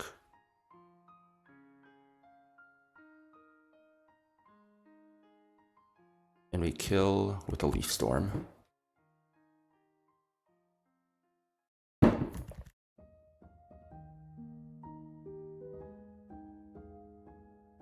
Okay, we got the Curse TM. Let me add that to the tracker. TMs, we got Curse. Do we have Struggle Bug? Struggle Bug is TM1. We don't have Struggle Bug, but we did pick up Aura Sphere. I wonder where Struggle Bug is. I should go try and find it. So I'm kind of curious where that guy is, you know? Not down here. Is it up here somewhere?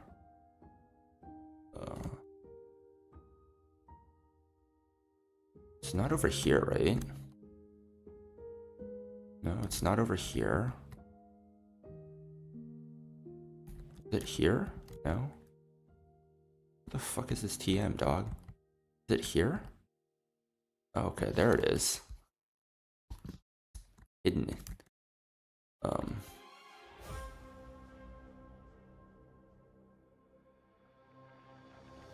I mean, I highly doubt I'm ever going to teach it. Like, it'd have to be something very specific. Like, I don't even know if baiting screens, baiting counter, I have no clue what the utility is there, but we have it, I guess. Okay, next one.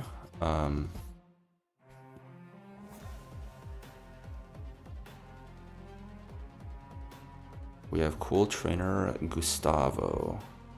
Isn't this like a 3-mon line? 4-mon line? Okay.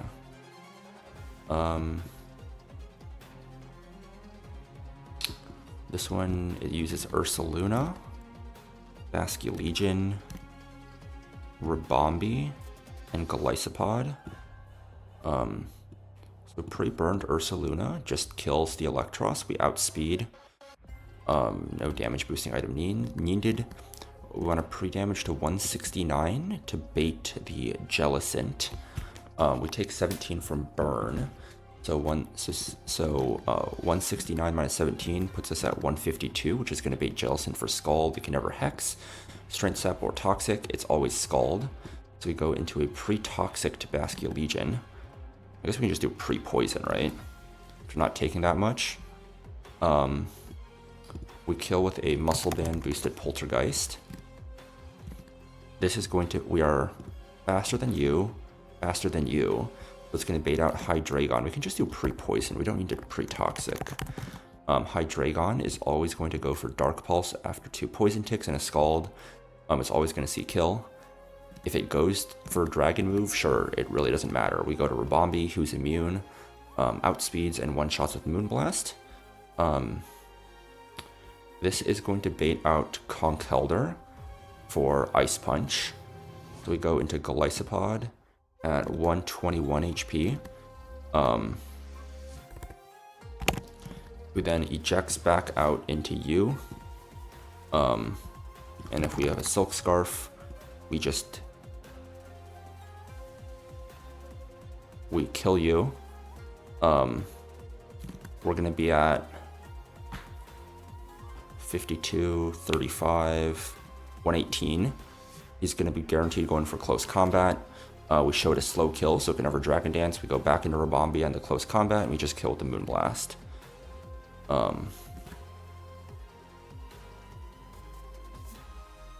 Okay, Golly.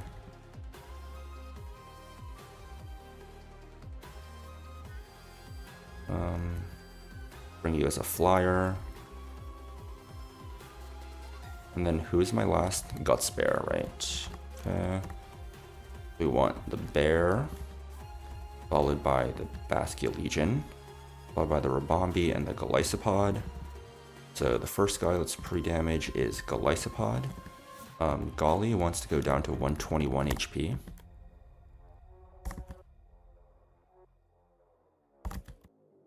Oh, we went a little too low there.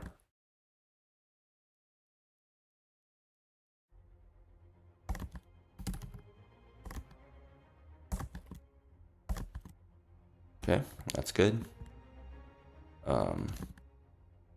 Next we want Ursaluna at 169.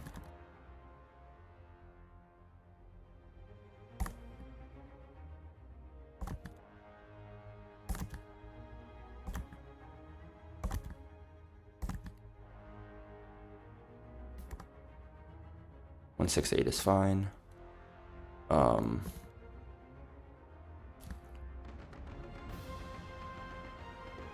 Where is the Silk Scarf? Baskia Legion wants the Muscle Band. And then these guys don't need items. Rabombi is literally hitting guys that are quad weak. So we want to pre-burn Ursaluna. And we want to pre-poison Baskia Legion. To just make sure that we can't get burned by Scald. Because we need the Muscle Band to kill. We could pre-toxic, but it really doesn't matter. Let me just save just in case. Let me check all the ranges. Ursaluna does kill the Electros. It does kill the Conkeldurr. Jellicent is faster. We show kill the Scrafty. Always going Jellicent.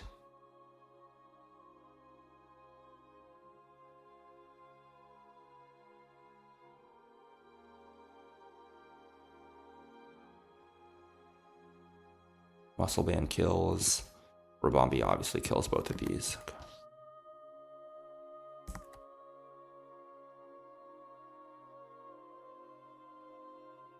Baskia Legion has very high base HP. What is it? Is it like 120? 120? I guess we have a max HP IV, right? That is indeed true.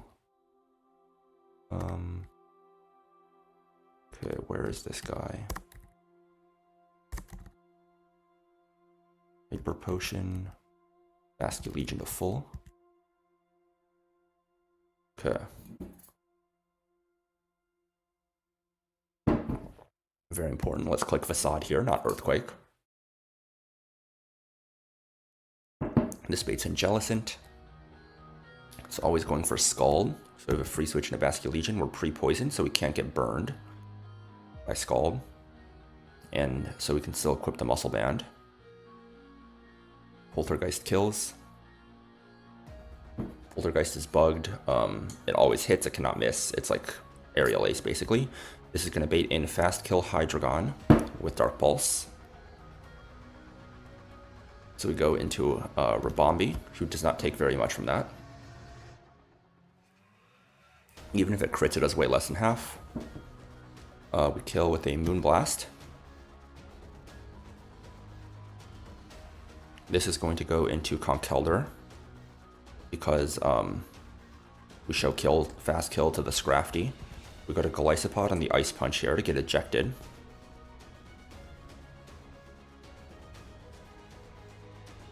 Then we go into Ursaluna, who outspeeds and OHKOs this guy with a Facade.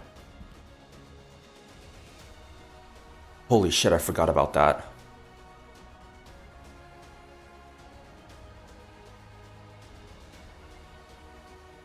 Huh? Huh? Oh my god. I'm fucking retarded. What the fuck is wrong with me?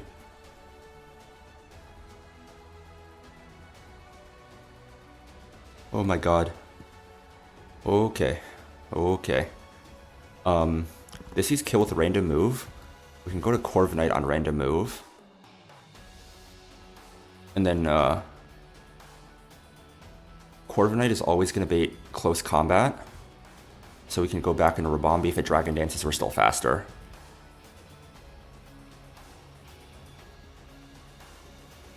Even at +1, we're still faster. And we kill with the Moonblast.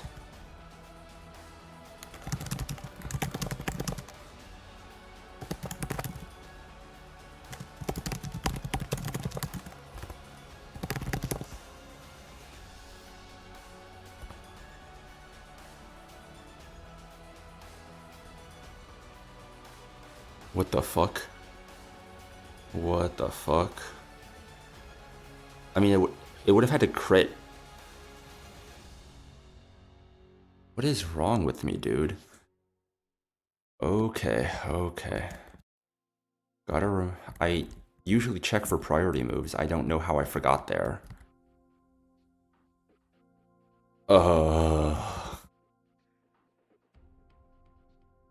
My heart absolutely sank there.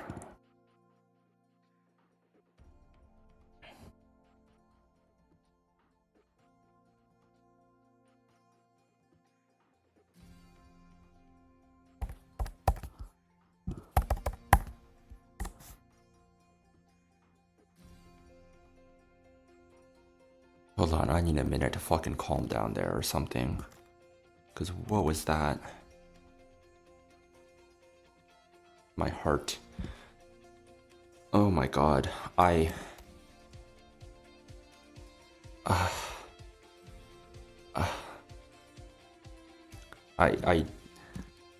can't even.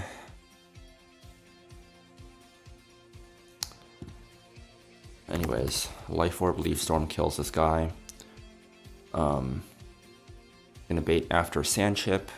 It's gonna bait in Tyranitar. Tyranitar is gonna go for Stone Edge. We go to Medicham, who never dies, to a crit Stone Edge plus Sand. We outspeed, and if we have the Black Belt, we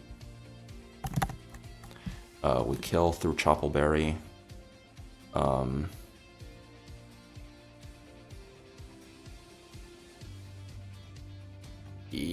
Yeah.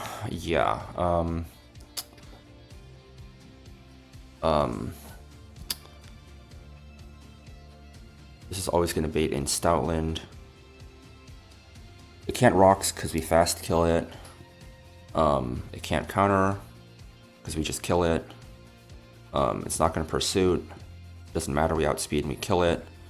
Stoutland sees any move as killing. We just go to Basket Legion. Basket Legion guarantees that it's gonna be Play Rough. We're able to go to Corviknight on the Play Rough.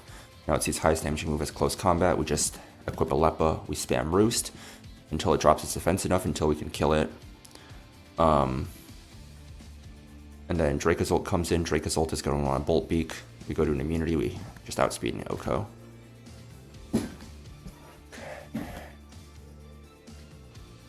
What the fuck, bro? I cannot. Oh my god, my heart there just... Ooh, that was scary. Eldegoss. Medicham. And Excadrill. Yikes. Let's throw maybe a Dread and Easy. Citrus Berry. We can give you the Black Belt. Nope, we want the Black Belt. You don't need an item.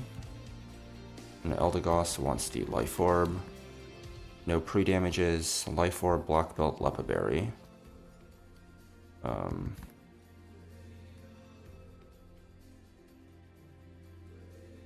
Might as well give you a Citrus.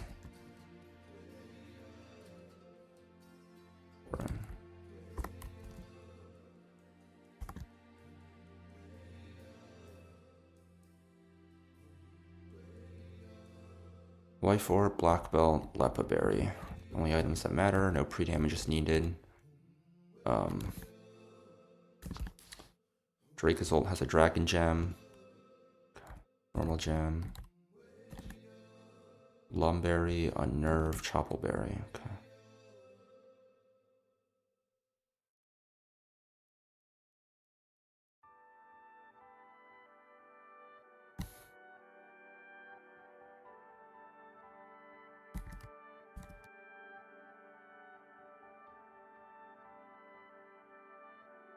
Okay, this is a pretty simple fight. Is she my 5th trainer today? No, she's my 4th trainer. I should have made her my 5th trainer. That would have been funny. Hippowdon sets up a stand stream. We don't care. We just outspeed an Oko with a Life Orb boosted Leaf Storm.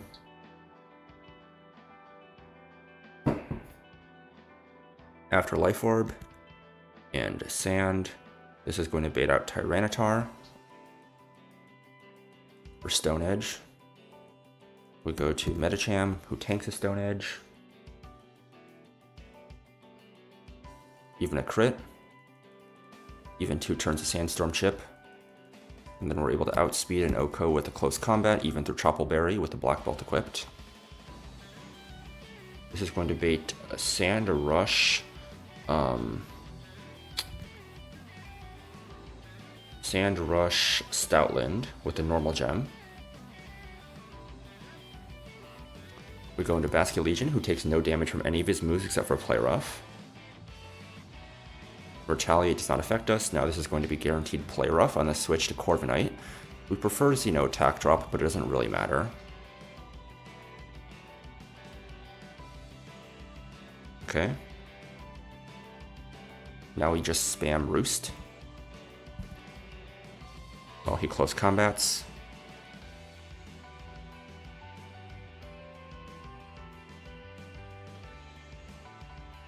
We want to do this until he uses normal gem and all of his close combat PP, which is 6 times.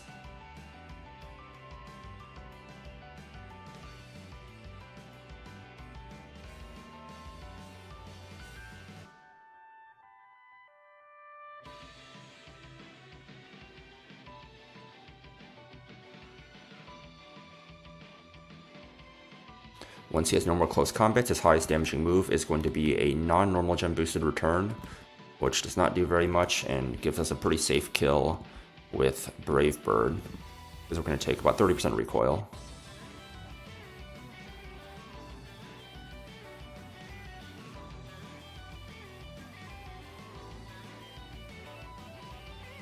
Lepa Berry. Roost one more time.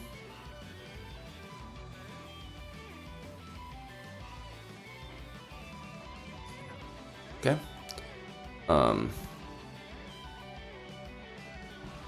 So he would have clicked close combat 5 times and return once, along with the player from the switch in. Now we kill with Brave Bird. This is going to bait in Dracozolt. At this HP, it's always going to be Bolt Beak.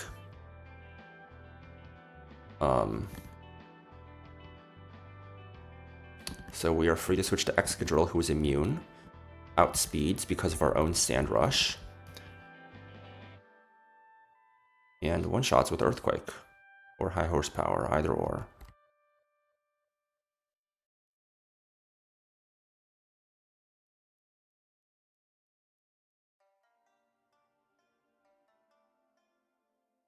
Okay. Fly back here.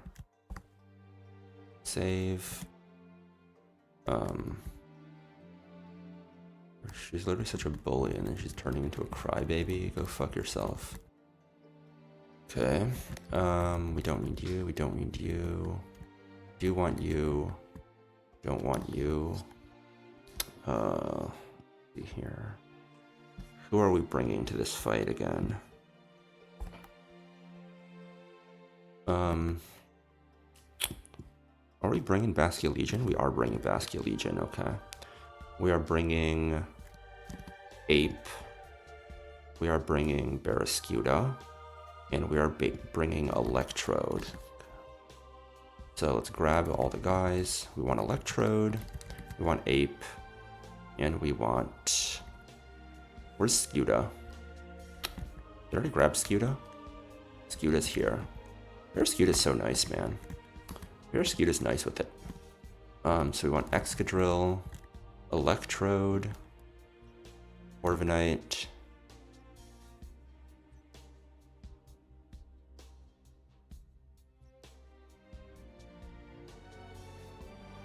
Barraskewda here.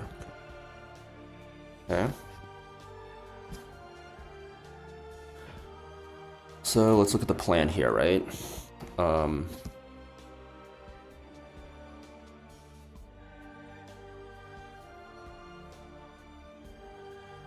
Is there a reason to use Lucario? I don't think so, right? Yeah, I don't think there's a reason to use Lucario. Like, it really doesn't matter. So we're gonna lead Excadrill and Electrode. So Gengar is going to see Slow Kill and Electrode with Sludge Wave, and it's not going to see any kills on Corviknight, or on Excadrill. So Electrode is going to Volt Switch the Autono to deal 21%, putting him at like 79. Excadrill is going to High Horsepower, dealing 40%, putting him at 39. So that Gengar's Sludge Wave is going to kill the Autono before it can move. It can click Helping Hand, but it won't matter because we're switching into a Steel type in Corviknight. It can follow me, we're attacking it anyways. So we just have a guaranteed kill here. Excadrill High Horsepower, Electrode Volt Switch Autono to Corviknight. Gengar Sludge Wave kills Autono.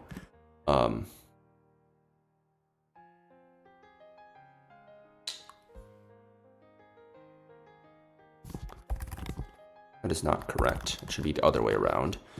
We're going to have a Sticky Barb on Excadrill, which is going to do 31 damage, and Pre-Toxic, which is going to do 15. It's going to do 46 damage. We're going to start at 208 HP. 208, importantly, does not bait kill here, but after taking the 46, guarantees that Auric Sphere always sees kill, but never Shadow Ball. We're going to be at 162 on the dot. So we will have killed slot 1. Excadrill's in slot 1. It's going to bait slow kill, or fast kill from Heracross. And at 162 HP, it's always close combat. So we've guaranteed close combat and Aura Sphere into the Excadrill slot. We're going to switch Excadrill into Basculegion, who's going to take no damage from either move.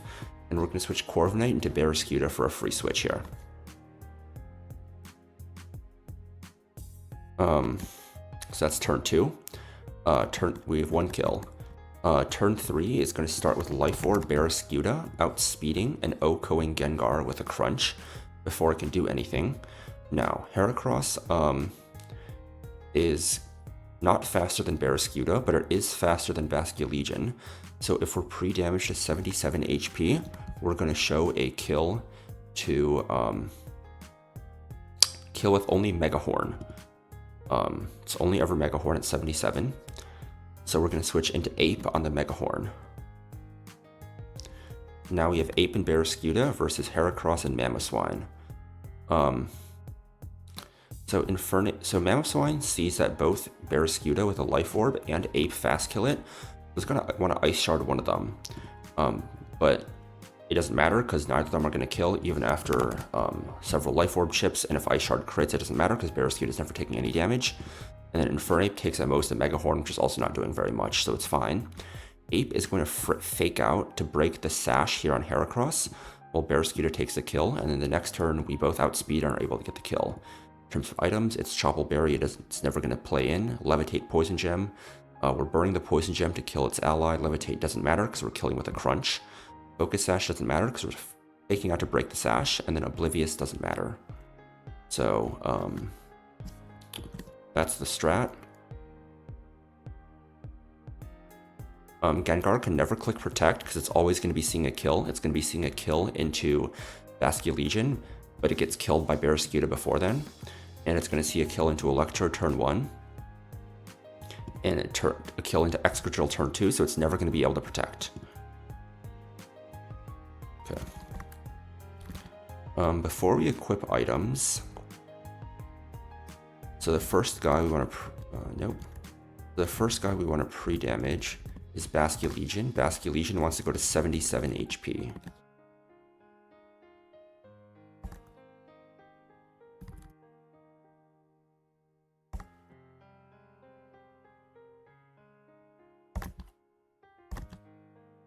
1, 2. Heal the poison. And then the next guy we want to pre-damage, the only other guy we need to pre-damage is Excadrill. So we're going to have Corviknight fly here. Switch ape position here. Seems our lucky spot to get Salazzles to spawn is here, I guess, in this patch.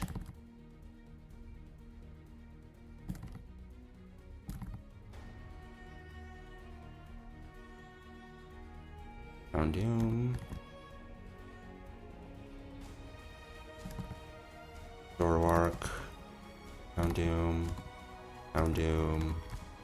Murkrow. So many Houndooms. Oops. Okay, Scorpy. There we go. Salazzle, show me Toxic. Very nice. Now we can switch their positions. Ape does not need an item. Barraskewda needs a Life Orb. Life Orb. Life Orb. Basculegion does not need an item. In fact, it wants to be that low. Corviknight also doesn't need an item. It literally is just coming in as a pivot that is never going to bait kill. Gengar never sees kill. Heracross never sees kill. Heracross is never going to do anything weird because Corviknight is in. Electrode. I mean, we can take a magnet, but it doesn't really matter. And then you want the Sticky Barb. Sticky Barb. Okay. Let's export everyone with their items into the calc, just to be sure.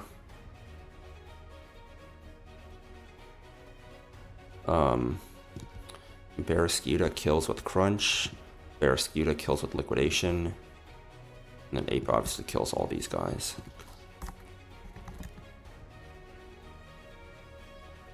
In terms of bait ordering, Autono is going to be on the right side. Excadrill is going to bait in, as on our left side, we're baiting in Heracross.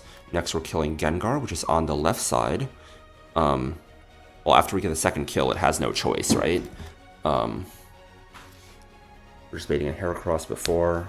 There's the kills. Excadrill is good. Electrode is good. Corviknight is good.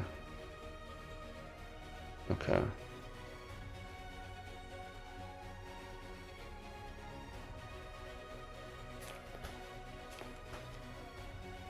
I think this plan looks good. I can't help it, I feel like I'm forgetting something, but I like checked this plan last night too, so it should be watertight.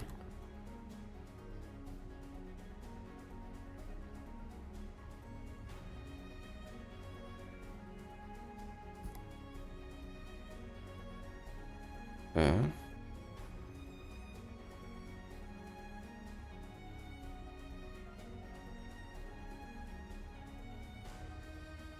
Excadrill wants to be at 208 HP.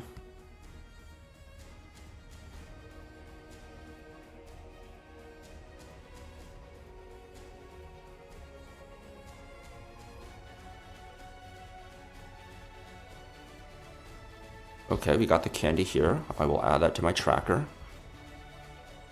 This will be candies and scales. We got the Route 121.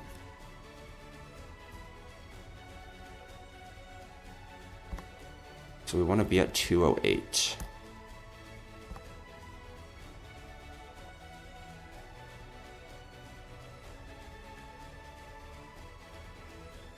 .207 is also fine, but we're going to save here. We are toxic poisoned at 208 with the Sticky Barb equipped. Magnet, no item. 77 HP. Life Orb, no item.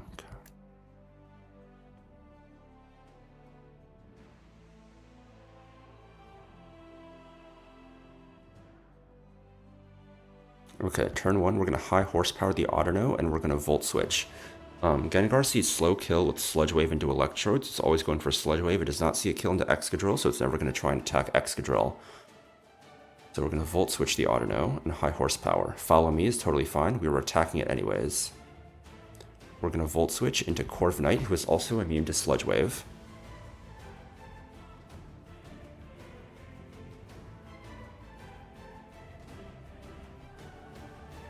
Now high horsepower gets the kill. Now Excadrill is going to take damage from toxic poison as well as sticky barb. Now at this HP, Excadrill is going to guarantee bait kill from Aura Sphere from Gengar and Close Combat from Heracross. Both moves do not affect Basculegion, giving us a free switch into Barraskewda on the Corviknight slot.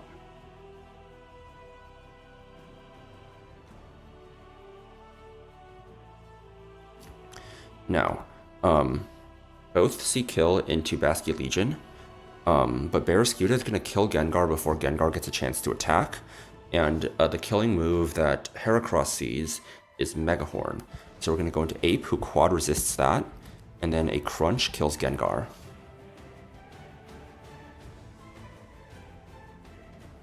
Okay, crit doesn't matter. We gave it a Life Orb, so we guarantee see the kill.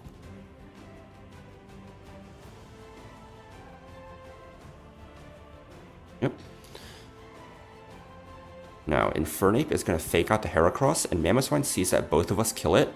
It can go for a slow kill, but it's more likely to go for Ice Shard. It doesn't matter, because Liquidation guarantee kills the Mamoswine here. An Ice Shard crit never kills either of us because we resist it. And Liquidation gets the kill here.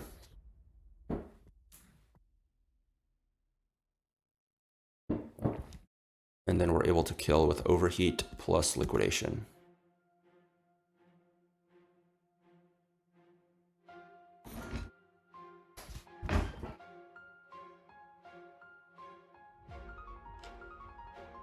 Yeah, better ask for forgiveness after you killed your own partner's Audino. Okay, plan there went off without a hitch. Let me switch my scene.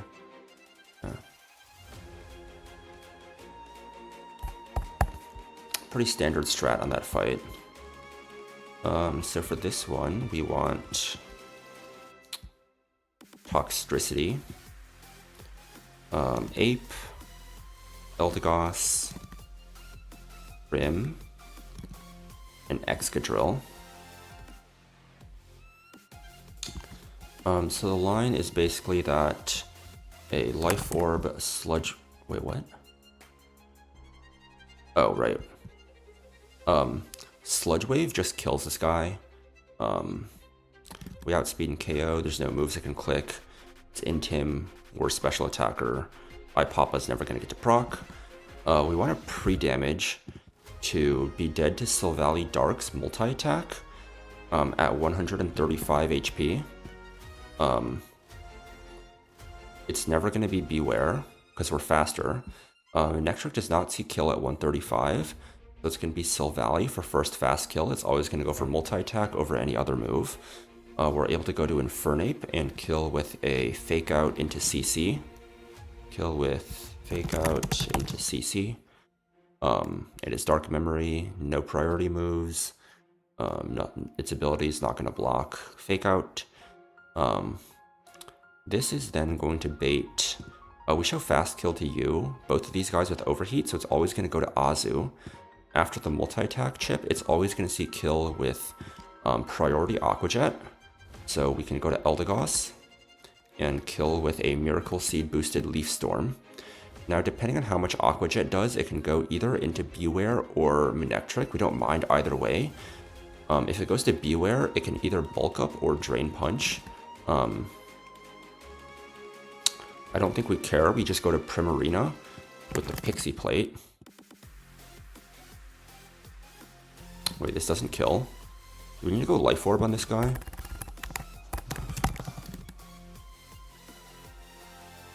If he double Drain Punch High Roll crits into Moonblast, or into Life Orb recoil, that still doesn't kill us, right? It does not, in fact. So Prim needs Life Orb to kill with the Moonblast. If it goes into Beware first, and then it's going to go into Manectric. Manectric is going to go for... Shit, I guess, well, if it can go for Flamethrower, that's bad, right? I guess that's why we have Donphan, right? We go to Donphan. Donphan's going to guarantee bait like any move but Thunderbolt. We go to Ape. Ape can tank any move but Thunderbolt and kill with Fake onto Overheat. We have protective pads for the static.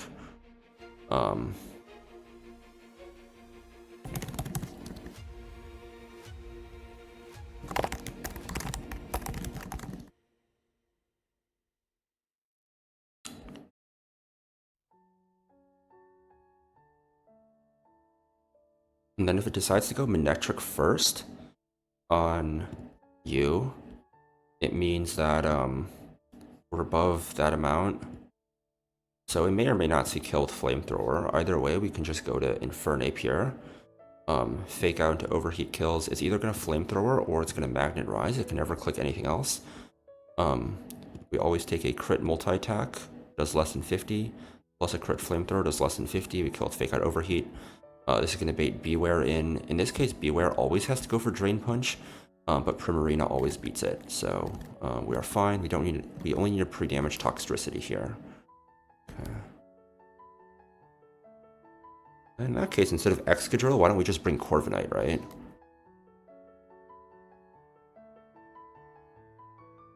So we want to bring Eldegoss here, Primarina, and Toxtricity.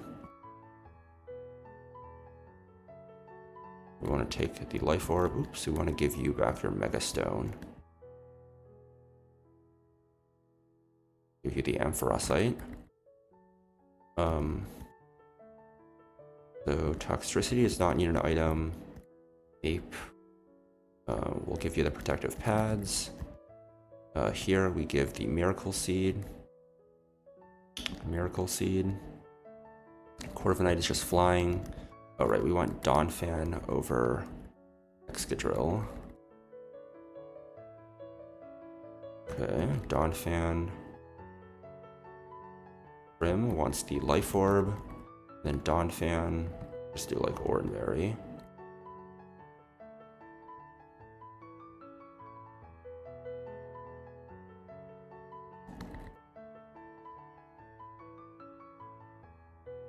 Right. Let me just export everyone to the calc, make sure I'm not forgetting anything.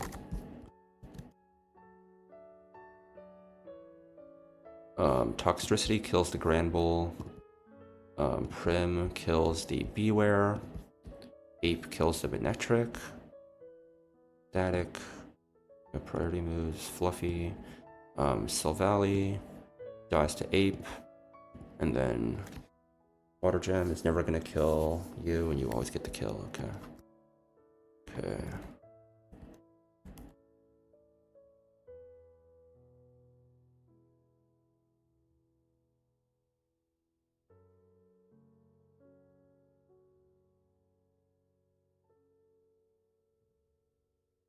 Okay.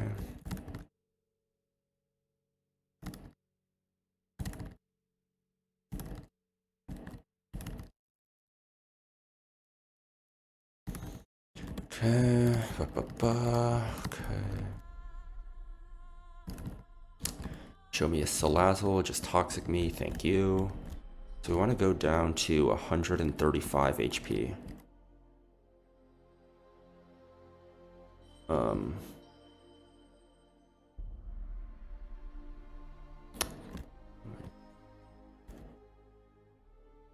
We want to give Ape the protective pads. Protective pads. Okay. 1, 2. Antidote. Valley Dark multi-attack does 135. Okay. So Corviknight. Fly back to Fortree. Let me just check everything. Toxtricity is at 135. Ape has the protective pads. Miracle Seed. Life Orb.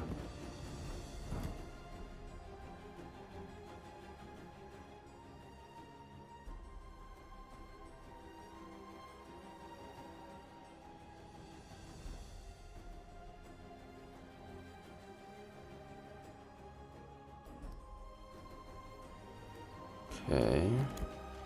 We're fighting this guy now.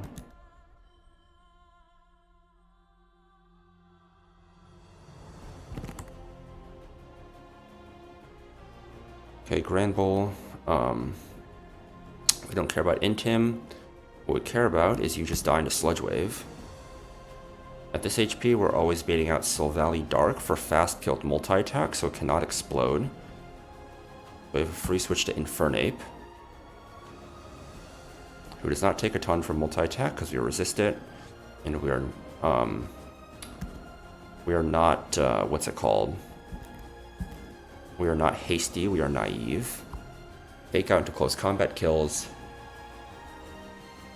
With Overheat, we show fast kill to both Manectric and Beware, so it's going to bait out Azumarill. Azumarill sees a fast kill with Aqua Jet, so it's always going to go for Aqua Jet.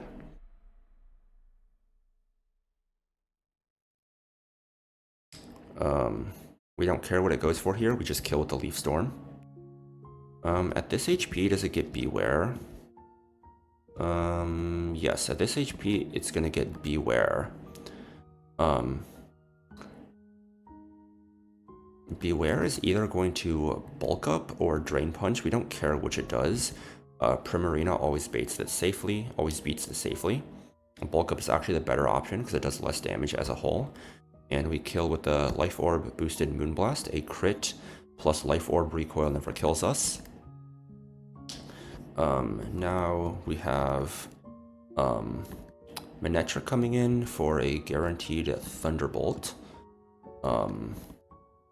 So we go to Donphan on the Thunderbolt. Does not affect us. Now it's likely to go for Magnet Rise. Even if it went for Flamethrower, crit never killed. We have Protective Pads for the static, and we kill with Fake Out into Overheat.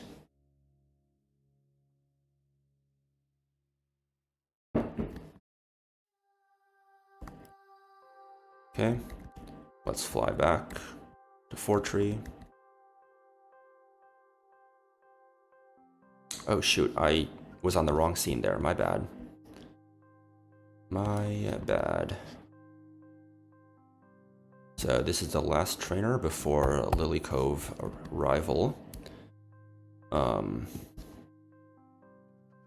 This is a 4-mon line. So we want Prim, Corviknight, Golisopod, and Ursaluna. So the plan for this one is to... He's always going to Trick Room on turn 1, because Trick Room is plus 10. Sword Stance can never go above plus 8. Because it's slower than us, so it's always going for Trick Room.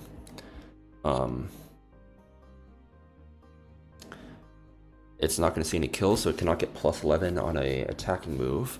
We flip turn to break the disguise, and we go to Corviknight with an Iron Ball equipped. Iron Ball Corviknight shows this guy a fast 2-hit KO under Trick Room. So it is never able to set up Sword Stance. It's instead going to be spamming Shadow Claw. We burn a couple of turns of Trick Room until it's the last turn of Trick Room. And then we switch to Golisopod on a Shadow Claw. We want to be at 140 HP to eject. And then we eject. Why are we ejecting? It's Shadow Claw, right? We can just go hard Ursaluna.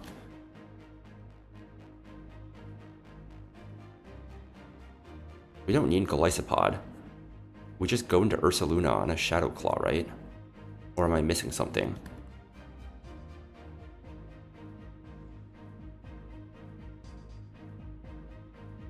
I mean, whatever, man. Like, we can go into Golisopod and eject out for shits and giggles. But if we're burned and we have a Muscle Band equipped, we outspeed and one-shot the Mimikyu once Trick Room is down. We outspeed and one-shot the Aromatisse, and we outspeed and one-shot the Reuniclus. So, yeah, pretty fucking simple. We don't need Toxtricity, we don't need you, we don't need you. Let's grab the bear. We have Prim. Might as well grab the Golly.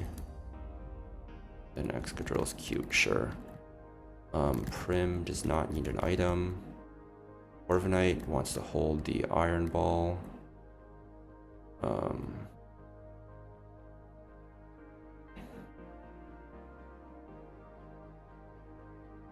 Ursaluna wants the Muscle Band.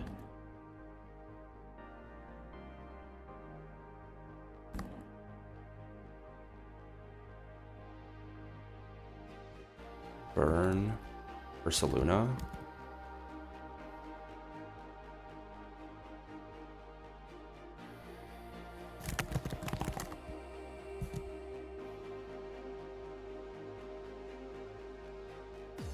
Brim shows it a fast 2-hit KO in Trick Room. Ursaluna, if we're burned, just chains everything. EQ Facade, there's nothing I can do to hurt us, yeah. And we're coming in on a Shadow Claw, right? So, like, the Shadow Claw is the highest damaging move onto Mimikyu. Okay. Reburn, no item, Iron Ball, Muscle Band. No item, Iron Ball, Reburn, Muscle Band.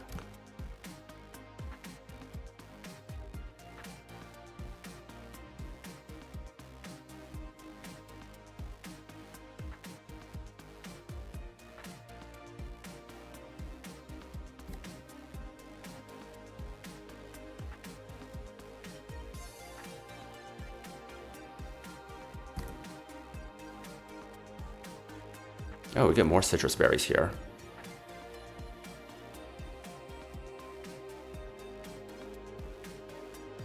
Okay.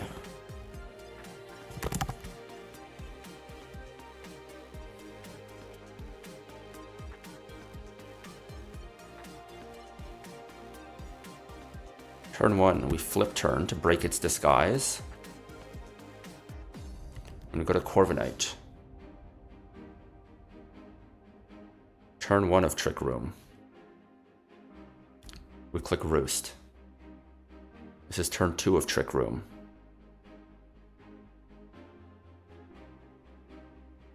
This is turn 3 of Trick Room. This is turn 4 of Trick Room. Now, this is the last turn of Trick Room. We go to Ursaluna. Trick Room ends. And now we kill with an Earthquake.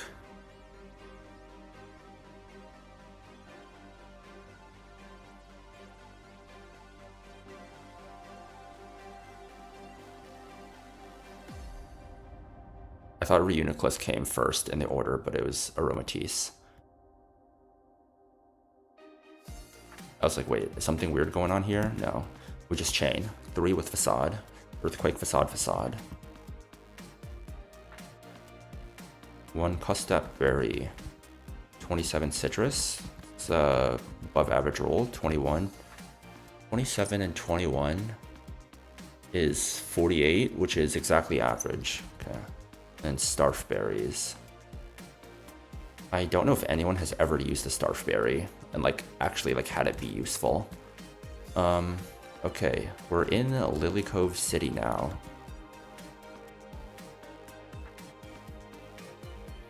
Scanner item here? I don't know. We could get some items to pick up here in Lilycove. Let's go take a look.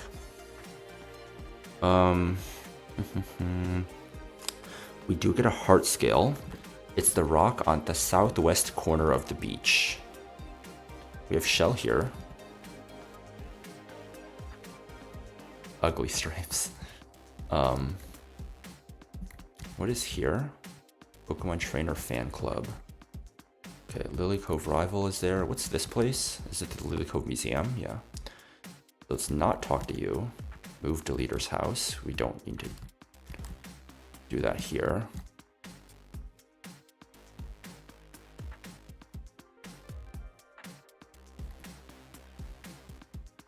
Oh, we got the rare candy in Lilycove.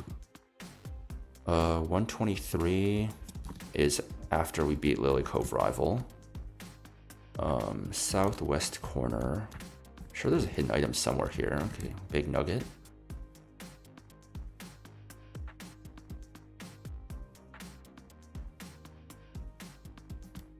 Okay, another big nugget in case we need money, I guess, ever.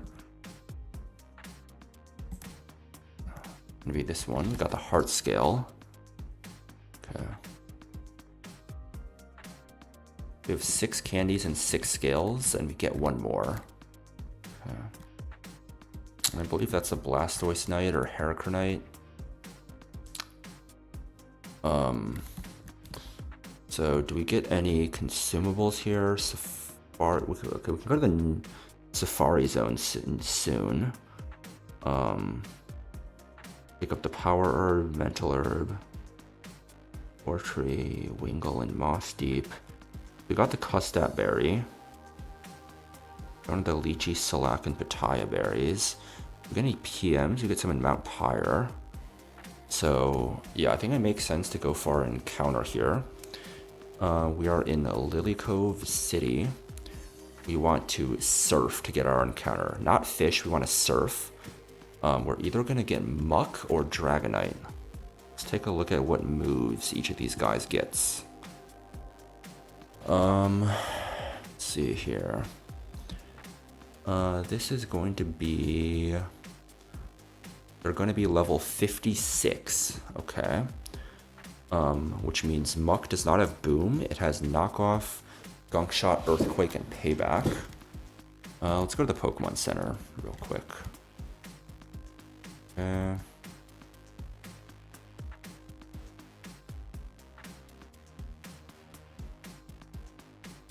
Let's take all of our items. Miracle Seed, Oranberry. Okay. So I think obviously you're very good. Poison and dark coverage.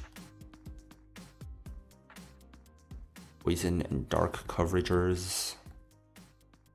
We can go all these shell armor guys, I guess, right? Never bad. And then Dragonite at level 56 is going to have Fly, Waterfall, and Dragon Tail. Fly, Waterfall, and Dragon Tail. Tells me Prim might be a good choice. Corviknight, we're going to give a Lepa to, and then everyone else can probably doesn't need items. Prim, maybe I'll give an Orin to.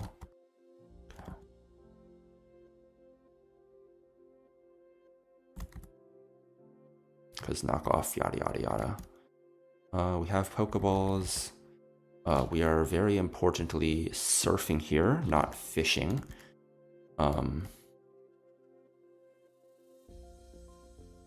Okay, we can't do anything here yet.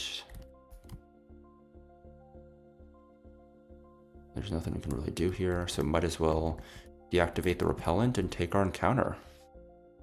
Muck, okay, that's what we were hoping for. Let's just throw a quick ball. Hopefully it stays in. Perfect. Okay, we have one of our explodey guys on Mount Pyre. Unfortunately, he won't be much use besides that, but Muck's a guy. Muck is indeed a guy. One of the guys of all time, in fact. Can deposit Prim. Let's grab my Muck. Adamant, if you're a goat. Yeah, we're not. Let me make sure repellent is on. Oh my god, I did not expect this to actually be adamant. I mean, 2 attack. I mean, this will get the job done. It'll definitely do enough damage. Okay. Sure, I guess. Okay. Pretty good bulk, too. In terms of moves, what do we want? Let me add this to the encounter list. Lilycove. We got the Muck. Okay. Let me add this to the frag list. We're gonna add Muck, A.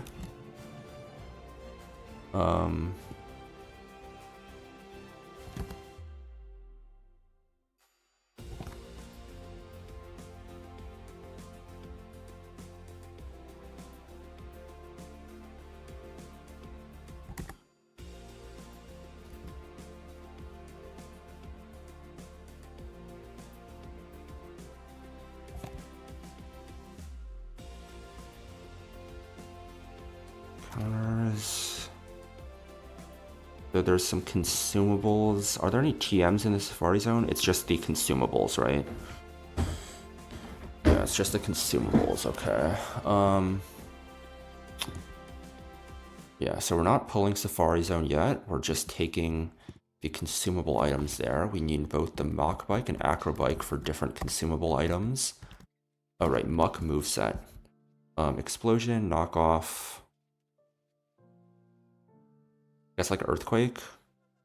And I guess we can teach Gunk Shot. We can keep Gunk Shot maybe for baiting purposes unless we want to go back and teach Poison Jab. But, like, you don't care about payback. So you might as well keep all those moves until you need it. We do want Boom. We want Boom over payback. Okay. Let's export this guy into the calc.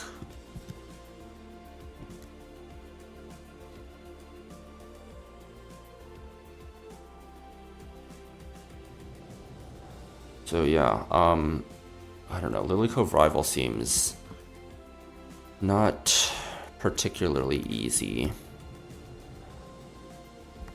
What mega guys do we have again? You don't get Mega Lucario, Metacham's in Moss Deep. You don't have a Mega.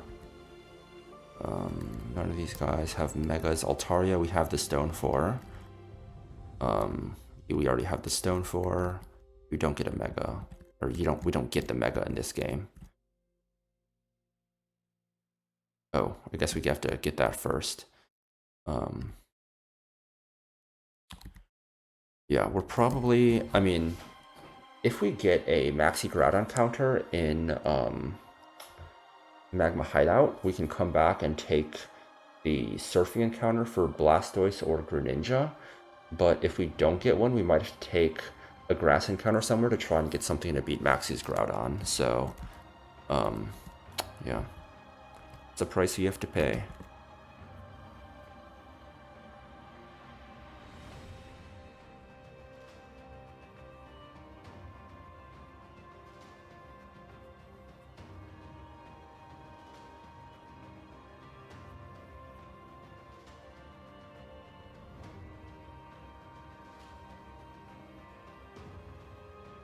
Okay. We have that.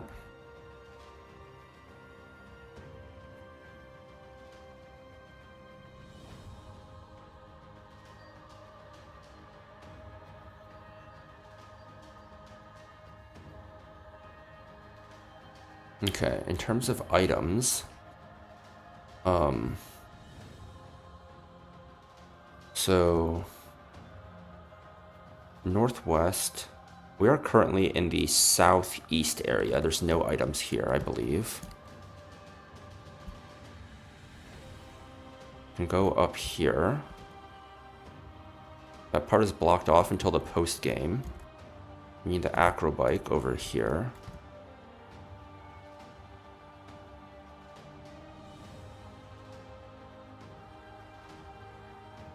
Okay, we are now in the northeast area.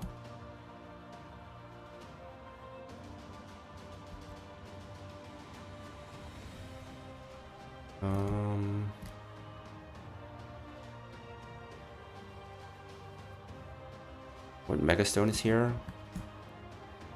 Is Garchomp so shit you can just get the Megastone? Or is Mega Garchomp so shit? Okay.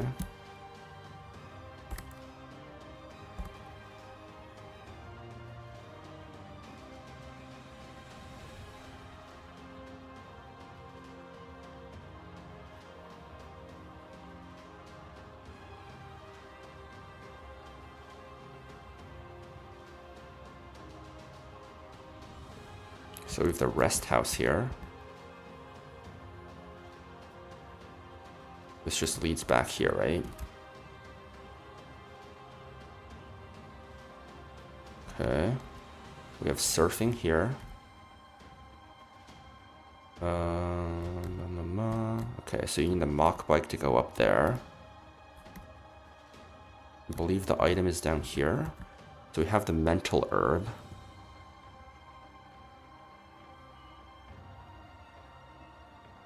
And then for everything else, you need the mock bike, right? Yeah, everything else, for the stuff up there, you need the mock bike. Okay. So let's have Corviknight fly us back to Mauville. Can exchange the bikes.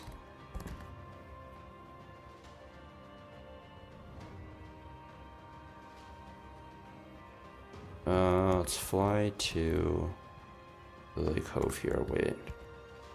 Mauville. Right, there's a ledge here, which is why we can't get up that way.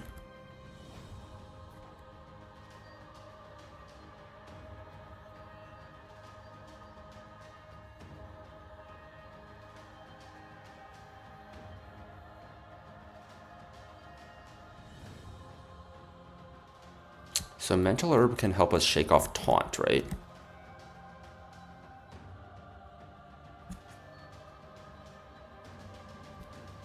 I don't know if those rocks have any hidden items. Okay.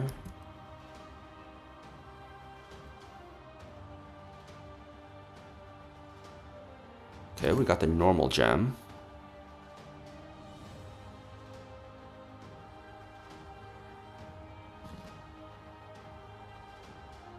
Well, I don't know if we can get the power gem because, like, I don't think there's any moves that the power gem even affects, right? That we can use. Or power herb. Well, I guess, like, solar beam, I guess. What moves does it affect that we can even learn?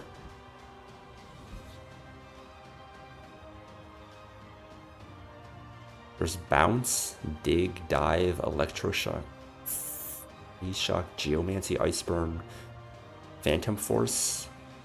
Yeah, there's not really any that are particularly useful. It's maybe like solar blade or solar beam, right? And we got the normal gem. Power herb is in the northeast area, which we don't have access to yet. So, got it.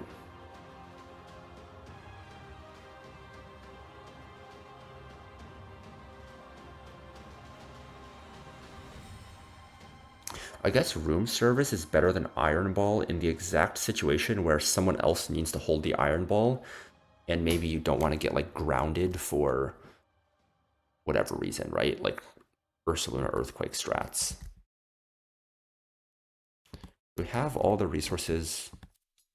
The only way forward is a Lilycove rival. There's only one way forward. That's through LCR. Okay. In terms of guys I'm thinking about bringing, I think Corviknight has potential. Drapion has potential. Skuntank has potential. I don't think I'm bringing Ursaluna. Because it's like, what does Ursaluna answer, right? Like, they're to Gyapdos. They're slower than you. Like, there's other counters that are just better than, that are better. Like, the only thing that's cool about you is like, okay, sure. If we give you a life orb and we scale your attack, you can kill here, right? But then, like, in terms of baiting, it's like not super great. And like, obviously this is a scale we're going to invest eventually, but like, you don't have to do it now. And it's like, you know, if you can come in on a move, right? But then usually you're baiting Gyapdos and it's a random move and you have to sack. Whereas like if it's Ape, you know, like you two-shot, but it's super unlikely for him to be able to kill you, right? So I don't, like, I can put Ursaluna here, but I don't think it's necessarily good. Or Defiant. Yeah, so we're never using Wordier to proc his Defiant. That just seems stupid. Wordier definitely does not answer anything. Toxicity. Bleh. Bleh. Even with an Eldegoss speed drop, it doesn't do shit. Plus it gives you the attack boost. Bearskew is not faster than you, not faster than you. Bearskew does not do anything here. Ape has potential. You have potential. I don't know about Excadrill though. Like, who would Excadrill beat? You, but you don't have speed with a speed drop. You take too much from body press. You die to Thunderous Kick. You die to Triple Axel, so never using Eldegoss. Rabombi? There are worlds where I use Rabombi for the Gyapdos. Hatterene takes way too much from Gyapdos. Is there any use for Basculegion here? Takes a ton from Thunder Punch. Takes a ton from Shadow Ball. Never you, obviously. I mean, I guess you can guarantee take a Thunderous Kick and bait Brave Bird, but there's a lot of guys that can do that and might be able to offer other utility, right? Diggersby has utility as just a straight up sack. You are not going to do anything to anyone. Masquerain is just worse than Rabombi. Kecleon, I don't think does anything here. Wow, we can low kick this guy for whatever, you know, an insignificant amount of damage. Kingdra, no. If we're gonna sack, we'd sack someone else. Lucario does not have anything. Going for it, Centiskorch. Kill with Fire Lash into Flare Blitz. We take 50% from that. Centiskorch is like low-key better than Hamilton for Melmetal. Talonflame definitely has potential. You definitely have potential. You're kind of just dead to Brave Bird and to Thunderous Kick. I guess you bait Body Press if there's a reason to bait Body Press.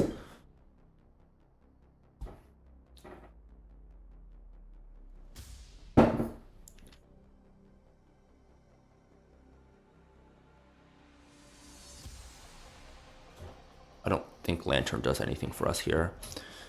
What about Mega Ampharos? Mega Ampharos.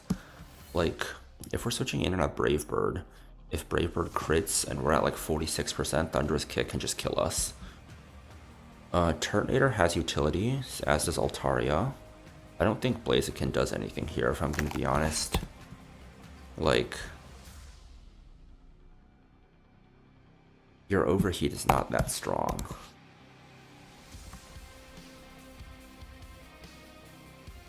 We take 55 from Double Iron Bash. Versus Ape taking... Wait. Ape takes 55.5. And you take 55.2. So, like, I guess Blaziken is marginally better than Ape. Thing is, they both bait the same thing out of Gyapdos, right? Yeah, they both just bait the same thing out of Gyapdos. It can be both Thunderous Kick and Brave Bird. But there is an option there, I guess. Caracosta, I don't think does anything here. Like, okay, you killed the Rock Slide into Aqua Jet, you whoop-de-doo. What do you bait? You bait Melmetal for Double Iron Bash. Bait Gyapdos. I don't think it does anything unique. Copperajah. It's a fake answer to Weavile even. Baits you in, yeah. Vivillon has utility against Garchomp with Powder. We would have to scale defense though is the thing, because there's overlapping ranges. It's to scale defense to guarantee it to be Fire Blast. But it is an option that exists. Dreadnought's main use I think is coming in on Fire Blasts here. But I think Turtonator just does it better, because Turtonator can also potentially have utility for Melmetal, and Dreadnought does not have any utility for Melmetal. I don't think Donphan does anything here. You do way too little to you. Yeah, Donphan does not do anything. Eldegoss can have utility for Swampert, so somewhere in these guys is a team that can beat Lilycove Rival. I just need to find the line.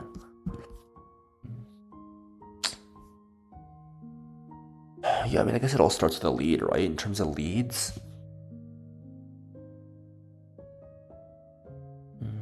Rabambi's never gonna kill with...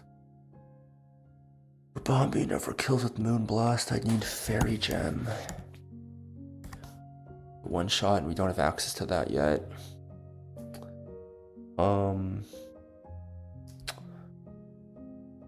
Ape never even comes close. There's Powder Strats. So these are our 4 options, right? Sure, Ice Punch never does enough damage. What about Guts, Ursaluna, Ice Punch? Play Rough would hit harder, right? Yeah, Play Rough would hit harder. I guess, no, Facade just hits harder.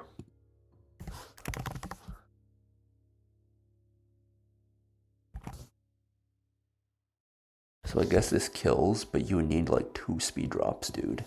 Like I guess what you can do is, if you run like Talonflame, if you run like the super fucking setup, right? You stall it out. You're not running Altaria.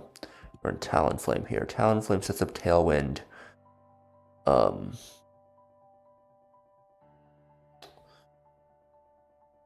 Talonflame sets up Tailwind. You stall him out of shit. Go to Ursaluna on a struggle. You have Tailwind set up. You kill. This is gonna bait in. You just get Weavile, who's gonna fast kill you with Triple Axle. It doesn't do shit. Yeah, this is stupid. And if you just like kill normally, it's gonna bait in, depending on what it goes for, either Zam or Weavile, right? Like, I guess, like what does that do for you versus just like killing with like a Mega Altaria? Rocks are still gonna be up. Or like you still have to plan around rocks being up, right? Because there's a chance rocks can still be up. Because if you don't hit the range with Hyper Voice, rocks can still go up. So you have to plan for it. So you're never using Ursaluna on lead. I don't know. I'll plan this more off stream. Oh, sorry. I was in the wrong. I was in the builder, in the Calc. Yeah, I mean, like, what does Altaria do, right? Altaria baits Dual Chop, Megas, gets a chance to click Moonblast, whatever. Perish Song Shenanigans doesn't do anything. Because it still allows rocks up if you get the crit, because crit kills. Like, you'd have to delete one of these moves for something else that does less damage, right? Like, Altaria. Like, what moves does Altaria get from, like, Tutor, for instance, right? I mean, like, we could get... I'm willing to get rid of Moonblast. I'm sure Play Rough doesn't kill. We don't have Facade. Because Garchomp has better Fizz Bulk. Yeah, Play Rough does even less. I don't want to use Tailwind TM yet.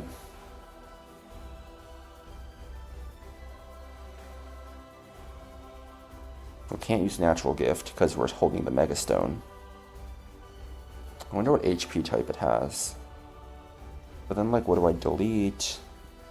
I can Perish Song. Like, say I kill with Perish Song, right? Once I click Earthquake, what do I do? Like, go to Corviknight and the turn before and take a Fire Blast to defog? Like, do I stall it out of... Like, do I stall it? I mean, I guess I can have... Instead of Talonflame, I just have regular Altaria. And I stall it out.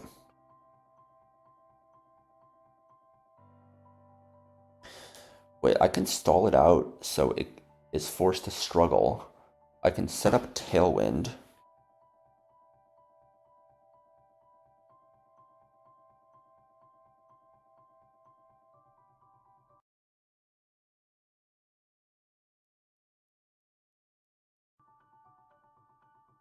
Wait. So let's say I do stall it out, right? Let's say I do stall it out.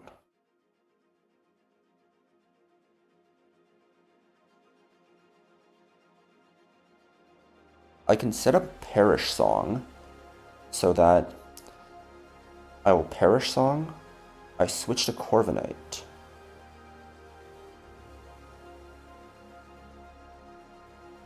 I can set it up so Perish Song comes in on the turn I set up Tailwind with someone.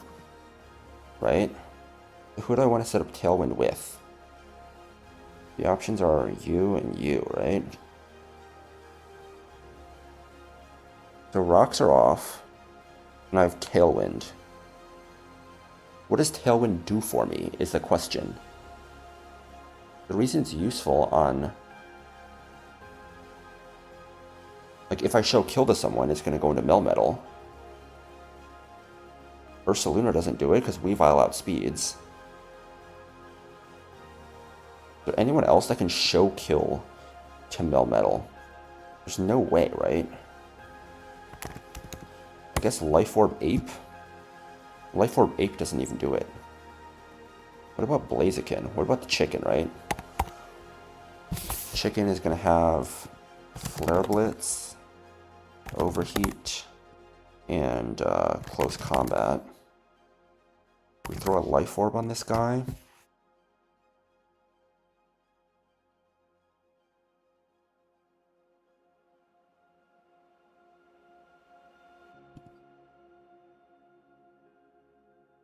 It's gonna go with Zam for slow kill, and then we have to switch, like, right?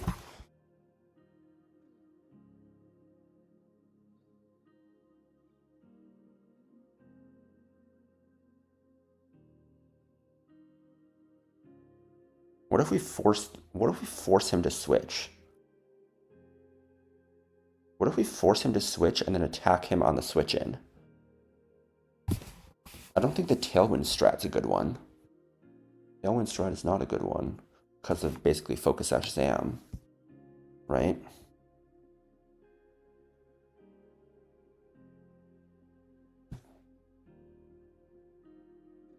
We have a way to kill Zam through Sash? We don't have any dual wing beaters, so I don't think so.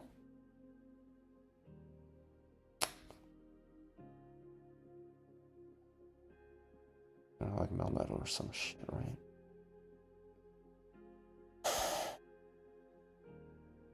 Double Kick Blaziken definitely does not do it.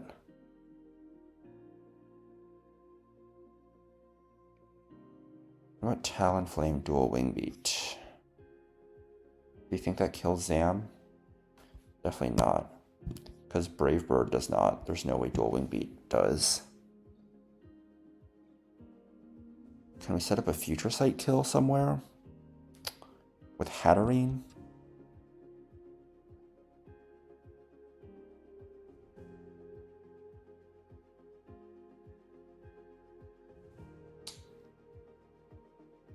We can break Sash with Future Sight. But otherwise Weavile's gonna come in, right? What about Slow King? Slow King with no item also dies to Weavile knockoff.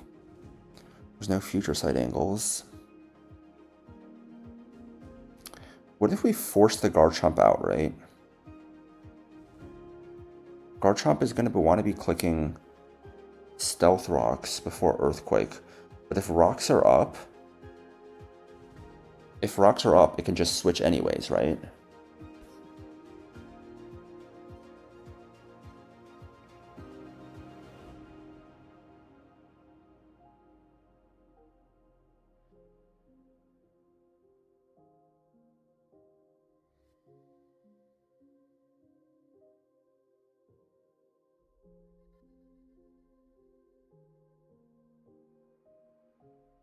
Okay, that's why the sleep didn't work there, because it was asleep, but it still put fast 2-hit KO. Wait.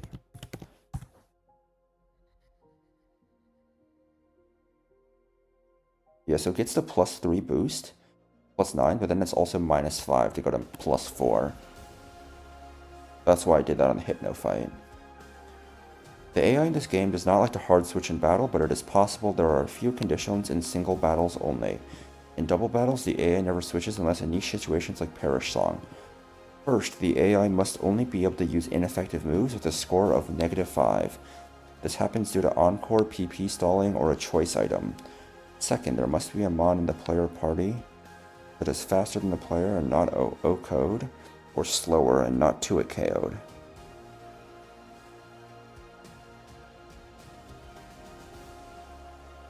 If the AI sees one mon in the back that is faster, it will think every mon is also faster.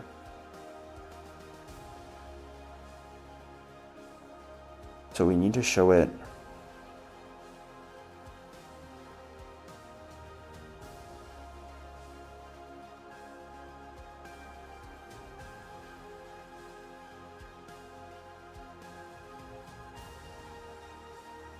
So to abuse Encore, that's why you do Hawlucha, right?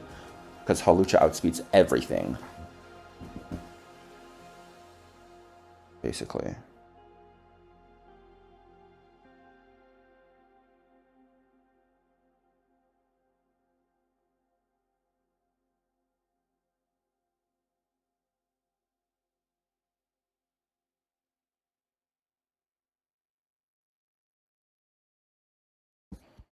All damaging.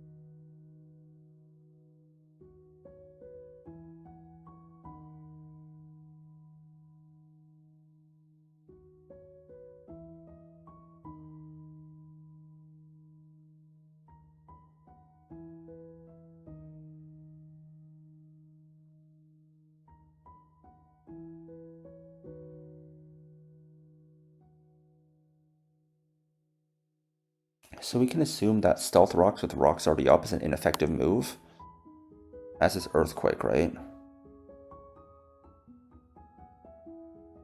So if we clear Rocks on his last PP of Dual Chop, he's basically going to be spamming Stealth Rocks, right? But once Stealth Rocks...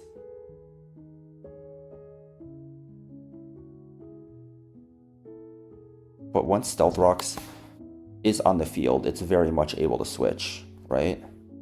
But then if we get it below half, it can never switch. So I don't think there's a way to set up a cool Perish Song kill.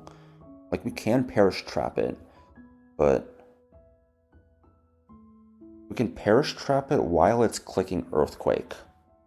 What if we Perish Trap it while it's clicking Earthquake, right? Let's think about that. Clicking Earthquake, we can switch into any flying type we want.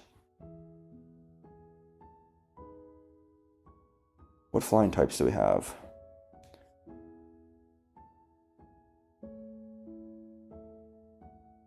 Like, who do we want to bait and why is the question, right? Or Levitator, do we have any Levitators? The other option is we can switch to Golisopod to eject on an Earthquake into whoever we want. But why do we want to eject? We'd have to switch anyways, right? Because it's going to go into someone that beats us. What if we eject into someone with a pivoting move, like Electrode? Electrode is going to want to bait Triple Axle from Weavile. Then we just go back into Golly, who's going to get ejected because we're pre-damaged to eject the first time. And it doesn't do anything for us. So I don't think there's any Perish Song shit we can do. Yeah, I'll have to really think about this. I've been racking my brain over Lilycove Rival, and I haven't really come up with anything, so... Till next time...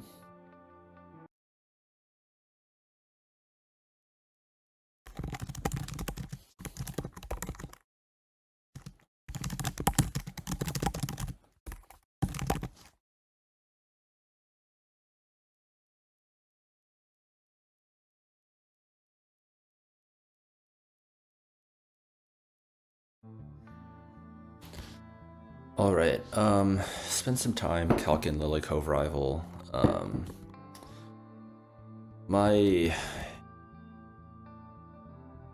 This is... it is a riskless plan. It does require investment, but this is a riskless line. It requires investment both in terms of sacrifice and in terms of actual resources used. But it was the best thing I could find. I don't really have a Magnezone or Togedemaru, which are both really excellent on this fight, especially Togedemaru. Togedemaru is fantastic both into the Melmetal and the Zapdos. Died to a 1 in 6,000 on Brawly. Wait, do I have an item on one of these guys? Okay, I thought I had an item, but yeah, because of that, we have to make some sacrifices here, but it is for the greater good. We have a 50-50 chance to lose one guy, a guaranteed sack on another, and 2 heart scales invested. 1 heart scale I feel really good about, 1 heart scale I do not feel very good about. Gee, I wonder who we're sacking here, right? But yeah, let's see, put the guys in the order I want. This is the correct order. Let me just check 1 damage range, that I'm not being stupid. Nope, that damage range doesn't indeed hit. Okay. So the first thing we want to do is we want to level up Diggersby to the max level. We will not be teaching you foul play. Unfortunately, you will never be clicking a move again. In terms of items, we want to level up Vivillon 1 more time. But only 1 more time, just to make sure it doesn't level up mid-battle.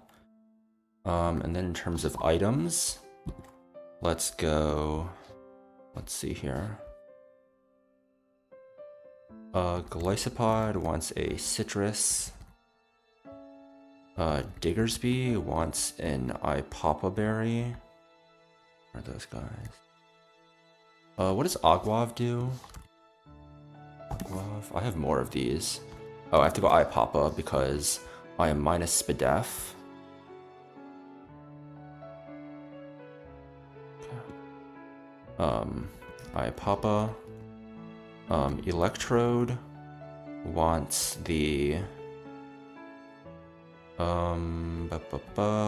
where's the Miracle Seed? My Miracle Seed. There we go. Then Ursaluna wants the Life Orb.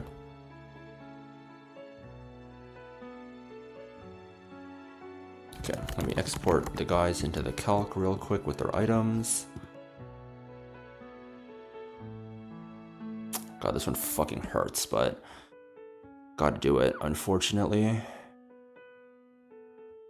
Gotta do it, unfortunately. Okay.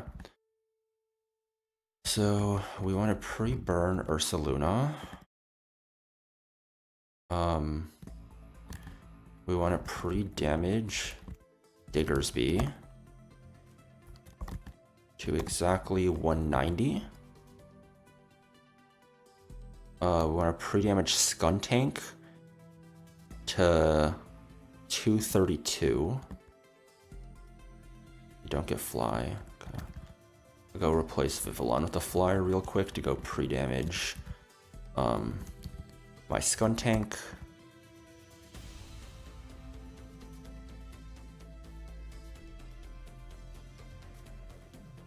Okay, let's lead Electrode, so we can always run away from shit.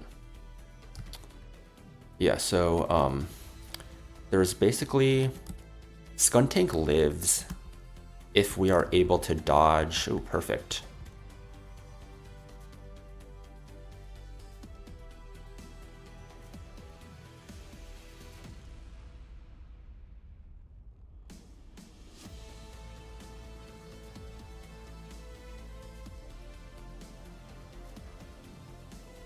There we go.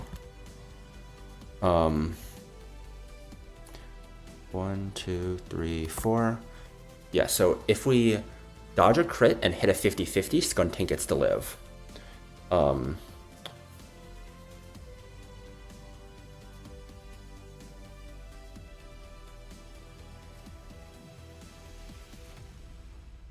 want to be at 232. That's the only way he gets to live. Diggersby always dies. And theoretically, if we get triple high roll crit on Golisopod, we can just lose the entire run. But obviously that is not exactly particularly likely. I don't even really consider that a risk. Okay, let's grab Vivillon, replace Corviknight with him. And we have some scales to invest.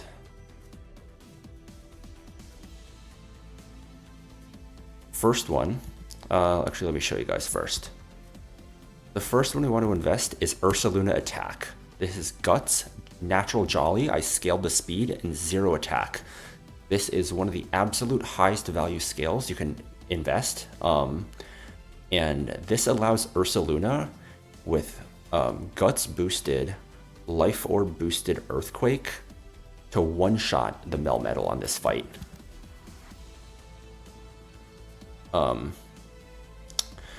If I didn't do this, I still had ways to beat the Melmetal, but not in an easy way at all.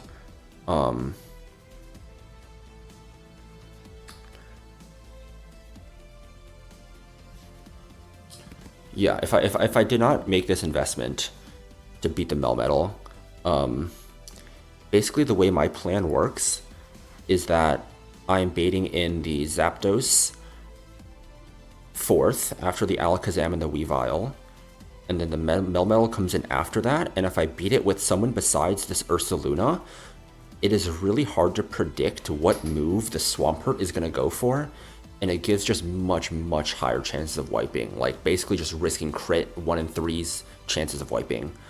And that's not a risk I'm willing to take at this point. If it takes, you know, if it takes investing a scale somewhere I don't really love, I'll do it. But yeah, so we have not invested the attack yet. Let's see, it's gonna go from 209 to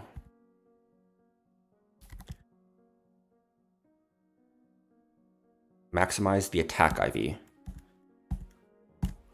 So we go from 209 to 232 attack, which is an increase in 23 points, basically a 10% increase in attack, which is pretty damn good if you ask me. And the second one is really unfortunate. I'll show you here on the calc. Basically, this Garchomp is usually a problem, right? A really popular answer that you can use is Mega Altaria. What Mega Altaria does is before Mega, it shows kill to Dual Chop, and then you Mega, you become a Fairy type, you're immune to Dual Chop, and you can kill it. But the way you kill it is you need Facade. And I obviously am using Facade on this guy, and I don't regret it at all. Another way to do it, another way you can beat the Garchomp is with Blastoise, Mega Blastoise, that you can get in Safari Zone. But we'd be using a scale on Rapid Spin there to deny rocks anyways, because we need rocks off for this line to work. Otherwise, Golisopod can just get ejected, right? And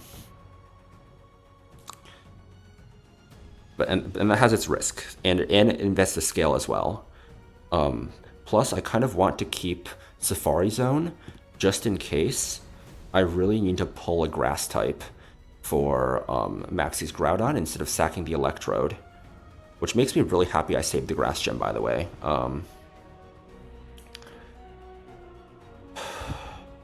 So there's other lines. It's much easier on Turtle Lilycove Rival to stall the Garchomp out of PP completely. You can do it with Corviknight, a Fire Resist, a Quad Fire Resist, and another Flying type, but we just don't have the slots on Ape Bridge Rival, especially without Togedemaru to slot consolidate. So the one solution I have is Vivillon. But unfortunately, Vivillon has slightly too much special defense, and so there are overlapping, I mean, it's a plus defense nature, I can't complain that much, but there's overlapping roles between Dual Chop and Fire Blast. So I need to maximize the defense IV here to guarantee show it only Fire Blast kills. It really sucks putting a scale into Vivillon defense, but we can just say, you know, Ursulin was modest, right? So the +3 scales, right? That's how it works. I had to use some other scales that I don't love. Like, I used a scale in Dreadnought Speed. I had to do it for Roxanne because I had terrible bulk in my Eldegoss, and it was my way of beating, the what's it called? The Zygarde. I actually ended up pulling Donphan later. I mean, it's a pretty fucking bad. I mean, it's battle armor. I can't complain that much, but it's timid with bad speed and bad attack, mediocre attack. Even with Evermelt Ice, I wouldn't have killed. It's a scale that kind of sucks. I scaled Feather Dance back on Corviknight for a Aqua Grunt in Winstitute. Because I got it on 105. Low-key, I kind of regret doing that. I should have just taken a risk on like Centiskorch or something and saved a scale, just because like I got this guy on 121 who's a huge scale sink. Like, it's worth it, but this guy can be a huge scale sink. But I'm sure I'll find ways around like space tag and stuff. I have a good enough box. Like with Mega Medicham, Ape, and Shifu, I'm sure I can sack Sheer Force Conk, even if losing Mach Punch is gonna suck. I'm sure I'll have ways around space tag. So, yeah, expensive to use the scales here. But I think ultimately in the end, it'll be worth it. I think worst comes to worst, I'll just have a boring ass E4.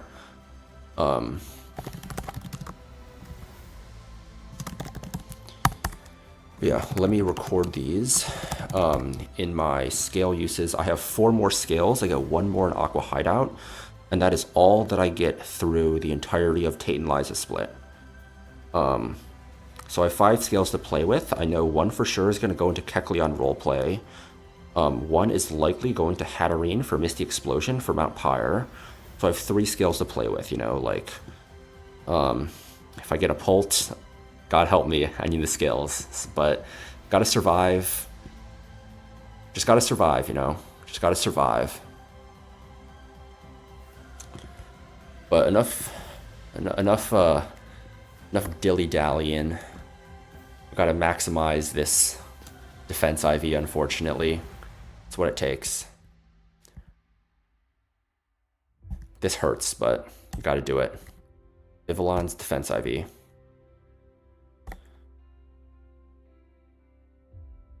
I'm not worried about E4 scales, if I'm going to be completely honest. It's just specifically TNL scales that this is expensive for, because at least 1 is called for, and likely 2 are being called for. It is what it is, though. It is what it is, right? So the next thing we need to do, final thing we need to do, is we need to pre-damage Vivillon. Vivillon needs to be at 169 out of 191 HP.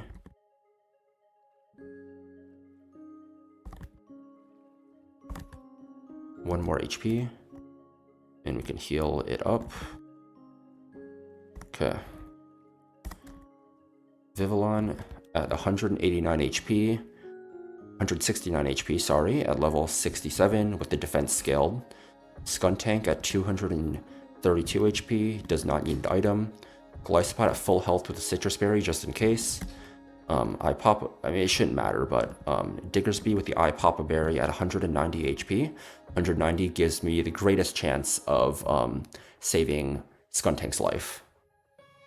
Miracle Seed, Electrode Hisui, and a pre-burned Life Orb attack-scaled Ursaluna.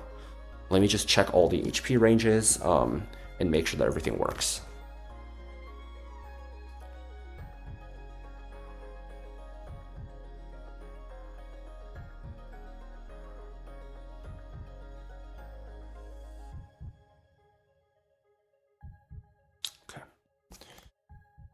Everything appears to be in good order. Let's run this.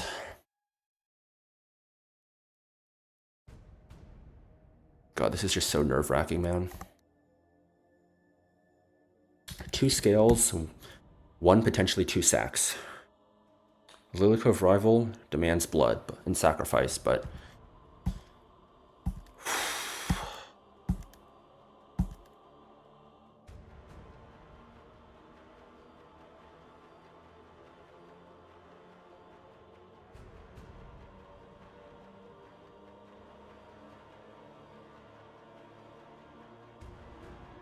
everyone has the items they need.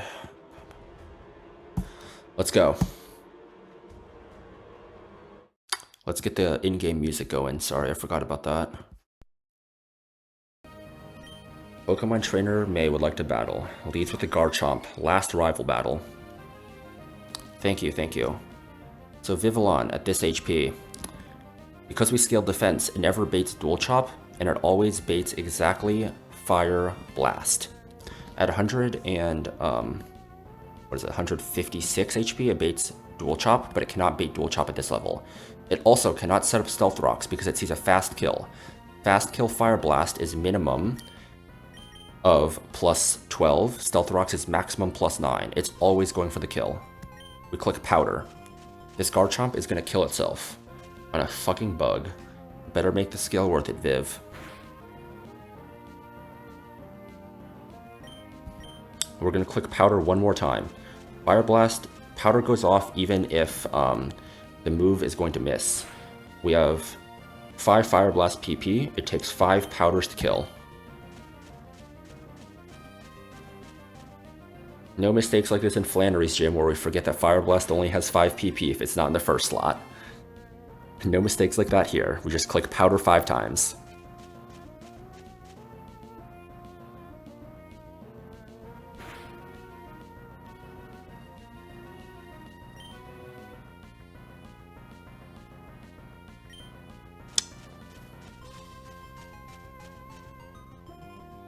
Alright, Garchomp down.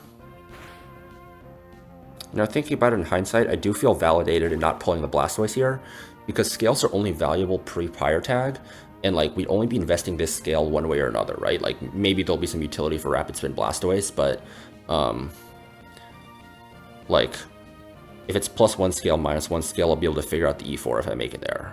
Regardless, I'll just have a more boring line with less scales. Now, we are pre-damaged at this HP, specifically to bait Alakazam for Psychic. Alakazam Mineral Psychic does 169 HP, so it must be clicking Psychic, giving us a free switch into the Skuntank, which is immune.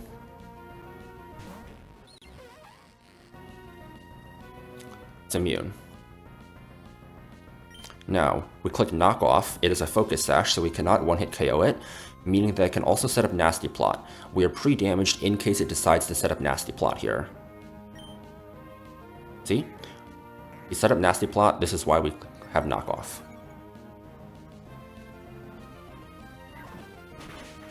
He is taken down to Sash here. Now he sees that we kill it, so he's forced to attack. But instead, we break his ankles by clicking Sucker Punch. This is now going to bait in Weavile for fast kill with Triple Axle.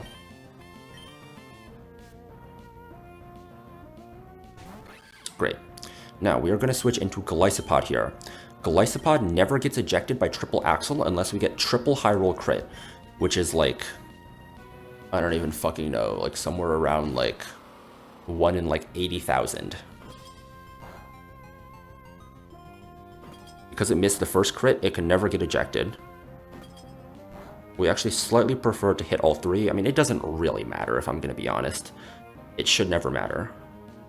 Now we outspeed and just kill with a First Impression. This is going to bait in Galarian Zapdos. It sees a fast kill with Brave Bird. We are faster than the Melmetal, so it will not go into the Melmetal. It will go into Zapdos Galar. We really prefer not to see a crit. Not because it changes Diggersby's fate, but because it can change Skuntank's. So please, Diggersby, if you want to save your boy Skuntank, clutch up here. You were always kept around as a sacrifice. I almost sacked you on so many different fights, but you survived all the way until here. Can I get an 07 from my boy Diggersby?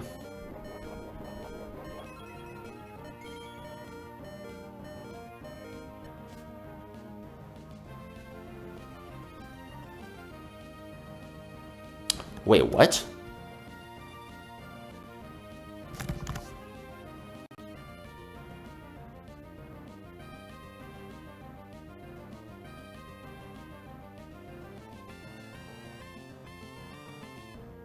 I don't think I should have healed that much HP, right?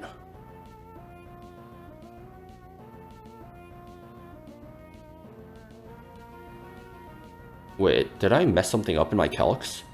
I think Skuntank must die here now. I'm at 190. Oh shit, I was supposed to go Citrus. I was not supposed to go iPapa. I was not supposed to go iPapa. I was supposed to go Citrus here. Wait, no, that's not right. I was supposed to go iPapa. I was supposed to heal by 140 HP. So if I'm 205 minus 140 means I was at 65. So I started at 190, which means I took 125, which shouldn't be possible. What? That shouldn't be possible. I healed 140 HP. I was at 65. It only dealt 125 damage. How is that possible? What?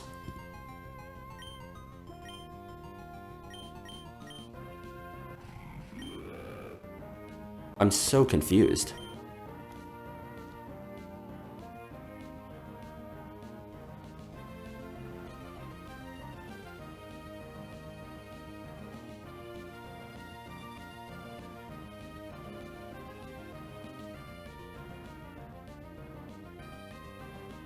Here, I'm gonna pull up the calc here. So I pre-damaged to 190 HP. And there's no way I should have taken that little damage. I should be taking at least 156 damage, which is always gonna put me in another Brave Bird's range. Unless I'm completely missing something. That shouldn't be possible. Unless I didn't pre-damage. I did pre-damage though, right?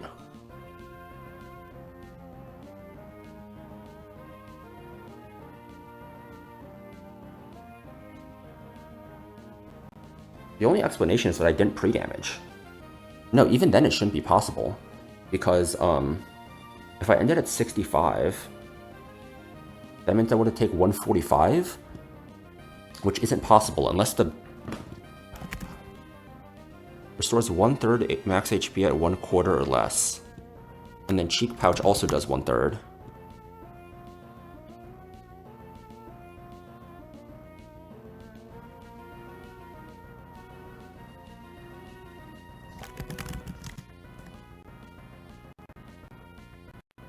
The only explanation for this is that that iPapa Berry is bugged. God damn it, the description is wrong for iPapa. I thought it was nerfed iPapa Berry. God, oh my god, I forgot about that shit. Okay. Yeah, I forgot it's unnerfed iPapa. Okay, I think there actually might still be a route though to save, I think it's still possible to save, Skuntank's life here. Because, yeah, it's buffed. It's just wrong in the dex. It's the Gen 7 version. Because I think this is guaranteed Thunderous Kick. It's never Brave Bird. Brave Bird never sees kill. Thunderous Kick always sees kill. It's always going for Thunderous Kick. We can go into Glycopod on Thunderous Kick. We can go into Glycopod on Thunderous Kick here. Exit procs at...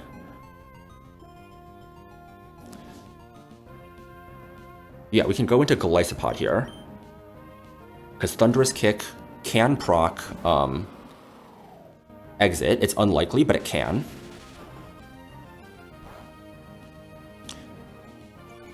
Okay, it does not proc Exit, but it only shows kill the Brave Bird here, meaning that we can go back to Diggersby on another Brave Bird to take more recoil damage.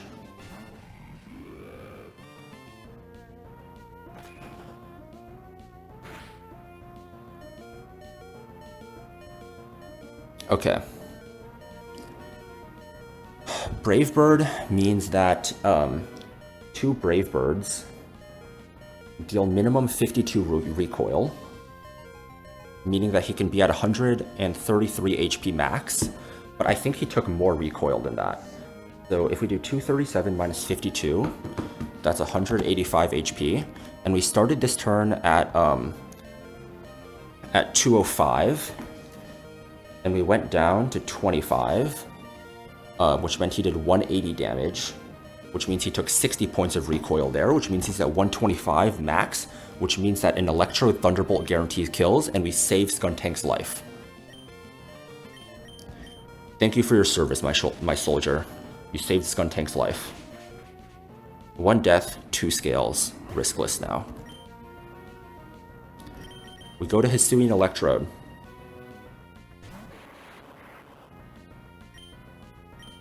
Thunderbolt. Kills.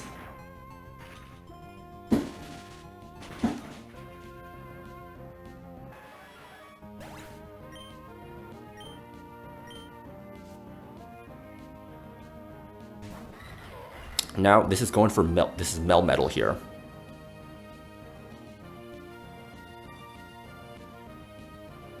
I guess technically I didn't need Life Orb or the attack skill. Or I could have done one or the other. Because Volt Switch does enough damage here to put it in range, but I guess I'm kind of stupid. I forgot about Volt Switch, right? But this is guaranteed Ice Punch. We go into Golisopod. Golisopod is always going to eject.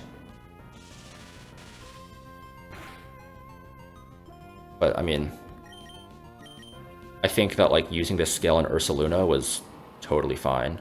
-1 Citrus here, I guess.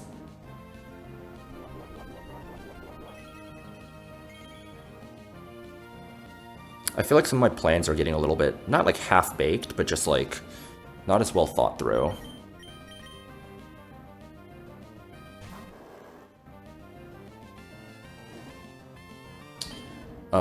We technically either could have gone Soft Sand or not scaled attack here. Again, this would have saved us 1 scale. Maybe this Ursaluna attack comes up again somewhere else, but for now we just click Earthquake and we one-shot this Melmetal.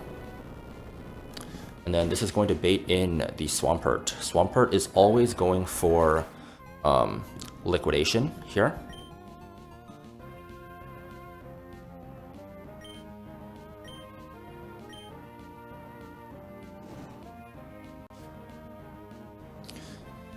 And we get to switch back into Hisuian Electrode, who always tanks a Mega Swampert crit Liquidation and kills with Energy Ball.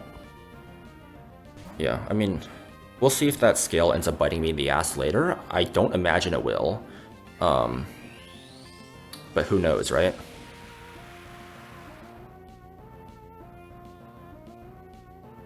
Like, I don't need to heist and have double scanner item, you know? Like, I think it took... I don't know how long it took until someone to figure out the heist strat, but, yeah, like, I have the tools. Like, I could have, I don't know, just not been a dum-dum, but I have the tools to beat this game. It just is up to my skill to execute. Yeah, it definitely would have been relevant. It's just like, I could have scaled it after Space Tag and after I get access to all of the dive scales. Because you only get access to 13, I believe, before TNL, and there's a lot of different uses for those scales. Thank you. Yeah. But yeah, 1 death, we'll definitely take this. This is not an easy fight by any stretch of the imagination. And getting through